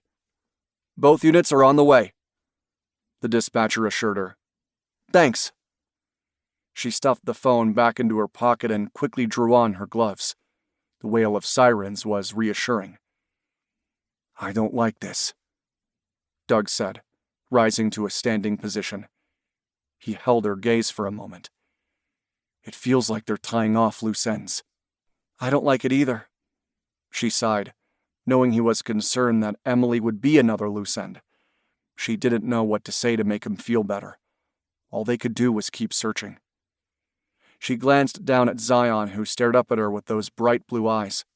Her canine wasn't trained to find cadavers like Alexis's dog Denali, but the husky had known something was wrong. Maya bent and stroked her gloved hand over Zion's fur. "Good girl. You knew he was in there, didn't you? Good girl." Doug grimaced. "I noticed how she reacted to the truck. Her nose is amazing. It's so cold I didn't catch the scent of decay until I opened the door. I'm sure he was out here most of the night. Likely froze solid from the way he dropped to the ground like that." She glanced around the area. "No cameras around here either." Her eyes widened. "Hey, what are you doing?" "Looking for his phone?" Doug patted Belden's pockets, then stood to peer into the truck. "I don't see it. The killer likely took it with him." "You need to let the crime scene techs do their thing," she said with annoyance. "They'll search for clues as to what happened. We're running out of time." Doug's green eyes flared with a mixture of anger and frustration. Not with her, she realized, but the situation. Emily could be the next one left in the car with a bullet wound to her head. We need to find her before they decide she's outlived her usefulness. I know that, I do. She blew out a breath, a puff of steam forming in the air. As soon as the squad arrives, we'll head to the Crooked Wheel. He closed his eyes for a moment, then nodded. Thanks. The wail of sirens could be heard well before the two officers arrived. She wasn't surprised to see they were the same two that had been on duty yesterday. Maya, Agent Bridges. Burt Jones nodded in greeting. How did you happen to stumble into this crime scene? Thanks for coming. Maya shared Doug's impatience, but couldn't bring herself to shortcut the investigation. I called earlier about issuing a bolo for Steve Belden's truck. He is, or rather was, a person of interest in the kidnapping case. She gestured at the truck. We were practicing using snowshoes when I spotted it. Zion indicated there was something strange inside, and when Doug opened the driver's side door, Belden fell out. Who gave you the information regarding Belden's involvement? Sergeant Tom Howell demanded. I was going to follow up with you about that. We were able to convince Craig Olson to come clean. Doug said.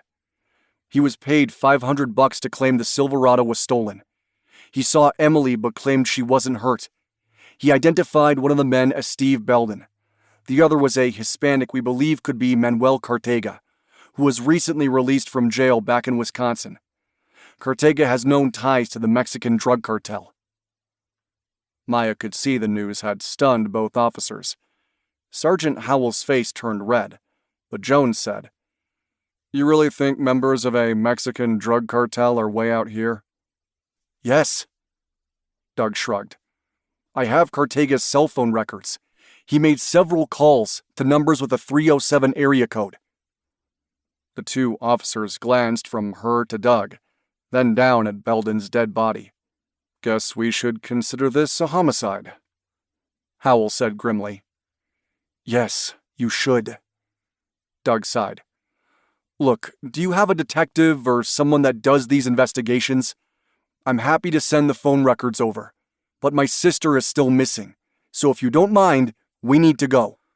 I'll be in touch, Maya added, trying to soften Doug's hard edges. We want to find the person responsible as much as you do. We work with the State Criminal Investigation Unit, Jones said.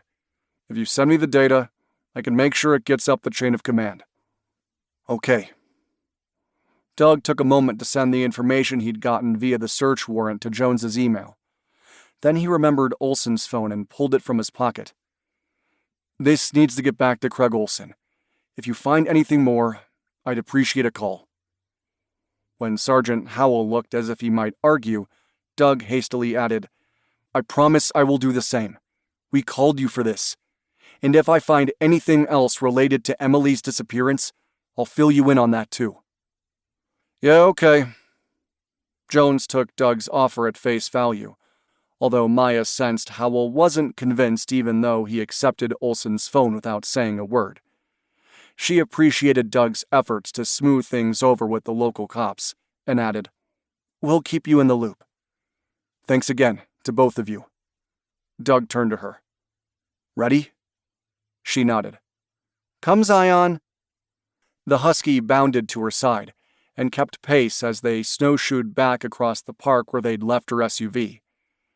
Doug's expression was grim as he removed the straps around his boots. Thanks for the lesson. I won't slow you down if we need to use them. I know you won't. As she said the words, snowflakes fell from the sky. Lightly at first, but soon they filled the air. And yeah, we're going to need them. She started the car and opened the rear hatch for Zion.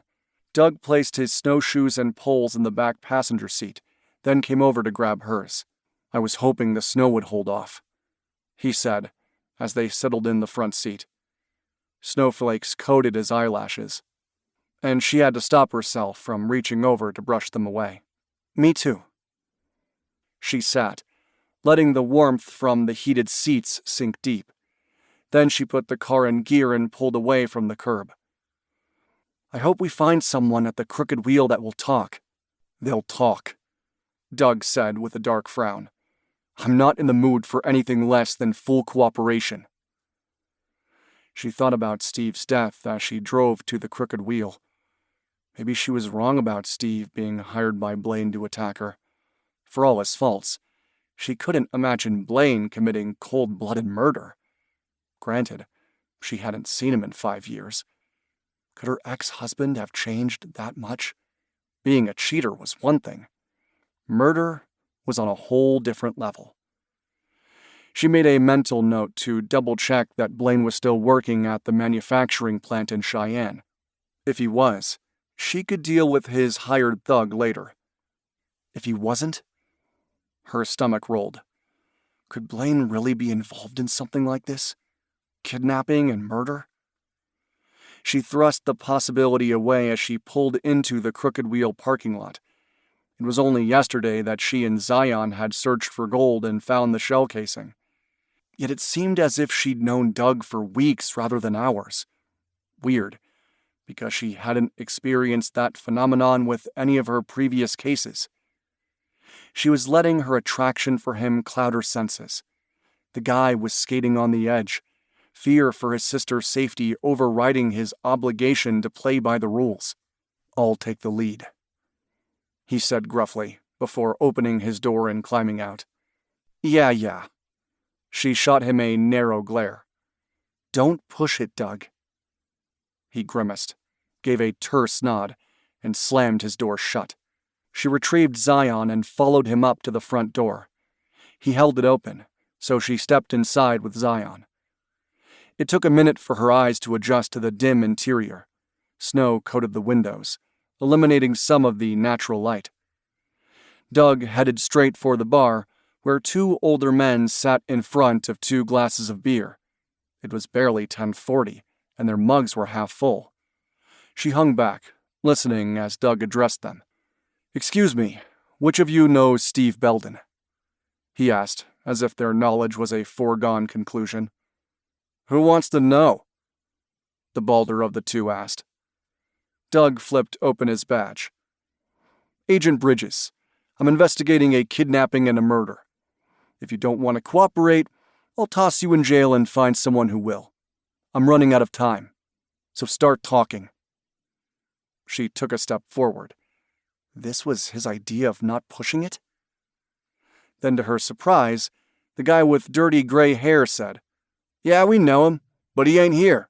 Left last night. Said he had to meet an old friend." An old friend? The knot in her stomach tightened painfully. Blaine? Battling a wave of nausea, she pulled out her phone and went back to her earlier social media search. This time she wasn't looking for her ex-husband's friends, but for his mother's maiden name. Swanson. Tanya Swanson. Blaine had once mentioned his grandfather had a cabin outside of Cody. He'd gone there as a kid. And that could very well be where Emily was being held now.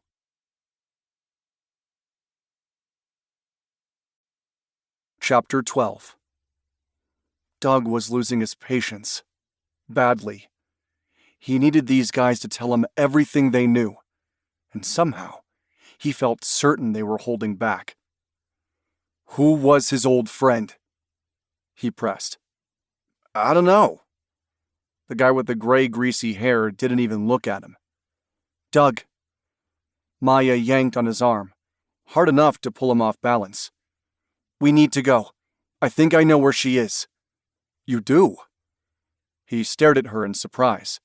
"Where?" "Come with me." She tugged on his arm again, and this time he didn't hesitate to turn his back on the 2 older men. They were halfway to the door when she added, "I think Steve's old friend is Blaine, my ex-husband." He frowned. "I don't understand. I thought your ex was in Cheyenne." "I thought so too." She paused, before heading out into the bitter cold. "When I first noticed someone behind me 2 weeks ago, I called the manufacturing plant to verify he was working.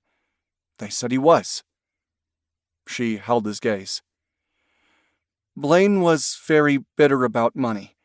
If he was offered easy money in exchange for doing something illegal, I think he'd take it. I searched his social media and discovered Steve Belden is listed as one of his friends. From there, I remembered that Blaine's grandfather had a hunting cabin about halfway between Cody and Grable." A wave of anticipation swept over him. "What's his grandfather's name?"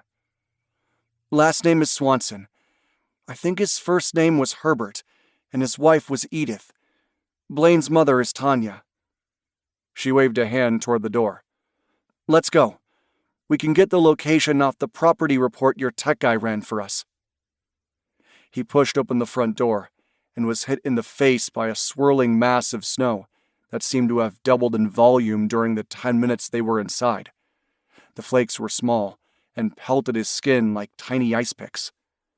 Ducking his head, he pushed forward, creating a path for Maya, who huddled behind him.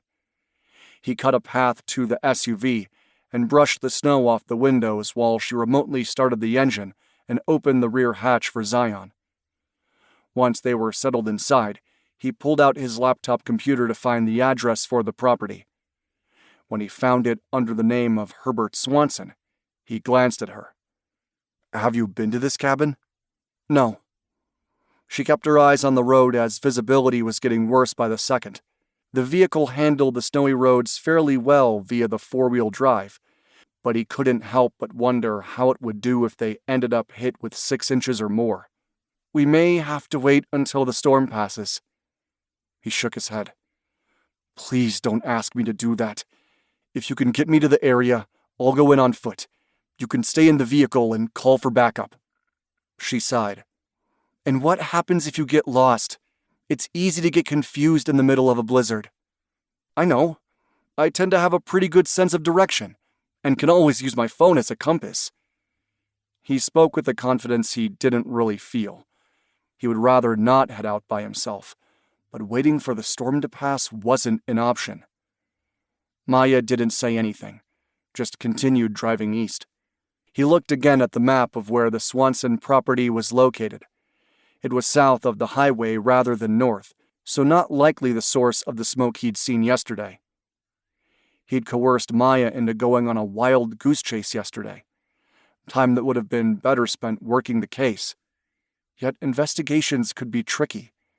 They may not have uncovered the connection between Steve Belden and Blaine any faster.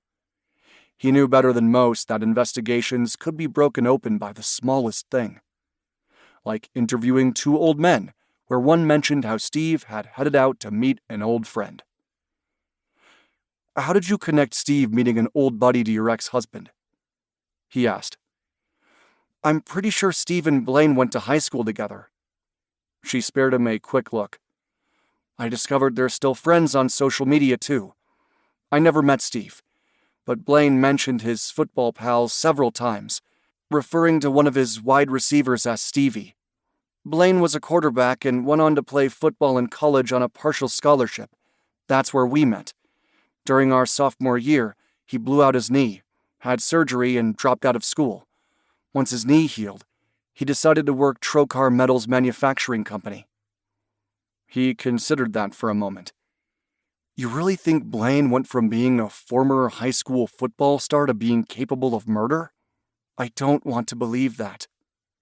Her voice was full of regret as she continued heading east. Their pace was slow but steady, and considering the snowfall, he couldn't ask for anything more. "But it wouldn't surprise me if he'd changed for the worst. Blaine always wanted more. More money, more stuff, more..." Her voice trailed off. "Greed can take over a person's life," he said. "Yeah." She was silent for a long moment. "I have to wonder if Blaine asked Stevie to follow me, maybe trying to scare me into coming back to him." He arched a brow. "He does know you're a former cop, right? I don't see you running to any man, even if you were afraid." She let out a harsh laugh. "Funny how you know me after being together for 24 hours better than he does, and we were married for 4 years. Yes, even if I was freaked out about being tailed, I would never go back to Blaine. For many reasons, but mostly because he cheated and blamed my job as a cop for his lack of morality and commitment." "Jerk," he said, inwardly reeling from her comment about how well they had gotten to know each other in such a short time frame. He'd felt the same way about her. Their kiss was still far too fresh in his mind. He forced himself to focus on the situation, not his growing feelings for Maya. "You're better off without him." She nodded. The SUV slid sideways on the slick road. Maya was able to regain control of the vehicle without difficulty. The wind caused snowdrifts, and he felt guilty all over again about asking Maya to do this. Consulting the laptop, he estimated they had another 5 miles to go. He tried to scan the landscape out his passenger window, but couldn't see much beyond the snow-covered trees. As much as he hated to admit it, getting lost was a distinct possibility. "There's still time to change your mind about this," Maya said. Her ability to read him was uncanny. "It's not likely they'll leave the cabin in this weather." I know you're right about that. But them being stuck on the property works in my favor. What if they take off the minute the snow stops? I'll have missed my chance to rescue Emily. He shook his head. I need to try. She didn't respond. He hated disappointing her, but he didn't see that he had another option. When she slowed the SUV and edged toward the side of the road, he tensed. This was it. Once he headed out into the blizzard to find the cabin, there would be no turning back. See that narrow opening between the trees? Maya asked. I believe there's a gravel road that will lead toward the driveway. He frowned. It doesn't look as if anyone has driven a vehicle down there recently. Yeah, I noticed that. She sighed. Maybe there's another way into the property. Or maybe they drove to a location where they picked up snow machines. She turned in her seat to face him. Or maybe we're wrong about Blaine, and Emily isn't here. I wish you would consider waiting until morning. If there's a cabin in the area, I'll find it.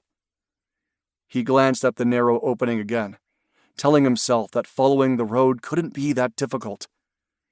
If Emily isn't there, I'll build a fire and hang out until the storm passes. Fine. She pushed the gear shift into park. We'll come with you. No! His tone came out more vehement than he'd intended. Please, Maya. I don't want to risk you and Zion. I need you to head back into Cody to arrange for backup. Here's a better idea. She jutted her chin at a stubborn angle. We go together with Zion and make sure Emily is there. Once we verify that, we both return to the SUV and call for backup. I refuse to risk your life, he repeated. Or Zion's. Give me time to find the cabin. If it appears occupied, I'll text you to call for backup. We're coming. End of story. She waved her hand impatiently. Sitting here and arguing is a useless waste of time. The snowstorm is growing worse by the minute. He held her gaze. Please, reconsider staying here. Nope. She pushed open her driver's side door, letting in a gust of snowflakes. Let's move. As he slid out of the car into the blustery wind, he sent up a silent prayer begging God to watch over them. If his decision to head out in this storm hurt Maya or Zion, he'd never forgive himself. Stay, Zion. Maya trudged around to the back of the SUV to put a clean and dry pair of booties on Zion's paws. The snow was already a few inches deep and coming down at a brisk pace. When the padded booties were in place, she buckled Zion's back vest snugly around her middle. The Sullivan canine lettering along the side was made from reflective material that would catch the light even from a distance. She had more faith in Zion's nose and the dog's ability to track Emily than in her ability to stay on course. Between her compass that was thankfully not dependent on her phone and Zion's nose, she was confident they'd be fine, barring any issues like freezing to death or falling down a ravine. Once Zion was set, she and Doug strapped on their snowshoes. She dug an extra face mask out of the compartment underneath the crated area for him. He looked grateful for the additional protection. We're going to let Zion take the lead, she said, her voice muffled by the face covering. She'll get us to the cabin. Okay. His green eyes reflected a sincere gratitude. I appreciate you doing this. As if she could walk away and leave him to venture out alone? Yeah, no matter what he'd thought, that was never a viable option. She pulled 2 protein snack bars from her pocket and offered him one. We'll need fuel to get through this. You think of everything, don't you? He asked as he unwrapped the bar and took a bite. Yep. She ate the protein bar, then turned her attention to Zion, setting the stage for their upcoming mission. The husky was always willing to play, but she liked to set the tone, revving the dog up with excitement. Are you ready, girl? Are you? She poured a little water into a dish and offered it to her partner. Then she switched to offering the bag containing Emily's gloves and socks. Zion sniffed them only for a moment before looking up at her with pale blue eyes, as if anticipating the command. Maya suspected Emily's scent was engraved in her dog's memory. "Are you ready to work? Let's search! Search for Emily!" The husky trotted a few feet away, lifting her snout to the air. Maya closed the back hatch, locked the SUV, then snowshoed across the surface on the newly fallen snow. She shouldn't have been surprised how quickly Doug had adapted to the snowshoes. He used them with an athletic grace her ex didn't share, despite his partial football scholarship. She wrestled with guilt over the possibility that Blaine was working with criminals who'd kidnapped Emily for money. With him, it was always about the money. Zion bounded through the snow with excitement, giving her hope they were on the right track. Catching up to Doug, she consulted her compass. She tipped her head down to keep the snow from getting in her eyes. "According to the map and my coordinates, we'll need to head southeast for at least a mile." She glanced up at him. "If this is the dirt or gravel road leading to the driveway, I doubt it's a straight shot to the cabin. Most roads aren't.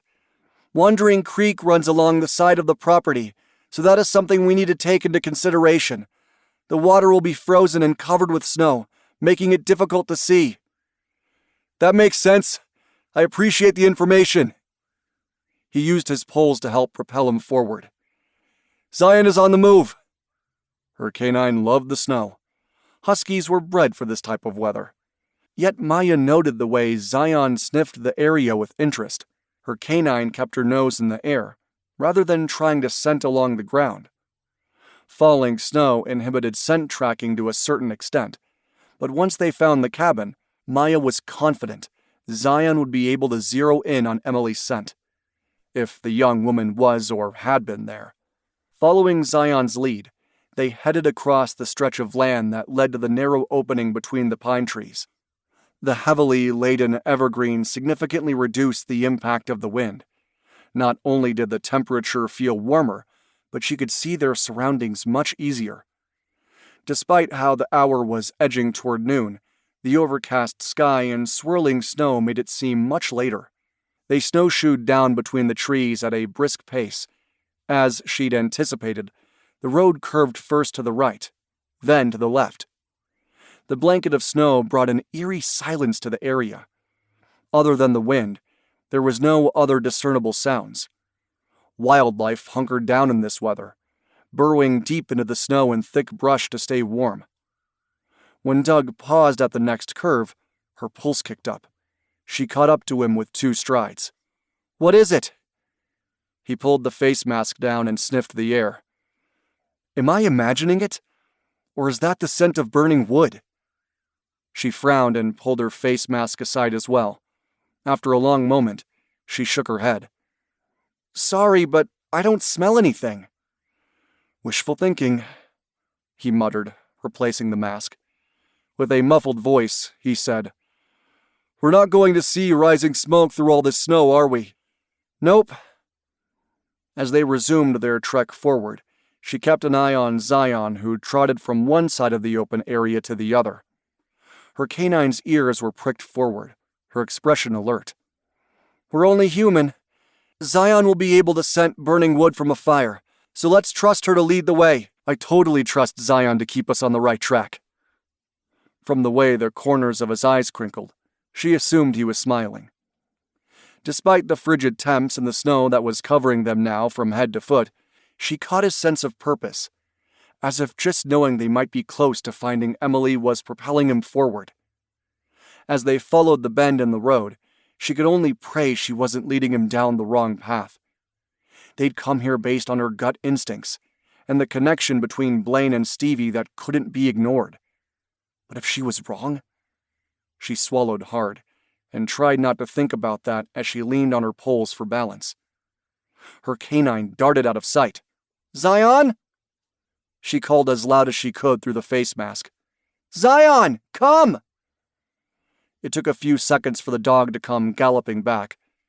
The snow settled on Zion's fur, making her look bigger than normal. Zion stood for a moment, gave herself a shake to get rid of some of the snow, then wheeled and ran off again.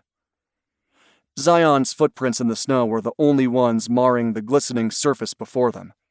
She and Doug were leaving tracks, but glancing back over her shoulder, she could see the snow was already filling the marks. Hopefully, there would be enough of a path for the local and state police to follow once they verified Emily's location and called for backup. There was still no sign of a cabin, and when they left the shelter of the trees, the snow obscured her vision. She squinted to keep an eye on Zion, catching glimpses of her canine's vest through the snow. Doug suddenly lurched sideways, leaning heavily on his left pole to keep himself from falling headfirst into the snow. She cautiously made a circle around him to see what had happened. His left pole was way down in the snow, indicating there was a dip in the ground below the layer of snow. She could just barely see the indentation, and couldn't blame him for missing it. "You okay?" she asked, as he struggled to regain his balance. "Yeah." He pulled his pole free, and gingerly took a few steps forward and to the right to keep away from another hidden hazard. "At least I didn't fall. Good job." She was impressed with his ability to stay upright. "How are your ankles? No injuries?" "Wrenched the left one a bit, but I'm good." He blinked the snow from his eyes. "Let's keep going." She nodded and turned to look for Zion. The dog was a few yards away, staring at them as if to say, "What's taking so long?" "We're coming," she called. The dog turned and continued forward. It took a solid 20 minutes for them to go 1 mile, and even then, she almost missed the path heading to the left. Tire tracks. They were full of snow, but the 2 tracks were clearly visible. Narrowing her gaze, she realized they had come from the opposite direction. Her earlier theory of the kidnappers taking an alternate way to reach the cabin appeared to be true. "We're getting close," Doug said. "The cabin can't be too much farther." "Don't bet on it," she warned, as they followed the faint tire marks. Zion was still well ahead of them. Since the canine didn't alert, she figured the dog must have caught some other scent. They trekked for another 20 yards. That's when she smelled it too. Burning wood. "I think I see the side of the cabin," Doug said, his voice low and muffled. "It's about 70 yards ahead." "Zion must see it too." She nodded toward her canine. "See how she runs ahead, then comes back to stare at me? She wants us to hurry." "We can't just rush forward," Doug protested. "We need to figure out where the windows are so we can avoid being seen." "I doubt they're expecting anyone to be out in the storm." She didn't mention just how crazy they were for being there in the first place. "But we do need to proceed with caution. Assume they're armed and dangerous." He nodded and gestured toward a cluster of trees to their right. She understood, and carefully turned to head toward them. "Zion, come!" She didn't want the dog to get close enough to attract attention. 5 minutes later, they reached the shelter of the trees. Her fingers and toes were cold, but the rest of her body wasn't too bad. The exertion of using the snowshoes helped keep her torso warm. The wood-burning scent was stronger here, and she could see the dark structure of the cabin up ahead. Snow blanketed the roof, and while she couldn't really see any smoke rising from the cabin, there was a bare patch without snow around the chimney. Someone was there.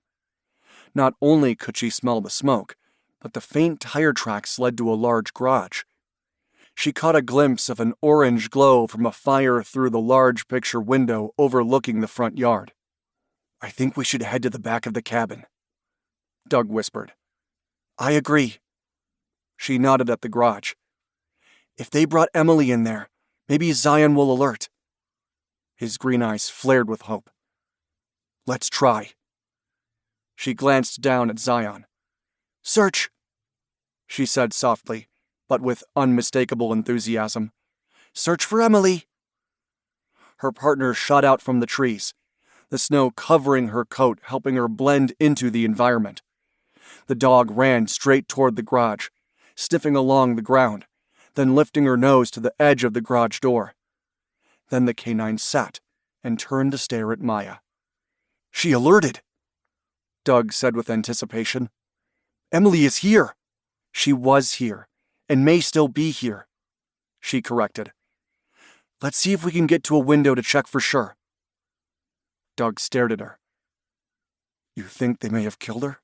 I didn't say that, but we need to get a visual. She gestured toward the cabin. They could have brought Emily here, then left again before the snow started to fall. I doubt that, but I'm all for getting closer. Doug eased out from behind the trees and carefully headed toward the garage. His clothes were covered in snow too, as were hers, so maybe nobody would notice. Unless they decided to look outside and catch a glimpse of their snowshoe tracks. She followed Doug to the garage, relieved when she reached the structure without incident. The building blocked the wind, but when they went around to the back, the wind slammed them in the face. Lowering her head and using all her strength on the poles to push forward, she followed Doug to the back of the cabin. There were smaller windows along the side of the house closest to the garage, and she wondered if they were bedrooms. Zion stayed close to her side. Maya hadn't rewarded the canine yet, but she would once they had a positive ID.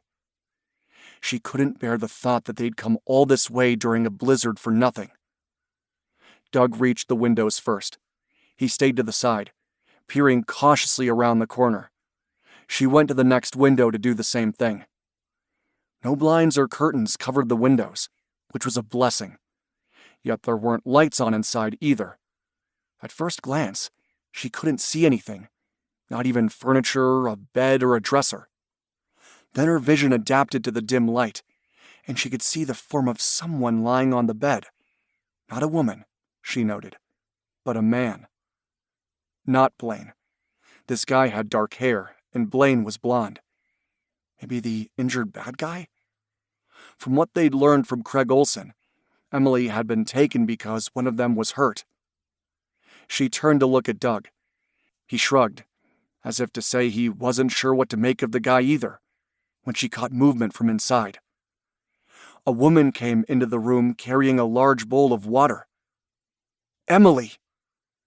She saw Doug react too, and knew their search was over. She needed to call for backup. It would take the local police time to get there, but they could head back to the SUV and wait for them to arrive. Digging her phone from the inside pocket of her coat, she brought up the screen to dial 911 when she saw the words, "No service."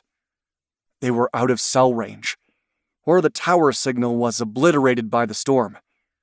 She lifted her gaze to Doug and shook her head. He grimaced and dug his phone out, but it was no use. He quickly stuck it back into his pocket. His phone didn't have service either. They were on their own.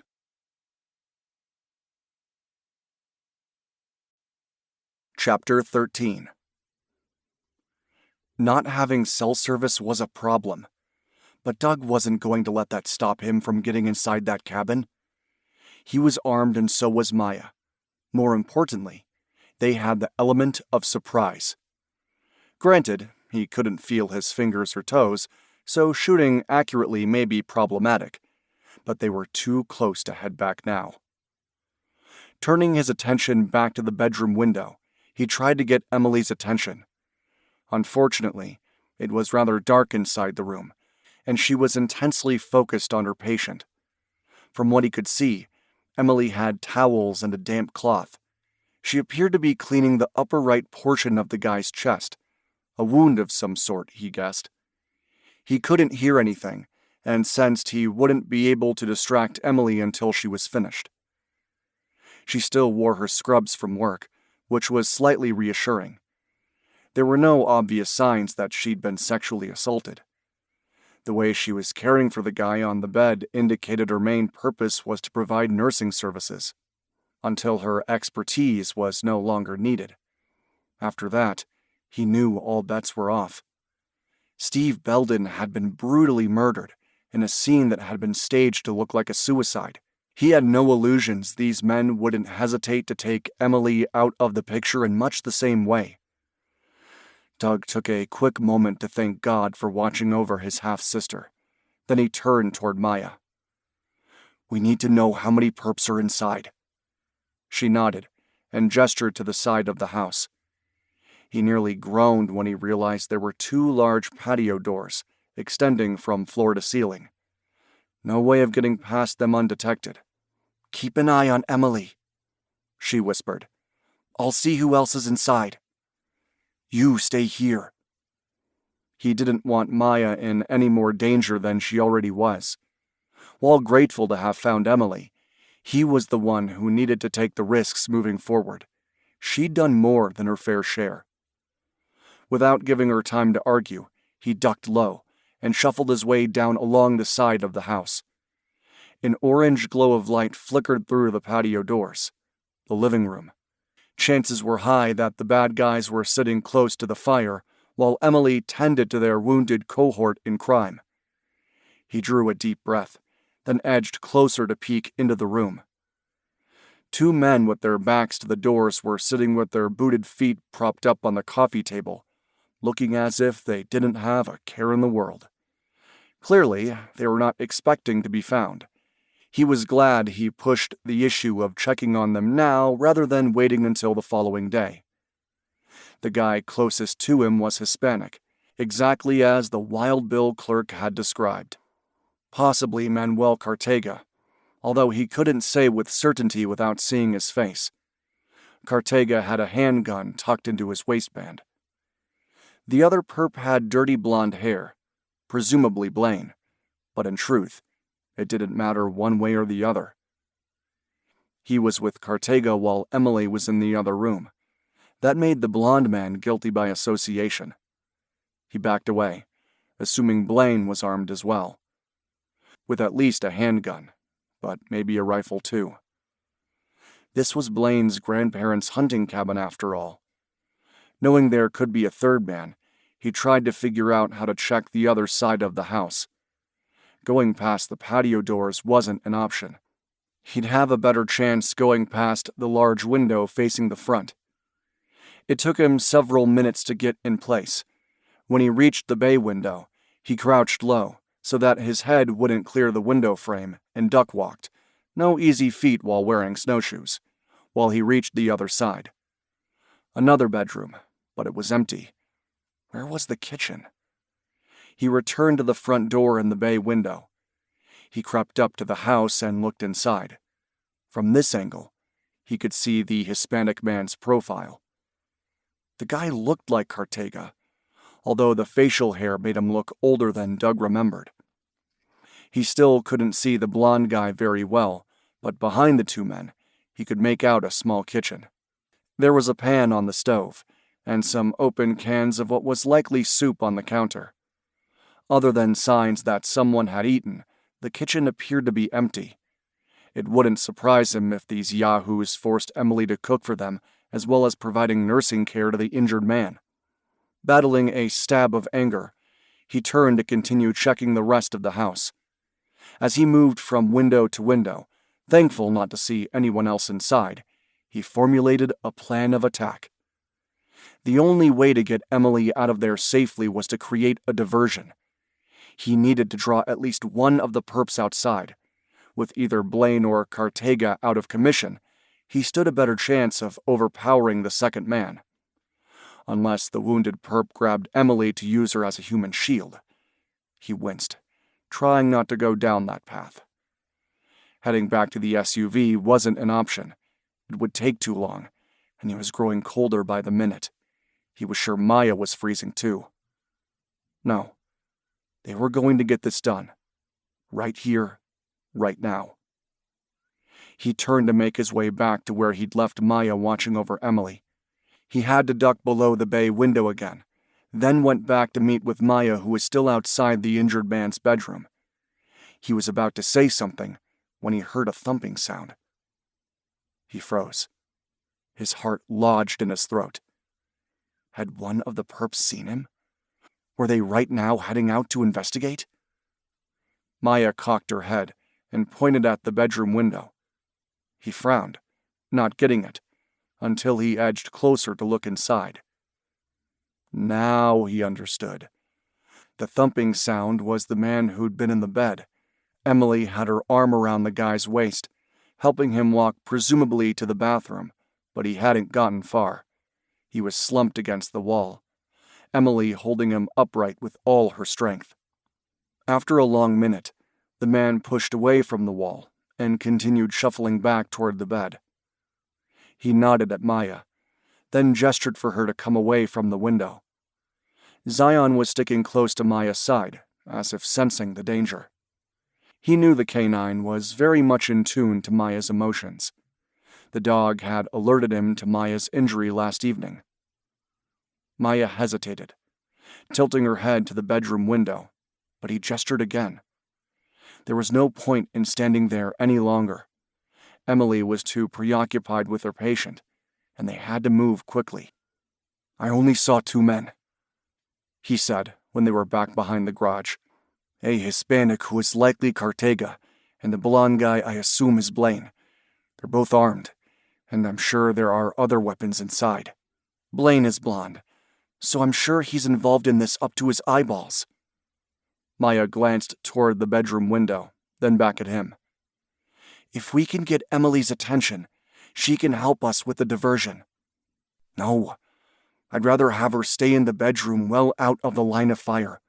We need a distraction." He glanced around the area. With the thickening layer of snow covering everything in sight, he searched for something he could use as a diversion. Looking for a rock to throw was laughable. Maybe a tree branch? "I think we should break into the garage," Maya whispered. "I'm sure we'll find something inside to use as a diversion." She was so smart he wanted to kiss her. He settled for nodding and taking the lead to head around the garage to the side door they'd passed earlier. The door was locked, but he jabbed his elbow against the window to break the glass. Thankfully, the tinkling sound was muffled by the snow. Moments later, they were inside. The interior was dark, ambient light only coming from the broken window in the door. He nearly tripped over his snowshoes. They weren't helpful for walking on concrete, and bumped into the SUV. Leaning against the car, he removed his gloves so he could unbuckle the snowshoes. A small light flicked on, and he was surprised to see Maya had a flashlight. Well, he wasn't really surprised, as she seemed to think of everything. More so than he had. He could take lessons from this woman and still be 2 steps behind when it came to dealing with an emergency. "Thanks," he said, wishing the garage was heated. When his boots were free from the snowshoes, he knelt beside Maya to take care of removing hers.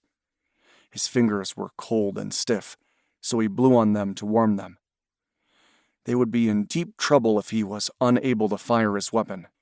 "What's the plan?" She knelt to take care for her dog. Zion shook her body, sending snow and water everywhere.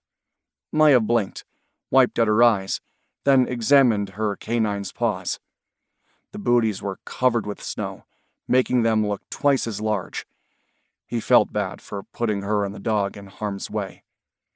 The sooner he could take care of these kidnappers, the better. He glanced around the interior of the garage. The SUV took up one bay, and the snow machine sat in the other. He knew they hadn't brought Emily here on the sled, so that one must belong to Blaine's grandfather. He sighed, weighing his options. "My plan is rather rudimentary. I'll slam something at the front of the house, drawing the 2 men out the front door. At least one of them will step outside where I can take care of him. You'll need to cover the back patio doors in case one of them tries to rabbit out that way." He noticed a wall with various tools hanging off the wall and gestured toward them. "One of those should do the trick." "Take care of him how?" She'd removed her face mask so he could see her frowning. "You can't just shoot first and ask questions later." He could, but that wouldn't be legal or ethical. Seeing Emily in person as she cared for the injured man had dulled his anger to a certain point, although he still didn't know for sure what she'd suffered during the past 30-plus hours or so. "I hope to catch him off guard long enough to disarm him. When I make my move, you'll need to attract the second guy's attention." Her gaze was skeptical. Maybe I should try to draw Blaine out. He knows me and may cooperate. No. His tone was hard and unyielding. You don't know the man Blaine is now. Cartega is ruthless. He could easily kill you without blinking an eye. The more he thought about his plan, the worse it sounded. I'm hoping Cartega will be the one to come out and investigate my diversion. But if your ex takes the lead, I want you to make some noise to draw attention to the back, then get far away from the house. Out of gun range, he thought grimly. She shot him an exasperated glance, then stood. Zion stood beside her like a silent sentinel. The dog rarely barked, a rather curious trait for a dog, yet maybe that had been part of Zion's training. Crossing to the wall of tools, he considered his options. He picked up a hammer, considered the torque wrench, then noticed a jack stand lying on the floor. Spying the crowbar next to it, he picked that up. It was lighter than the torque wrench, making it easier to swing as a weapon. He glanced at Maya. What would you like, the crowbar or the torque wrench? Her brows lifted. Crowbar. Here you go. He handed it to her, then placed the hammer in his pocket. His goal wasn't to break the window, but to make thumping sounds that would draw the men out of the house. He turned to face Maya. Are you ready? Her gaze was solemn as she nodded. Yes, we only fire in self-defense, and the goal is to keep Emily safe. Agree. He moved closer. And I want you and Zion to be safe too, okay? Let me do the hard work. I'm not helpless, she said, annoyed. I know how to protect myself. Logically, he knew she was right, but he couldn't bear the thought of her being hurt or worse. He reached for her hand, tugged her close, and kissed her. Her lips were cool, but instantly warmed beneath his. For a long moment, they held each other close. Zion bumped her nose against him, making him smile. Then he broke off from their kiss and took a step back. As much as he'd rather spend time with Maya, it was time to get to work. But once Emily was safe, he wanted to see Maya again. Just the two of them. Alone. Well, maybe with Zion too, but without the threat of danger looming over them. He pulled his face mask up over his nose and mouth, drew his gloves on, and headed toward the garage door. He purposefully left the snowshoes behind. The trek to the front door would be difficult, but from there, he'd need to be agile, to move quickly in order to take whichever perp came to the front door. This was it. As he stepped back out into the blizzard, he prayed. Please, Lord Jesus, keep Maya, Zion, and Emily safe in your care. Shaken by Doug's potent kiss, she'd momentarily forgotten they were in a garage of Blaine's grandparents' cabin. Maya pulled her protective gear into place. Come, Zion. She held the crowbar in one hand and followed him out into the snow. The wind was stronger now, whistling between the trees. The tracks they'd made earlier were full now, leaving just the slightest indentations behind. Walking in the deep snow without the snowshoes wasn't easy. Her foot sank to mid-shin with every step, yet she understood the need to leave them behind. Hopefully, they would be inside the cabin sooner rather than later. Zion stayed at her side as she made her way around to the rear patio doors. She took a quick moment to peer into the bedroom window. Thankfully, Emily was still inside the room with her patient. They appeared to be talking, and she wondered if Emily was trying to convince the injured man to let her go. Hopefully, Emily would stay put once Doug put his plan into action. She had her weapon, but couldn't use it while wearing gloves. Doug had the same issue.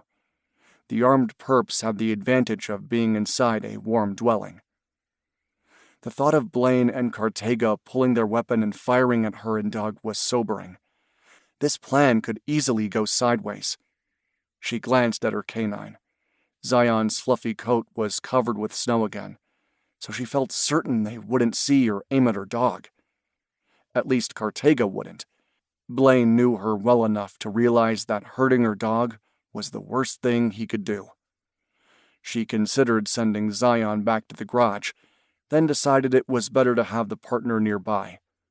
Besides, as well-trained as Zion was, she knew the husky would come running to protect her once things started happening, and that may distract her from her mission. No, it was better to keep the dog close. Maya pressed her back up against the side of the house and peered around the edge. The glow of the fire made her yearn to get closer. She was so cold her body was shivering. That was a good sign, but it wouldn't take long for hypothermia to set in. She saw Blaine and Cartega relaxing in their respective chairs, boots up on the coffee table. Apparently, they hadn't moved in the time she and Doug had gone to the garage and back. She held the crowbar, ready in case one of them decided to come out the back. For several long seconds, nothing happened. Then she heard the distinctive thump as Doug slammed the hammer against the wall. Both men straightened in their seats, turning to face the front window. When Maya realized she was holding her breath, she forced herself to breathe. After another long moment, the two men relaxed, apparently assuming the thudding noise was snow falling off the roof or taking down a tree branch. Then Doug hit the side of the house again. Despite the wind and swirling snow, she was able to hear the sound. Again, the two men glanced at each other. Then Cartega pulled his feet off the table and stood. She could see Blaine telling him something, likely attempting to convince him the sound was nothing to worry about. A reluctant smile tugged at the corner of her mouth at how well Doug's plan was working. She steeled herself to take action, watching as Cartega went to the picture window overlooking the front yard. "Come on, open the door," she thought. "Open the door and step outside." He didn't. After peering through the window for 10 seconds, he turned to say something to Blaine. Now what? Should she make noise back here? Waiting was torture, and she tried to think like Doug. Thump, thump, thump. The 3 bangs came close together, sounding as if he was kicking his foot against the front door. Her breath caught in her throat as Cartega pulled his weapon from his waistband and reached for the door handle. She lifted her crowbar, wrapping her gloved hands around the base, waiting for the right time. As if viewing a movie in slow motion, she watched as Cartega pulled the door open and took a step forward, leading with his weapon. When she caught a blur of movement that resulted in Cartega going down, she took a quick step back, her foot slipping in the snow. By sheer force of will, she managed to stay upright and slammed the crowbar against the wall with all her might. The patio door abruptly slid open. Her awkward position of leaning against the side of the house put her at a disadvantage, yet she brought the crowbar back, aiming for Blaine's midsection, fearing she'd kill him if she struck him in the head. Zion growled low in her throat, lunging forward and grabbing Blaine's leg with her teeth. "What the?" His curse was cut off when the dog bit down hard. "Ow!" Maya brought the crowbar up again, ramming the metal bar into his gut. With Zion holding on to his leg, her thrust sent him reeling. Zion eventually let go, backing away but keeping her blue gaze on Blaine. Maybe it was her imagination, but the dog looked satisfied with the role she'd played in this tussle. Shouldering her way through the opening of the patio door, she followed Blaine. The warmth was a blessing, but there was no time to appreciate it. Somehow, she'd managed to hang onto the crowbar. Blaine let out a howl and pulled his weapon. Before he could turn the muzzle toward her, she swung the metal rod, bringing it down on his wrist. He cried out in pain, curse words tumbling from his lips. The gun clattered to the floor. She kicked it with her boot, sending it skittering across the wooden floor. right toward the injured man, who stood in the hallway off to the side of the kitchen next to Emily. He stopped the gun with his foot, and their eyes met. His were an icy blue color, much like Zion's. Before she could say a word, Blaine launched himself at her. She took his weight with a muffled oomph, and they both tumbled backward. The back of her head slammed into the patio door, near the area that was already injured. "What are you doing?" Emily cried out in horror. Maya didn't have time to glance at her, because Blaine's hands were closing around her throat. She brought her knee up into his groin, but the padded snowsuit she wore minimized the impact. She tried to bring the crowbar up, but couldn't. Blaine let out another howl, making her realize Zion had grabbed his leg again. His fingers loosened around her throat, providing the opening she needed. Dropping the crowbar, she wrestled her hands between his arms to break his grip. Then Blaine was suddenly pulled away from her. Zion still had a hold of his leg, and he went down, hitting the floor with a loud thud. From where she was slumped against the patio door, she could see how Blaine's head bounced off the floor. Not that she felt much pity for him. "Release!" she croaked. "Zion, release!" Zion let Blaine go and backed away, still growling. Thankfully, Blaine didn't move, appearing to be out cold. A flash of hot anger darkened Doug's eyes as he whirled toward the injured man standing beside Emily. He was holding on to the wall and bending over to pick up the gun, but he was a moment too late. Don't! Doug barked. He had his weapon in hand and was pointing it directly at the wounded perp. Let Emily go! The wounded man froze, then slowly lifted his hands palms forward. Then he went a step further and kicked the gun down the hall behind him. "Doug!" Emily rushed forward, as if to throw herself into his arms, but then stopped when her brother held out his hand. His gaze appeared locked on the only perp standing, and Maya feared he might just finish him off. Stay back, Doug said harshly. "Over here, Emily," she said, her throat sore from being gripped by Blaine. She pulled her gloves off and fished in her pocket for her weapon. "Stand over here." "Who are you?" Emily asked in confusion. Apparently, being covered from head to toe had made it difficult for Emily to recognize her. She pulled the face mask away. "Maya Sullivan, Kendra's sister." Despite the warmth of the fire, she was still shivering. Cold air streamed through the open front and patio doors. Her fingers trembled so badly she doubted she'd be able to shoot if needed. Thankfully, she didn't think that would be necessary. "Do me a favor and close the patio door." "Maya!" Emily looked relieved to see her. The younger woman quickly closed the patio door, then stepped over Blaine to get to the front door. Blaine abruptly grabbed Emily's foot, stopping her. "No!" Maya lunged forward, stomping hard on Blaine's stomach, bringing the muzzle of her gun up to his face. "Let her go!" Blaine did so, his eyes wide. Then he smirked. You wouldn't shoot me. Don't bet on that. She stepped back, still holding her weapon in a two-handed grip. At this range, she couldn't miss. She hoped. Emily, we need rope to tie him up, Doug said calmly. He glanced at her, nodded with appreciation, then added, See what you can find. "Oh, okay." Emily crossed to the kitchen, this time making sure to give Blaine and the injured perp a wide berth. "But how did you get here?"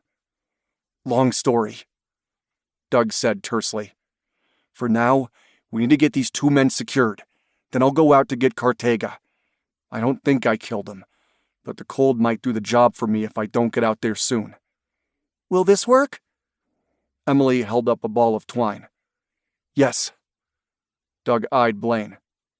Roll onto your stomach and put your hands behind your back. Don't give me a reason to shoot.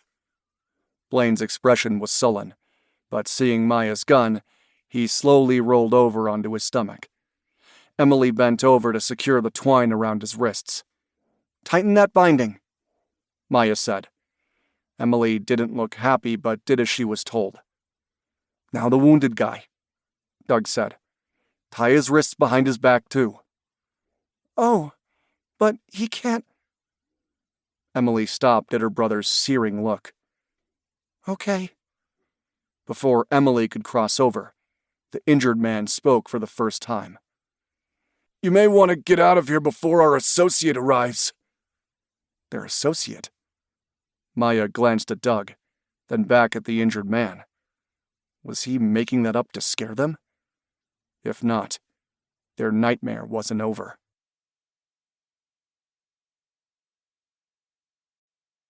Chapter 14. Doug stared at the blue-eyed perp. The mystery man might be wounded, but Doug didn't believe for 1 second the guy was harmless. In his opinion, the perp looked more dangerous than Blaine and Cartega combined. "Emily, tie his wrists tightly." He ignored the perp's statement about more bad guys being on the way. The weather would give them plenty of time to prepare for a new arrival. He hoped. Emily didn't look happy as she took a length of twine to bind his wrists as directed. Doug didn't care for the way his sister seemed so protective of the guy. Maybe she'd be that way toward all her patients, but somehow he doubted it. This guy had gotten to her. Because she had a soft heart? Or was she suffering from a form of Stockholm Syndrome? Either way, he lowered his weapon once the wounded man had been secured. 2 down and 1 more to go. "Sit down," he ordered. The injured man sat. He turned to Maya. "Get Blaine into another chair. I need to head back out to grab Cartega." Maya was already pulling her ex-husband to his feet. She pushed him toward the chair he'd been sitting in earlier. Zion was looking at Maya expectantly, so when Blaine was taken care of, she crossed to the dog. "Good girl," she said in a low voice. Then she pulled the bunny from her pocket and tossed it into the air. Zion leaped up to grab it, shaking her head from side to side as if daring Maya to yank it back. Then the dog trotted around the room with her prize. It would have been funny if not for the seriousness of the situation. "Is that how you found us? Did Zion track me here?" Emily asked. Zion helped, but Maya was the one who put it together. He crossed to the front door and pulled it open. The blast of cold wind brutally slammed against his face. He still wasn't warm and was beginning to doubt he ever would be. Cartega was lying on the ground where he'd left him. A thin layer of snow covered his body, indicating the drug dealer hadn't moved. Earlier, when he'd pounded on the wall to draw the guy outside, Doug had lunged forward, bringing the hammer down hard on Cartega's extended arm. He'd heard the crack as the guy's wrist snapped in two. Cartega had screamed and dropped the gun, grabbing at his injured arm. Ignoring the flash of guilt, Doug had taken advantage of his pain long enough to strike him on the back of the head. His goal was to disable him long enough that he could get inside to help Maya. He hadn't intended to kill him, yet the way Cartega was lying face down on the ground covered with snow wasn't a good sign. He reached down, grabbed the guy by the back of his shirt, and lifted him up. Cartega's body was limp. He didn't move or seem to know Doug was there. After rolling him over onto his back, Doug reached down to check his pulse. And found nothing. The drug dealer was dead. He swallowed hard, hoping God would forgive him. With a heavy sigh, he stood and turned to head back inside. Reviewing the steps he'd taken wasn't helpful. This wasn't the time to dwell on things he could have done differently. Cartega had chosen his life of crime.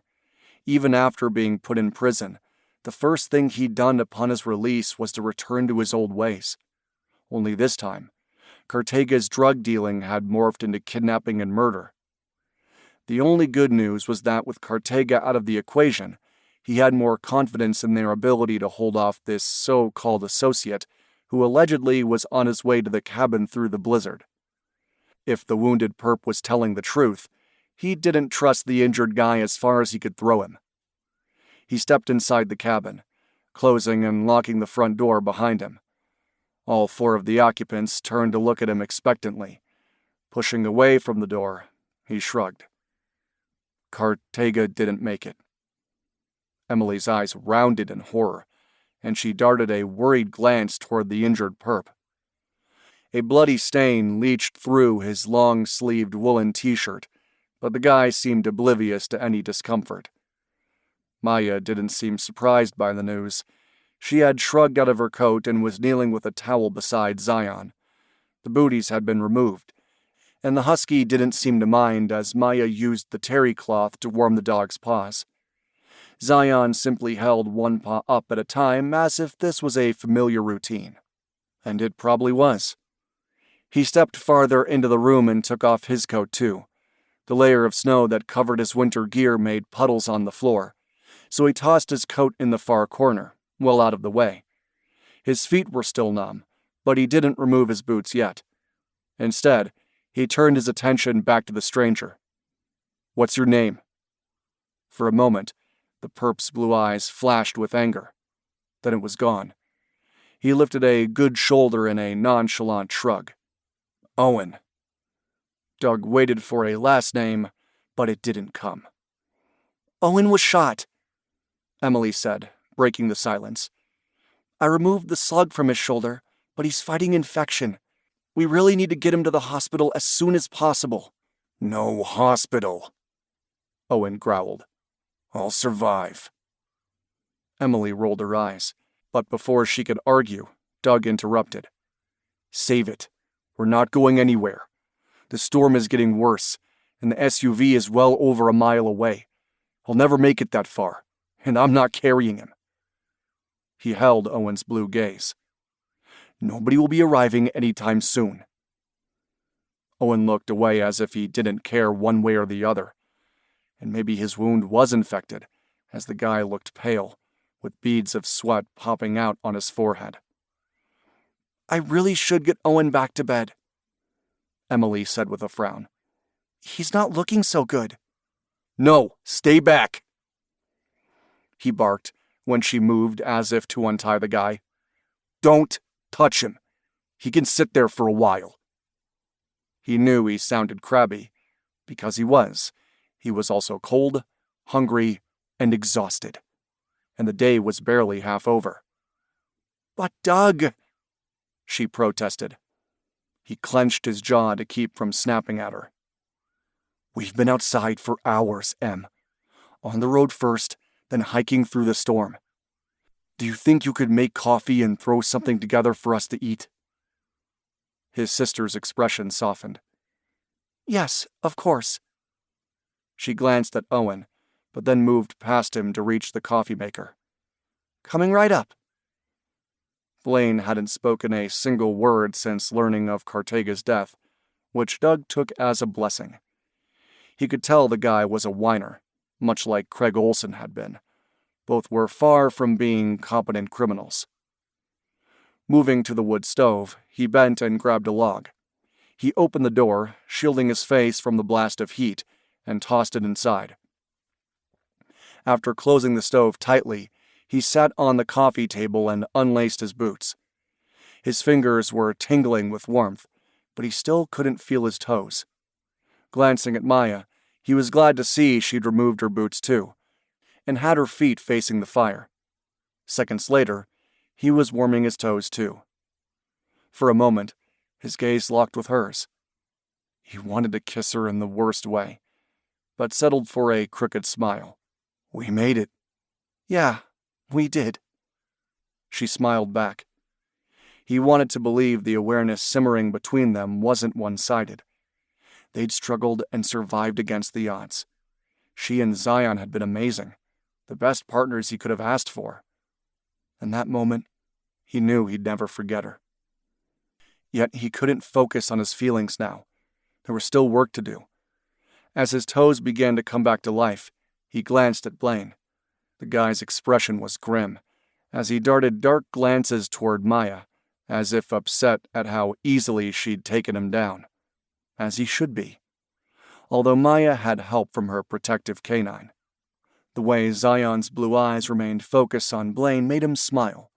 The dog knew Blaine was the bad guy, and Doug suspected if the guy made a move toward Maya, the husky would jump him. Blaine seemed to sense that too. "Here you go," Emily said, bringing 2 steaming mugs of coffee into the living room. She handed one to Maya, then turned to him. "There are several cans of beef stew available if you're interested." "Very interested," he said, taking the coffee. He wrapped his fingers around the mug, nearly moaning with pleasure. He would never take being warm and having shelter for granted ever again. "Thanks." Emily rested her hand on his shoulder for a moment. "Thank you for coming to find me. I never imagined you'd hike through the snowstorm." He patted her hand. "You should thank Maya. I wouldn't have made it without her help. We worked together, no thanks needed." Maya sipped her coffee. As Emily turned to head back to the kitchen, she said, "Maybe we should interrogate these guys to figure out what is really going on." Blaine scowled at her comment. "Nothing is going on. Your dog bit me, and you killed Cartega for no reason. We didn't hurt the girl. We just needed her to take care of Owen."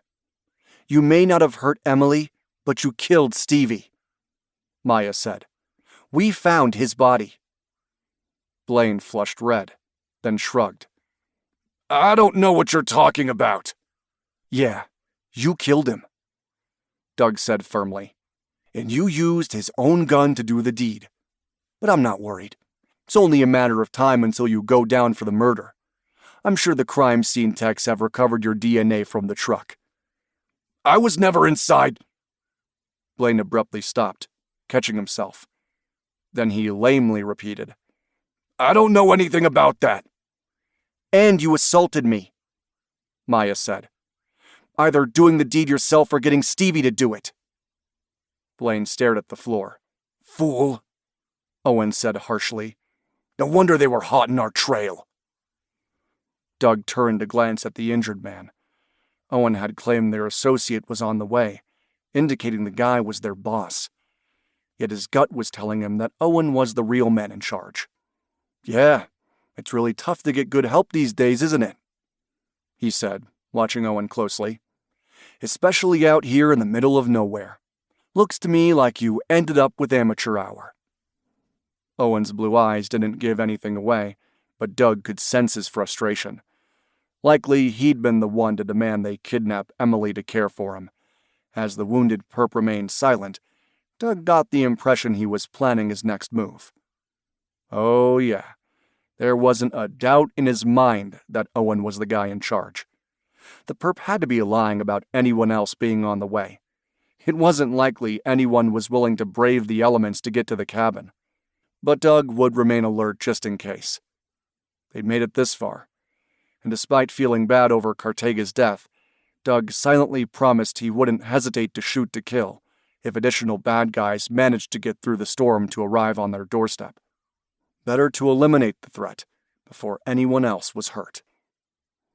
The warmth of the cabin had finally reached Maya's core, but with the heat came a wariness that was hard to fight back. She'd used up every bit of her energy to keep moving forward, and wanted nothing more than to curl up for a long nap. She could see the wariness on Doug's features, too. "Hey, nurse, fix my leg," Blaine said in a petulant tone. "That stupid dog bit me." "Shut up." Doug's voice was harsh. "Or I'll find something to use as a gag to keep you quiet." Maya arched a brow at the alarm in Emily's gaze as she stood warming the beef stew on the stove. Doug's sister was too soft-hearted for her own good. "I'll take a look," Maya offered, although touching Blaine was the last thing she wanted to do. Blaine opened his mouth, glanced at Doug's threatening glare, then closed it again. He moved in the chair so that his injured leg was before her. Setting her empty coffee mug aside, Maya bent over to examine Zion's bite marks. Thankfully, they weren't as bad as she'd feared. Zion's teeth had dug deep mostly because of the way Blaine had tried to fight her off. The wounds were red, though, and she knew they could easily become worse. Dog bites were notorious for causing infections. "I'd better clean this," she said with a sigh. Doug frowned but didn't protest as she made her way to the kitchen. Her socks grew damp from the melted snow puddles on the floor. Once she'd taken care of Blaine's wounds, she'd search for replacements for herself and Doug. She abhorred the idea of heading back out into the storm, but they needed to be ready just in case. The beef stew smelled wonderful. She filled a bowl with hot water, found soap and a washcloth, then returned to the living room. Blaine's expression was sullen as she quickly cleaned the bites. Her ex-husband was obviously biting his tongue, clearly believing Doug's threat to gag him. Emily washed her hands, filling 2 bowls with steaming beef stew, and carried them into the living room. Maya sat in the chair Cartega had used, gratefully accepting the food. Doug cradled his bowl on his lap, too. He met her gaze, and she knew he was silently asking her to pray. Dear Lord Jesus, we thank you for keeping us all safe in your care.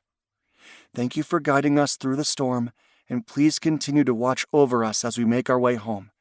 Amen. Amen, Doug echoed. Blaine snorted with derision, but Maya ignored him. She took a bite of the steaming meat, burning her tongue.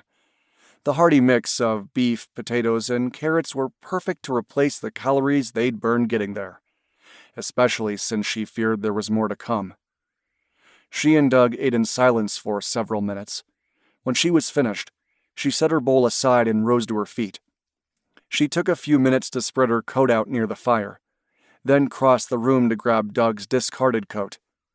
Both items needed to be warmed and dried out if they were going to survive another encounter with the storm.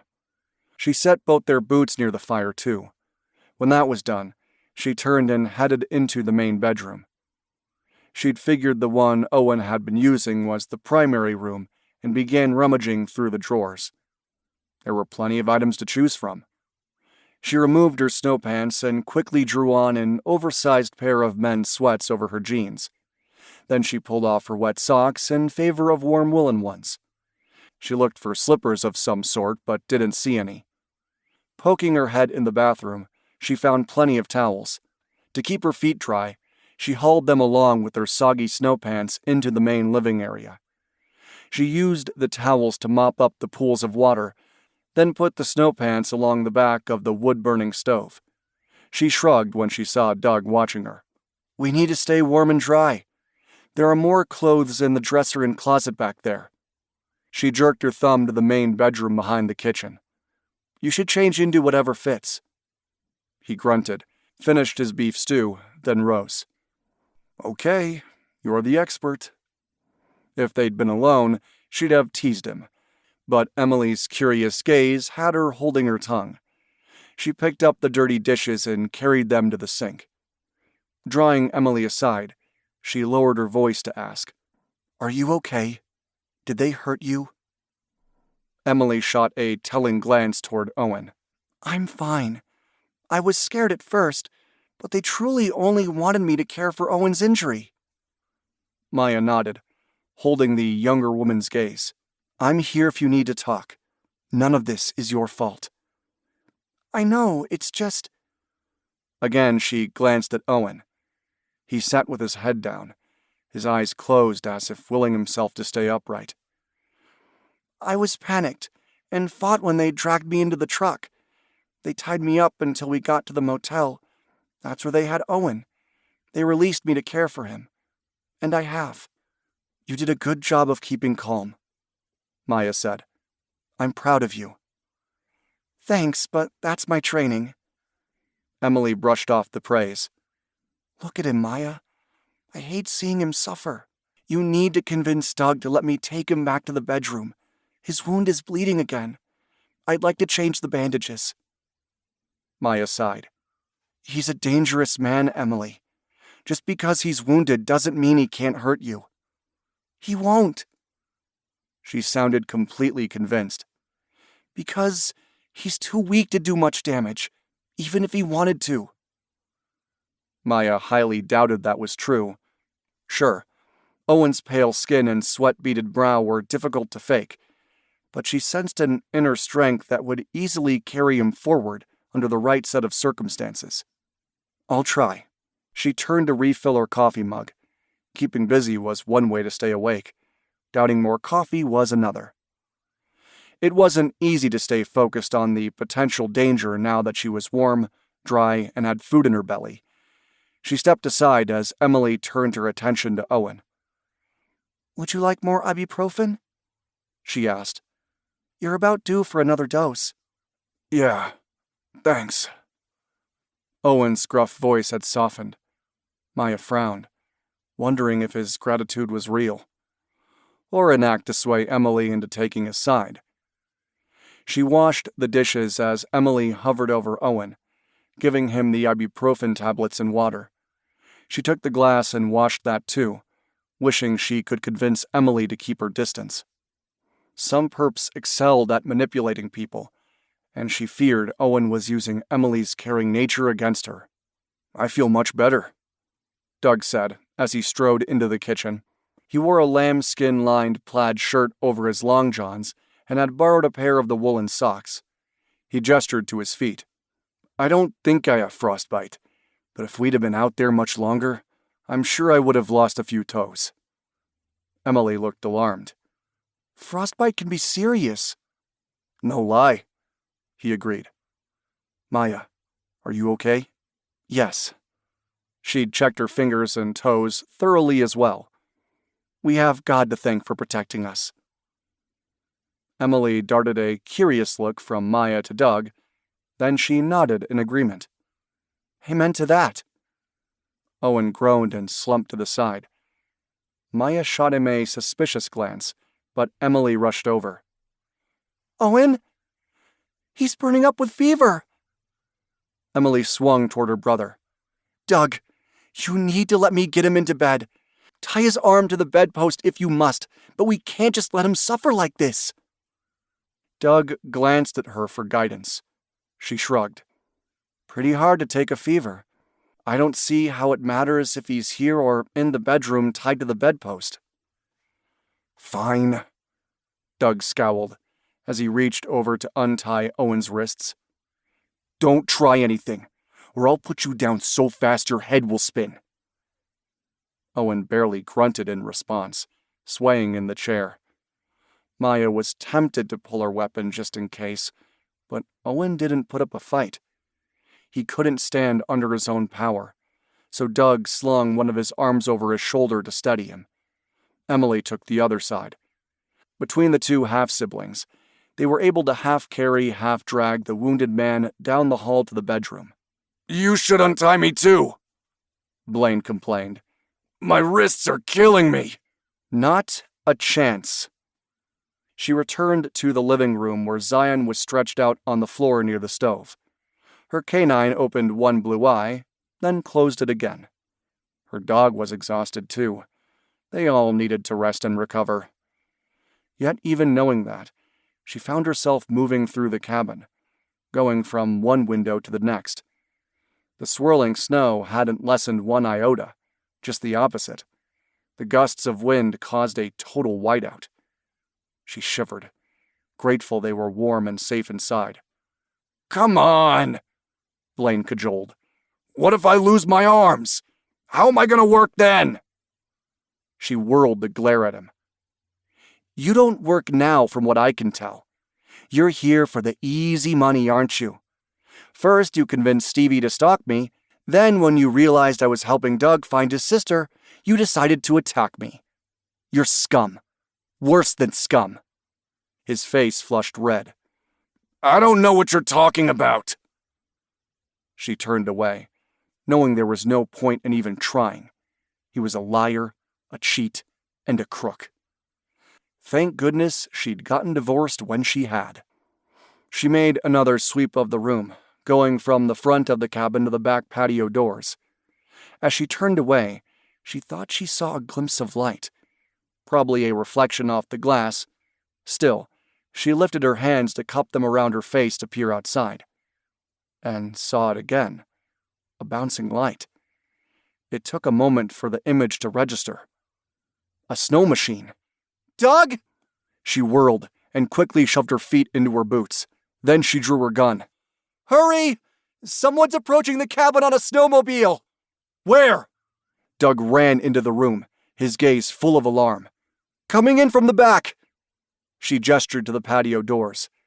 I hate to say it, but I think that's the associate Owen mentioned. Doug grimaced and reached for his boots. Stay here. I need you and Zion to protect Emily. I don't think you should go alone, she protested. He could have a rider behind him, or another sled may be on the way too. Doug's expression was grim as he grabbed his coat. Keep Emily safe, he repeated, then quickly turned and headed out the front door, disappearing into the swirling snow.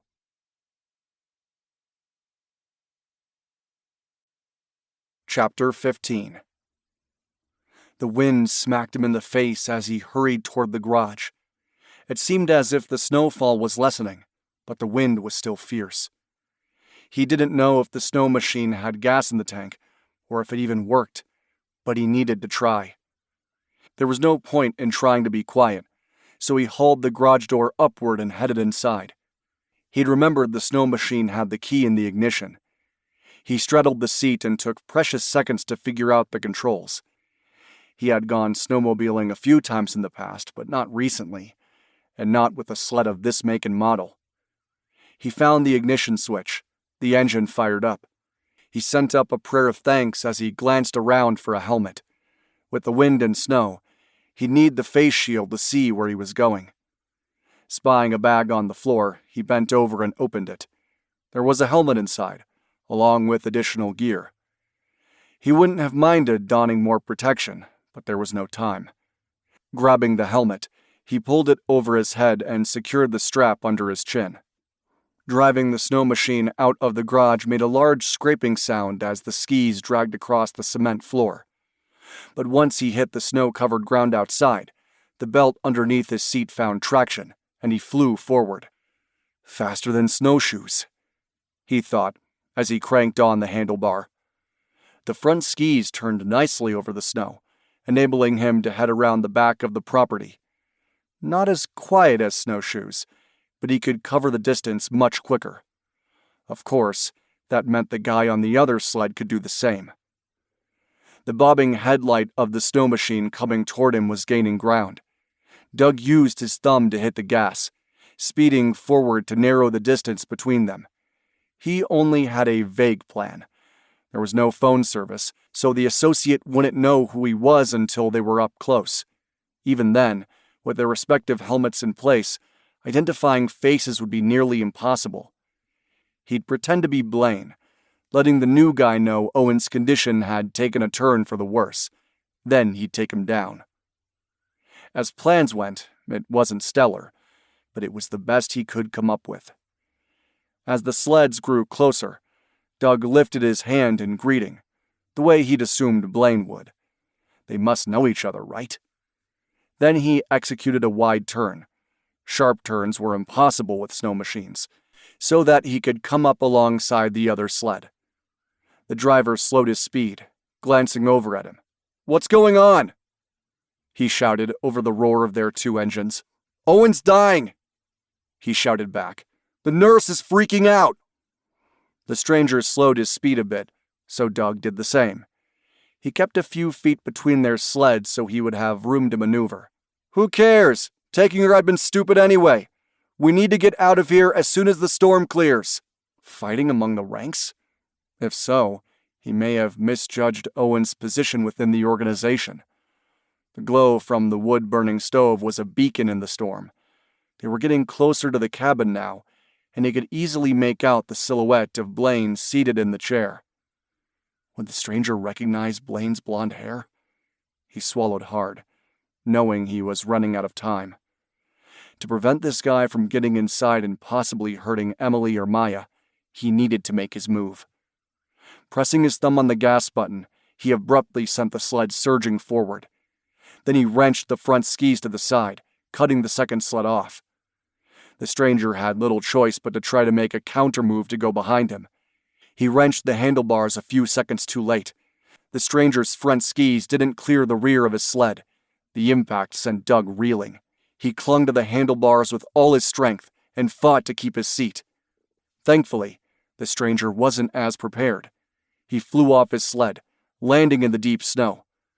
Doug released the throttle and quickly yanked his gloves off with his teeth.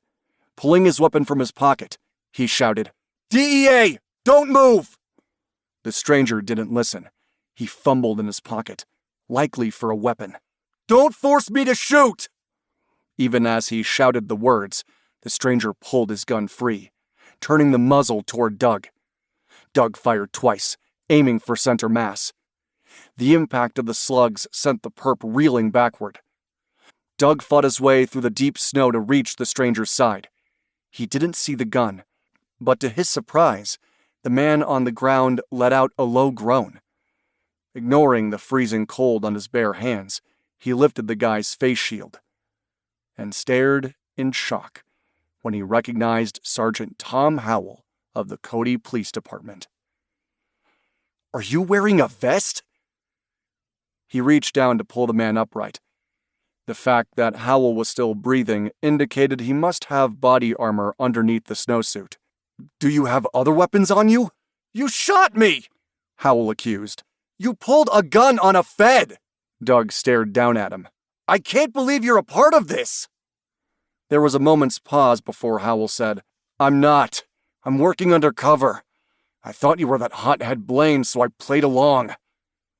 Howell put a hand to his chest. "Man, it hurts to take 2 slugs to the vest." Doug narrowed his gaze, unsure if he should believe him. He bent and continued patting him down. Finding no other weapons, he took a step back. "Get up.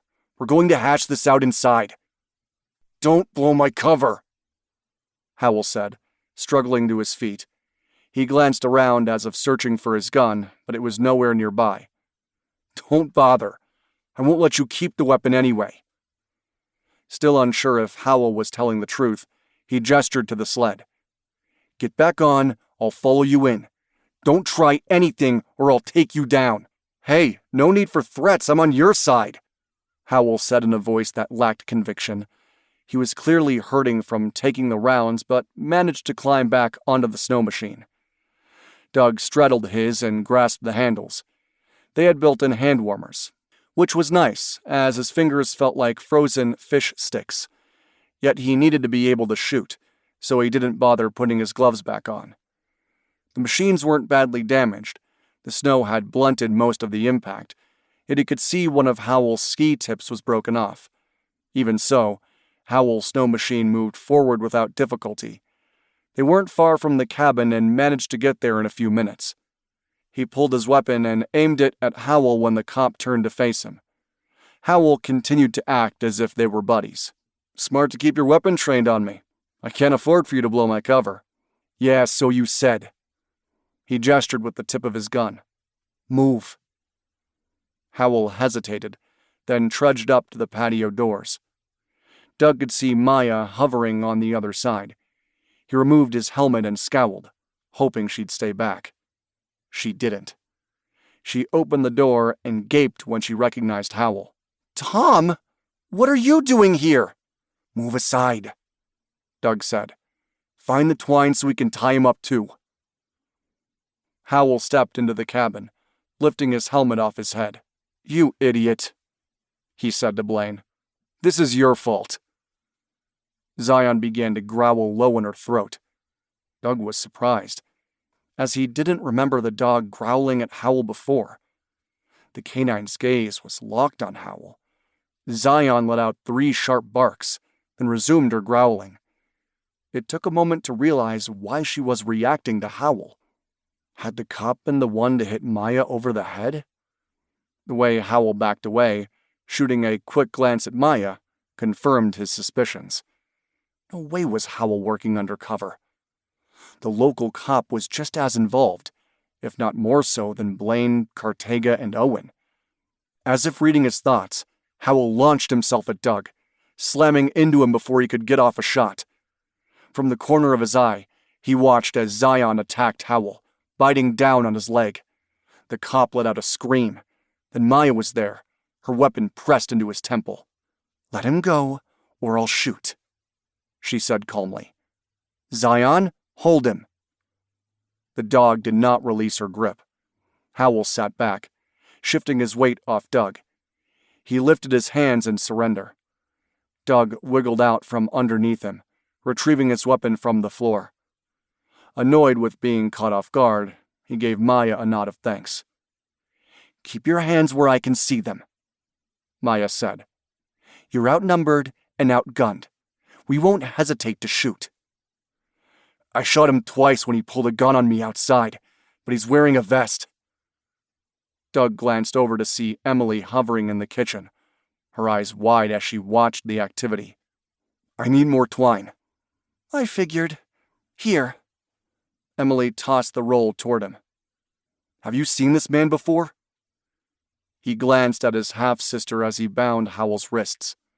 "Has he been involved?" "I saw him at Wild Bill's," Emily said. "but not since then." When he'd finished tying Howell, he lifted the guy up and set him down hard on the chair next to Blaine. Then he asked, "I have 3 of you in custody now. Cartega is dead. I want to know how many others are involved in whatever you have going on here." Blaine and Howell glanced at each other but said nothing. Doug sighed. He hadn't really expected them to talk.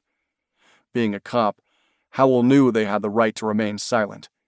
He didn't want to believe other Cody police officers were involved, but having Howell arriving on scene changed things. The immediate danger was over, but once they had cell service, he needed to get in touch with the federal agents in Cheyenne. He was operating way outside his jurisdiction, although he'd do it again in a heartbeat. He'd found Emily, and that was all that mattered. But from here on out, the case would need to be handled by the local authorities. He wasn't sure what they were up to prior to Owen being shot and kidnapping Emily. At the moment, he didn't even care. For the first time in his career, he couldn't wait to hand these guys off to become someone else's problem. He was done with them. Maya glared at Howell in disgust. He was a disgrace to the uniform, and a traitor to every law enforcement officer out there. "You assaulted me outside my SUV." Tom Howell looked away without saying anything, but the angry glance he shot towards Zion confirmed her suspicions. She'd assumed Blaine had hired Stevie to take her out, and she suspected Stevie had been the one following her around town. But Tom was the one who'd attempted to eliminate her from the equation, a stunt that had almost worked. Doug removed his coat and boots, setting them near the wood-burning stove. Then he gestured for her to follow him down to the other 2 bedrooms located on the other side of the cabin. "Howell tried to tell me he was working undercover," he said. "That's a lie. He pulled a gun on me after I told him I was with the DEA. I agree. Although other than Zion's nose recognizing his scent, we don't have any proof." She lowered her hand to pet the husky's springy fur. "I'm glad you're okay. Going after him like that was a risky move." "I wanted him under control before allowing him inside the cabin." He smiled ruefully. "And that pretty much worked until he caught me off guard. You're a great partner, Maya. I was glad you had my back in there. Any time." She held his gaze, wishing there was something she could say that would convince him to stay. "I care about you, Doug." "I care about you too." He reached for her hand. "I wouldn't have found Emily without you and Zion." She didn't want his gratitude over her SAR work, but forced a nod. Clearly, he was keeping their relationship professional. "I'm glad we found her. We had a chance to talk earlier in the kitchen, and she claims they didn't hurt her." "That's good." He scowled. "I don't like the way she hovers over Owen, though." "Yeah, I noticed," she admitted. "I'm sure he's been nice to her, and maybe he even kept the others from hurting her." The possibility seemed to relieve his fears. "I still feel a little guilty over Cartega." "Don't." She clung to his hand, admiring his sense of honor and justice. She understood where he was coming from. No cop appreciated being forced to kill a perp. Yet their training also meant they wouldn't hesitate to do just that if needed. "It wasn't your fault. If we weren't in the middle of a blizzard, he may have survived." "Yeah, maybe. I just hope God can forgive me." He stared down at her. "He will, Doug. Jesus died to forgive our sins. She reached up to kiss his cheek, but he turned and quickly captured her mouth with his. Her heart soared with hope. So much for being professional. She wrapped her arms around his neck and drew him closer, reveling in their kiss. "Doug!" Emily shouted in alarm. "Hurry! He's getting away!" Doug broke off from their embrace with a low groan. She understood his annoyance. "Who?" she asked. They had secured Howell and Blaine, hadn't they? Doug shook his head and headed back out to the living area. She followed close on his heels. Outside, a man dressed from head to toe in protective gear straddled one of the snow machines. Then, in the blink of an eye, he was speeding away from the cabin. Not Blaine or Tom as they sat silently in their respective chairs. Owen. Somehow, he'd managed to find the clothing he needed, even grabbing Howell's helmet. "Hurry! You have to catch up to him!" Emily pleaded, her eyes wide. "He's sick. He's not going to make it. He'll die out there." Doug sighed. "I'm not going after him, Em. He made his choice." Emily's green eyes, so much like Doug's, filled with tears. Then she turned away, burying her hands in her face. Maya glanced at Doug. They were both thinking the same thing. Maybe it was better this way. Emily had gotten far too attached to Owen. "I'll take the sled to the SUV," she offered as Doug watched helplessly as Emily cried. "Zion can ride in front. She's done it before. You should stay here." "No, I'll go," he sighed. "She needs time to get over this." Maya agreed, then frowned as she glanced out the front picture window. 3 snow machines were coming down the driveway toward the cabin. More bad guys? She quickly pulled her gun. Doug did too. "You take the front door." Doug's expression was grim. "I'll head around back to cover the side." The lead sled slid around the curve, giving her a glimpse of the logo along the side. She grabbed Doug's arm. "Wait! They're my siblings from the ranch." "Are you sure?" Doug followed her gaze. The sleds were closer now, and the snow had diminished to the point that they could see the Sullivan canine logo clearly. Doug looked shocked. "Our phones haven't worked since the storm hit. How did they find us?" "They probably tracked me by using the GPS in the SUV." She grinned and slid her weapon into the waistband of her oversized borrowed sweatpants. "The cavalry has arrived." Of course, Chase was in the lead with her brothers Shane and Trevor riding shotgun. She opened the door to let them in. "You've been AWOL," Chase accused. Then he noticed the others in the room, including the 2 men sitting with their arms tied behind their backs. "What's going on?" "It's a long story," Maya said.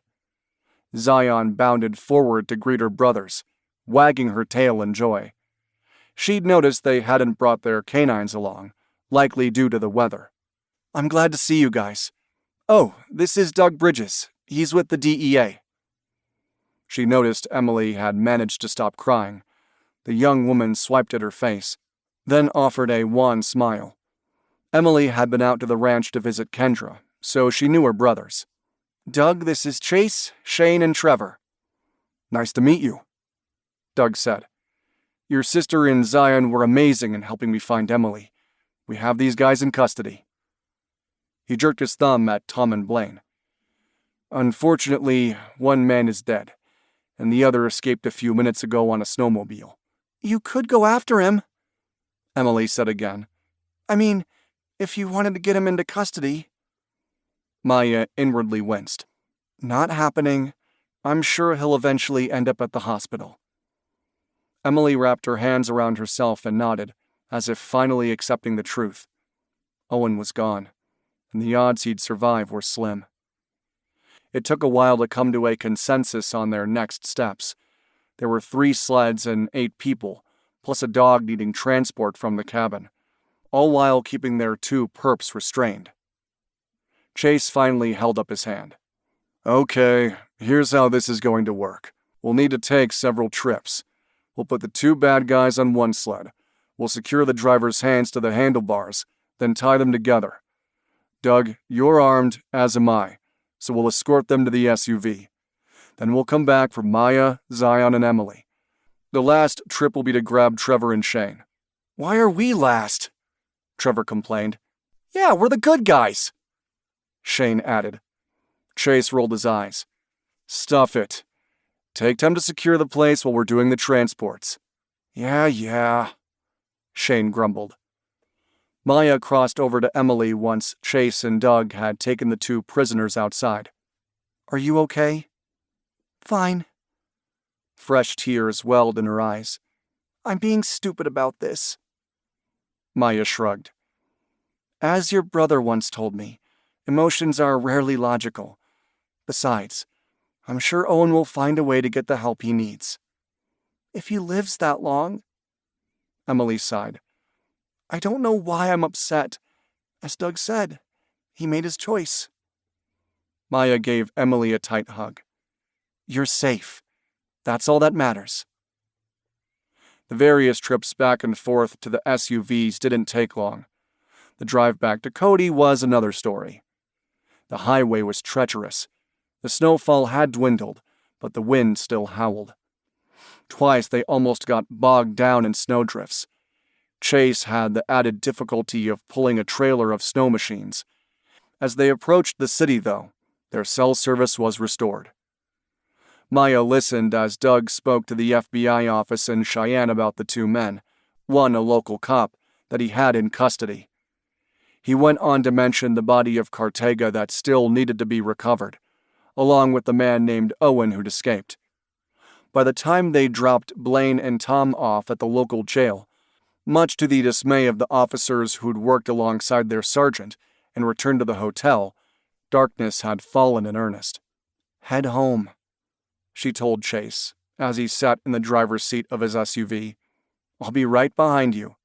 Her brother scowled. We'll wait. Suit yourself. Maya wondered if she was being as foolish as Emily, as she and Zion followed Doug and Emily into their Great Frontier Hotel. The suite was still under her name, so Doug quickly handed his card over instead.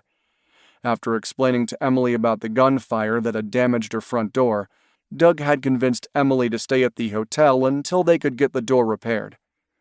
I need a few minutes, Emily said the moment they'd gotten inside. She headed straight for the closest bedroom, closing the door firmly behind her. I hope she gets over that guy, Doug muttered. She will. Maya stood with Zion, trying to find the strength to say goodbye. Chase is waiting, so I need to hit the road. He's worried the trip to the ranch will be just as perilous as the ride back. Doug's expression turned serious.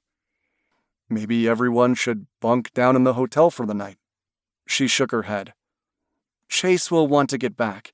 They didn't bring their dogs, and we have horses to care for as well. She forced a smile. You and Emily will be fine from here on. I'm glad I was able to help.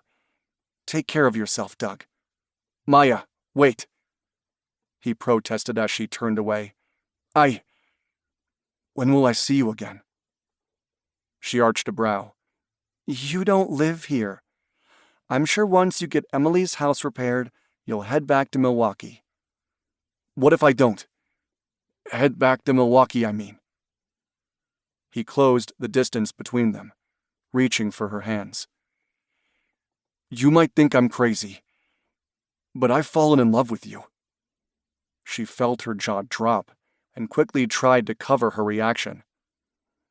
We barely know each other. True. We only know that we're both strong-willed, determined, good cops, and dedicated to our families. He tightened his grip on her hands. I think I know more about you than I did my ex-wife. She didn't have a quarter of your integrity, Maya.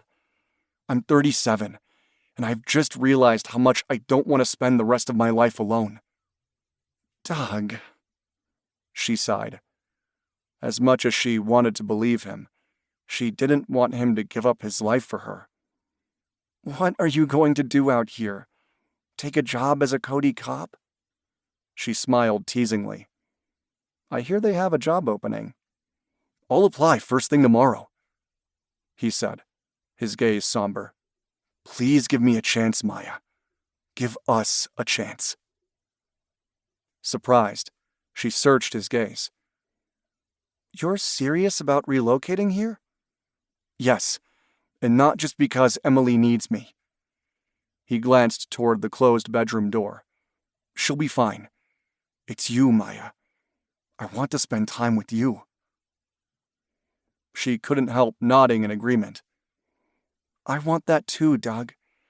But I hate the thought of you starting over as a Cody cop. There must be another way. Doesn't matter. He glanced at Zion, then drew her into his arms. Then he was kissing her again, the way he had before they'd been interrupted by Owen's escape. After a few minutes, she forced herself to draw back. I really need to go. Chase is waiting. But maybe you and Emily can come out to visit us at the ranch? Tomorrow? He asked, his expression hopeful. I would love to meet the rest of your family. Be careful what you wish for, she joked, then kissed him again. Tomorrow. You can come for the day and have dinner with us. It will be good for Emily to hang out with Kendra, too. Done. He hugged her close. I love you. Oh, Doug. What was she thinking jumping into a relationship with a man she barely knew? Yet they weren't kids. She drew back to look up at him. I'm 36, and I don't want to spend the rest of my life alone either. I'm glad God brought us together. Me too. He kissed her again. Zion tried to wiggle between them, as if saying it was time to go. I'll be in touch tomorrow, Doug said as he walked her to the main lobby doors. Zion trotted beside them. I hope you won't change your mind. I won't. She could see Chase sitting in the driver's side of his SUV, waving at her impatiently. Ignoring him, she kissed Doug. I can't wait to see you again. Leaving him wasn't easy, but as she headed back to the ranch, she couldn't help but smile. God had brought them together. She didn't care if things were moving fast. She was in love.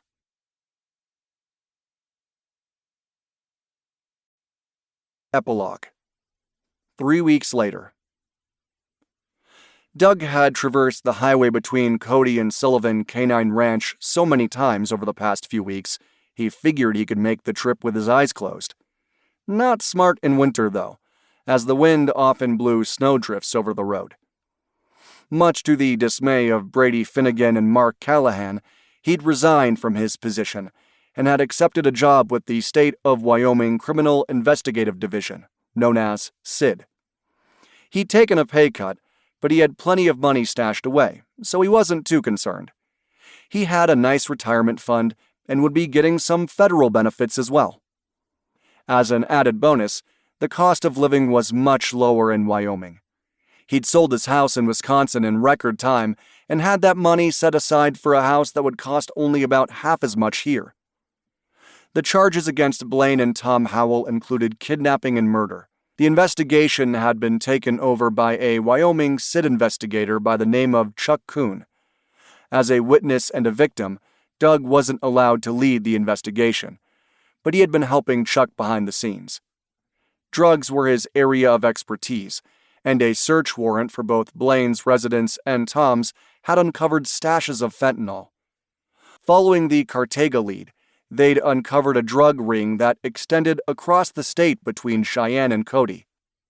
Further investigation revealed that Cartega hadn't known Emily was Doug's sister when he'd kidnapped her. There were only a handful of nursing staff in the emergency department, and grabbing Emily had been a coincidence. In hindsight, Doug had decided that Emily's being in the wrong place was part of God's plan. If he hadn't searched for Emily with Maya and Zion's help, they wouldn't have broken up the drug cartel's new business venture, putting Blaine and Tom in jail where they belonged. The only missing piece of the puzzle was Owen. He'd never shown up at the local hospital in Cody or in Grable. Doug figured he was likely dead and that they'd eventually find his body come spring. Emily seemed to have gotten over the guy and had gone out on a date with Jared Collins, one of the physician assistants at the hospital.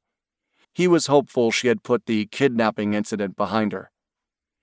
As he pulled into the long driveway leading to the main ranch house, he smiled, remembering Maya's shocked expression when he delivered 81 bags of her preferred brand of dog food delivered by truck to the ranch. Her siblings had thought it was hilarious, but she'd kept saying it was too much. Bypassing the main ranch house, which was impressive, he headed to Maya's smaller log cabin home, which happened to be the first one to the right. The ranch property had once been used as an exclusive dude ranch, so each of the siblings had their own 3-bedroom cabin. There were 10 cabins total, but they used one as a guest house. The main ranch house was where everyone gathered for meals cooked by the wonderful Anna. Maya opened the door with a smile when he pulled in. Zion bounded out, eager to greet him too. He bent and ran his hands over the husky's fur, then continued up to the cabin. "Doug, it's good to see you." "Likewise." He reached out to pull her into a big hug. "That long drive from Cody is getting old, though." "I warned you," she said lightly, although her eyes darkened with concern. "If you've changed your mind." "I haven't." He kissed her. "Trust me, I love you. I love your family, and I'm sure I'll love my new job." "I hope so." She frowned. "But what if you don't? What will you do?" "Maya, I'll figure out something. I wouldn't be here if I didn't want to be." He kicked himself for complaining. He subtly patted his pocket. He wanted to propose at dinner, but her apprehension tugged at his heart. He almost tripped over Zion as he drew Maya into the living room. He faced her, then went down on one knee. Zion seemed to think it was a game, so she sat beside him. He smiled at the dog, hoping Zion would approve as he pulled the ring box from his pocket, opened it, and held it out to her. "Maya, I love you. Will you please marry me?" "Marry you?" Her eyes widened with surprise.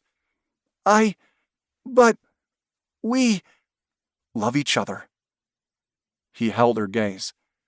Zion bumped him with her nose as if to say, "Hurry up." "We love each other. And while we both made mistakes by marrying the wrong person in the past, we're older and wiser now. We know what we want, and I want you. You should know I spoke to Chase. He was caught off guard when I asked for permission to marry you, but gave us his blessing." "You asked Chase?" Her eyebrows rose. "Really?" "Yes. At first he muttered something about not being your father, but then he gave me a seal of approval. I think the rest of the family likes me too." When she didn't say anything, he added, "But all that matters is you. I love you, Maya. I want you to be my wife. Will you please marry me?" "Oh, Doug. Yes. Yes, I'll marry you." She tugged him upright and threw herself into his arms. "I love you so much." He held her close as Zion's curvy tail thumped against his legs. Maya was a package deal. Not only with Zion, but with her younger brothers and sisters too. "Don't make me wait too long, okay?" he said into her hair. "There may not be a lot of traffic out here, but the commute is still brutal." "That's what you meant," she said with a laugh. "Here I thought you were having doubts about moving to Wyoming." "Never." He kissed her again. "This is where I belong. With you." After a moment, she broke away and turned to the sofa. "Have a seat. I think there's something you should know." "Oh, yeah?" He pulled her down onto the sofa beside him. "Whatever it is, we can face it together." Her expression softened. "That's very sweet, but this isn't exactly bad news. I may not have explained how the ranch is financed." "You mean other than by donations of dog food?" he teased. "Yes, like that," she sighed. We have a significant inheritance that keeps us operationally solvent. It's one of the reasons we only accept dog food as a fee for service. The money is tied up in a trust that Chase and I manage together. We pay ourselves and the other siblings a modest salary, but most of the money goes into paying for the ranch, the horses and dogs, the equipment. She waved a hand. Everything. He frowned, trying to understand. The cost of running this place must be pretty significant. It is. She met his gaze. You never struck me as someone swayed by money. Hey, I completely understand. I'll sign a prenup, no problem. He hastened to reassure her. I have a modest retirement account that I'll gladly share with you, but I don't need anything belonging to your family or the ranch. I just want you. Oh, Doug. Tears shone in her eyes, filling him with panic. Had he said the wrong thing? I love you so much. And I love you. He breathed a sigh of relief. That's all that matters, Maya. I only need your love. And maybe kids, if you're willing. I'd like that, if I'm not too old, she said. All the more reason to get married sooner than later. He grinned. I'll find a lawyer to draw up a prenup. That shouldn't take too long, and once that's signed, we can— No prenup. She lifted her hand. It's sweet that you offered, and that alone tells me I've made the right choice in falling in love with you, but there's no need. I love you, and I trust you with my life. All I ask is that we live on the ranch. I'd like to be here to support my siblings. Zion came over to rest her head on Maya's knee. He stroked Zion's fur. I'd live anywhere with you, but I'm not joking about getting married soon. He drew her into his arms again. We need to get started on having a family of our own. I can't wait, she whispered. As they kissed and cuddled in front of the fire, Doug's heart swelled with anticipation for their future. Maya, Zion, and their children. God's blessings of love. I hope you enjoyed Maya and Doug's story. I'm already having fun writing about the Sullivan Canine Search and Rescue Ranch. Are you ready to read about Chase Sullivan and Scent of Panic? Click here.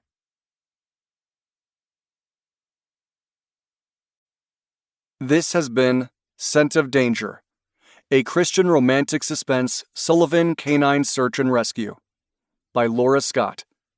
Narrated by Garrett Kiesel. Copyright 2025 by Laura Scott. Production copyright by Laura Scott.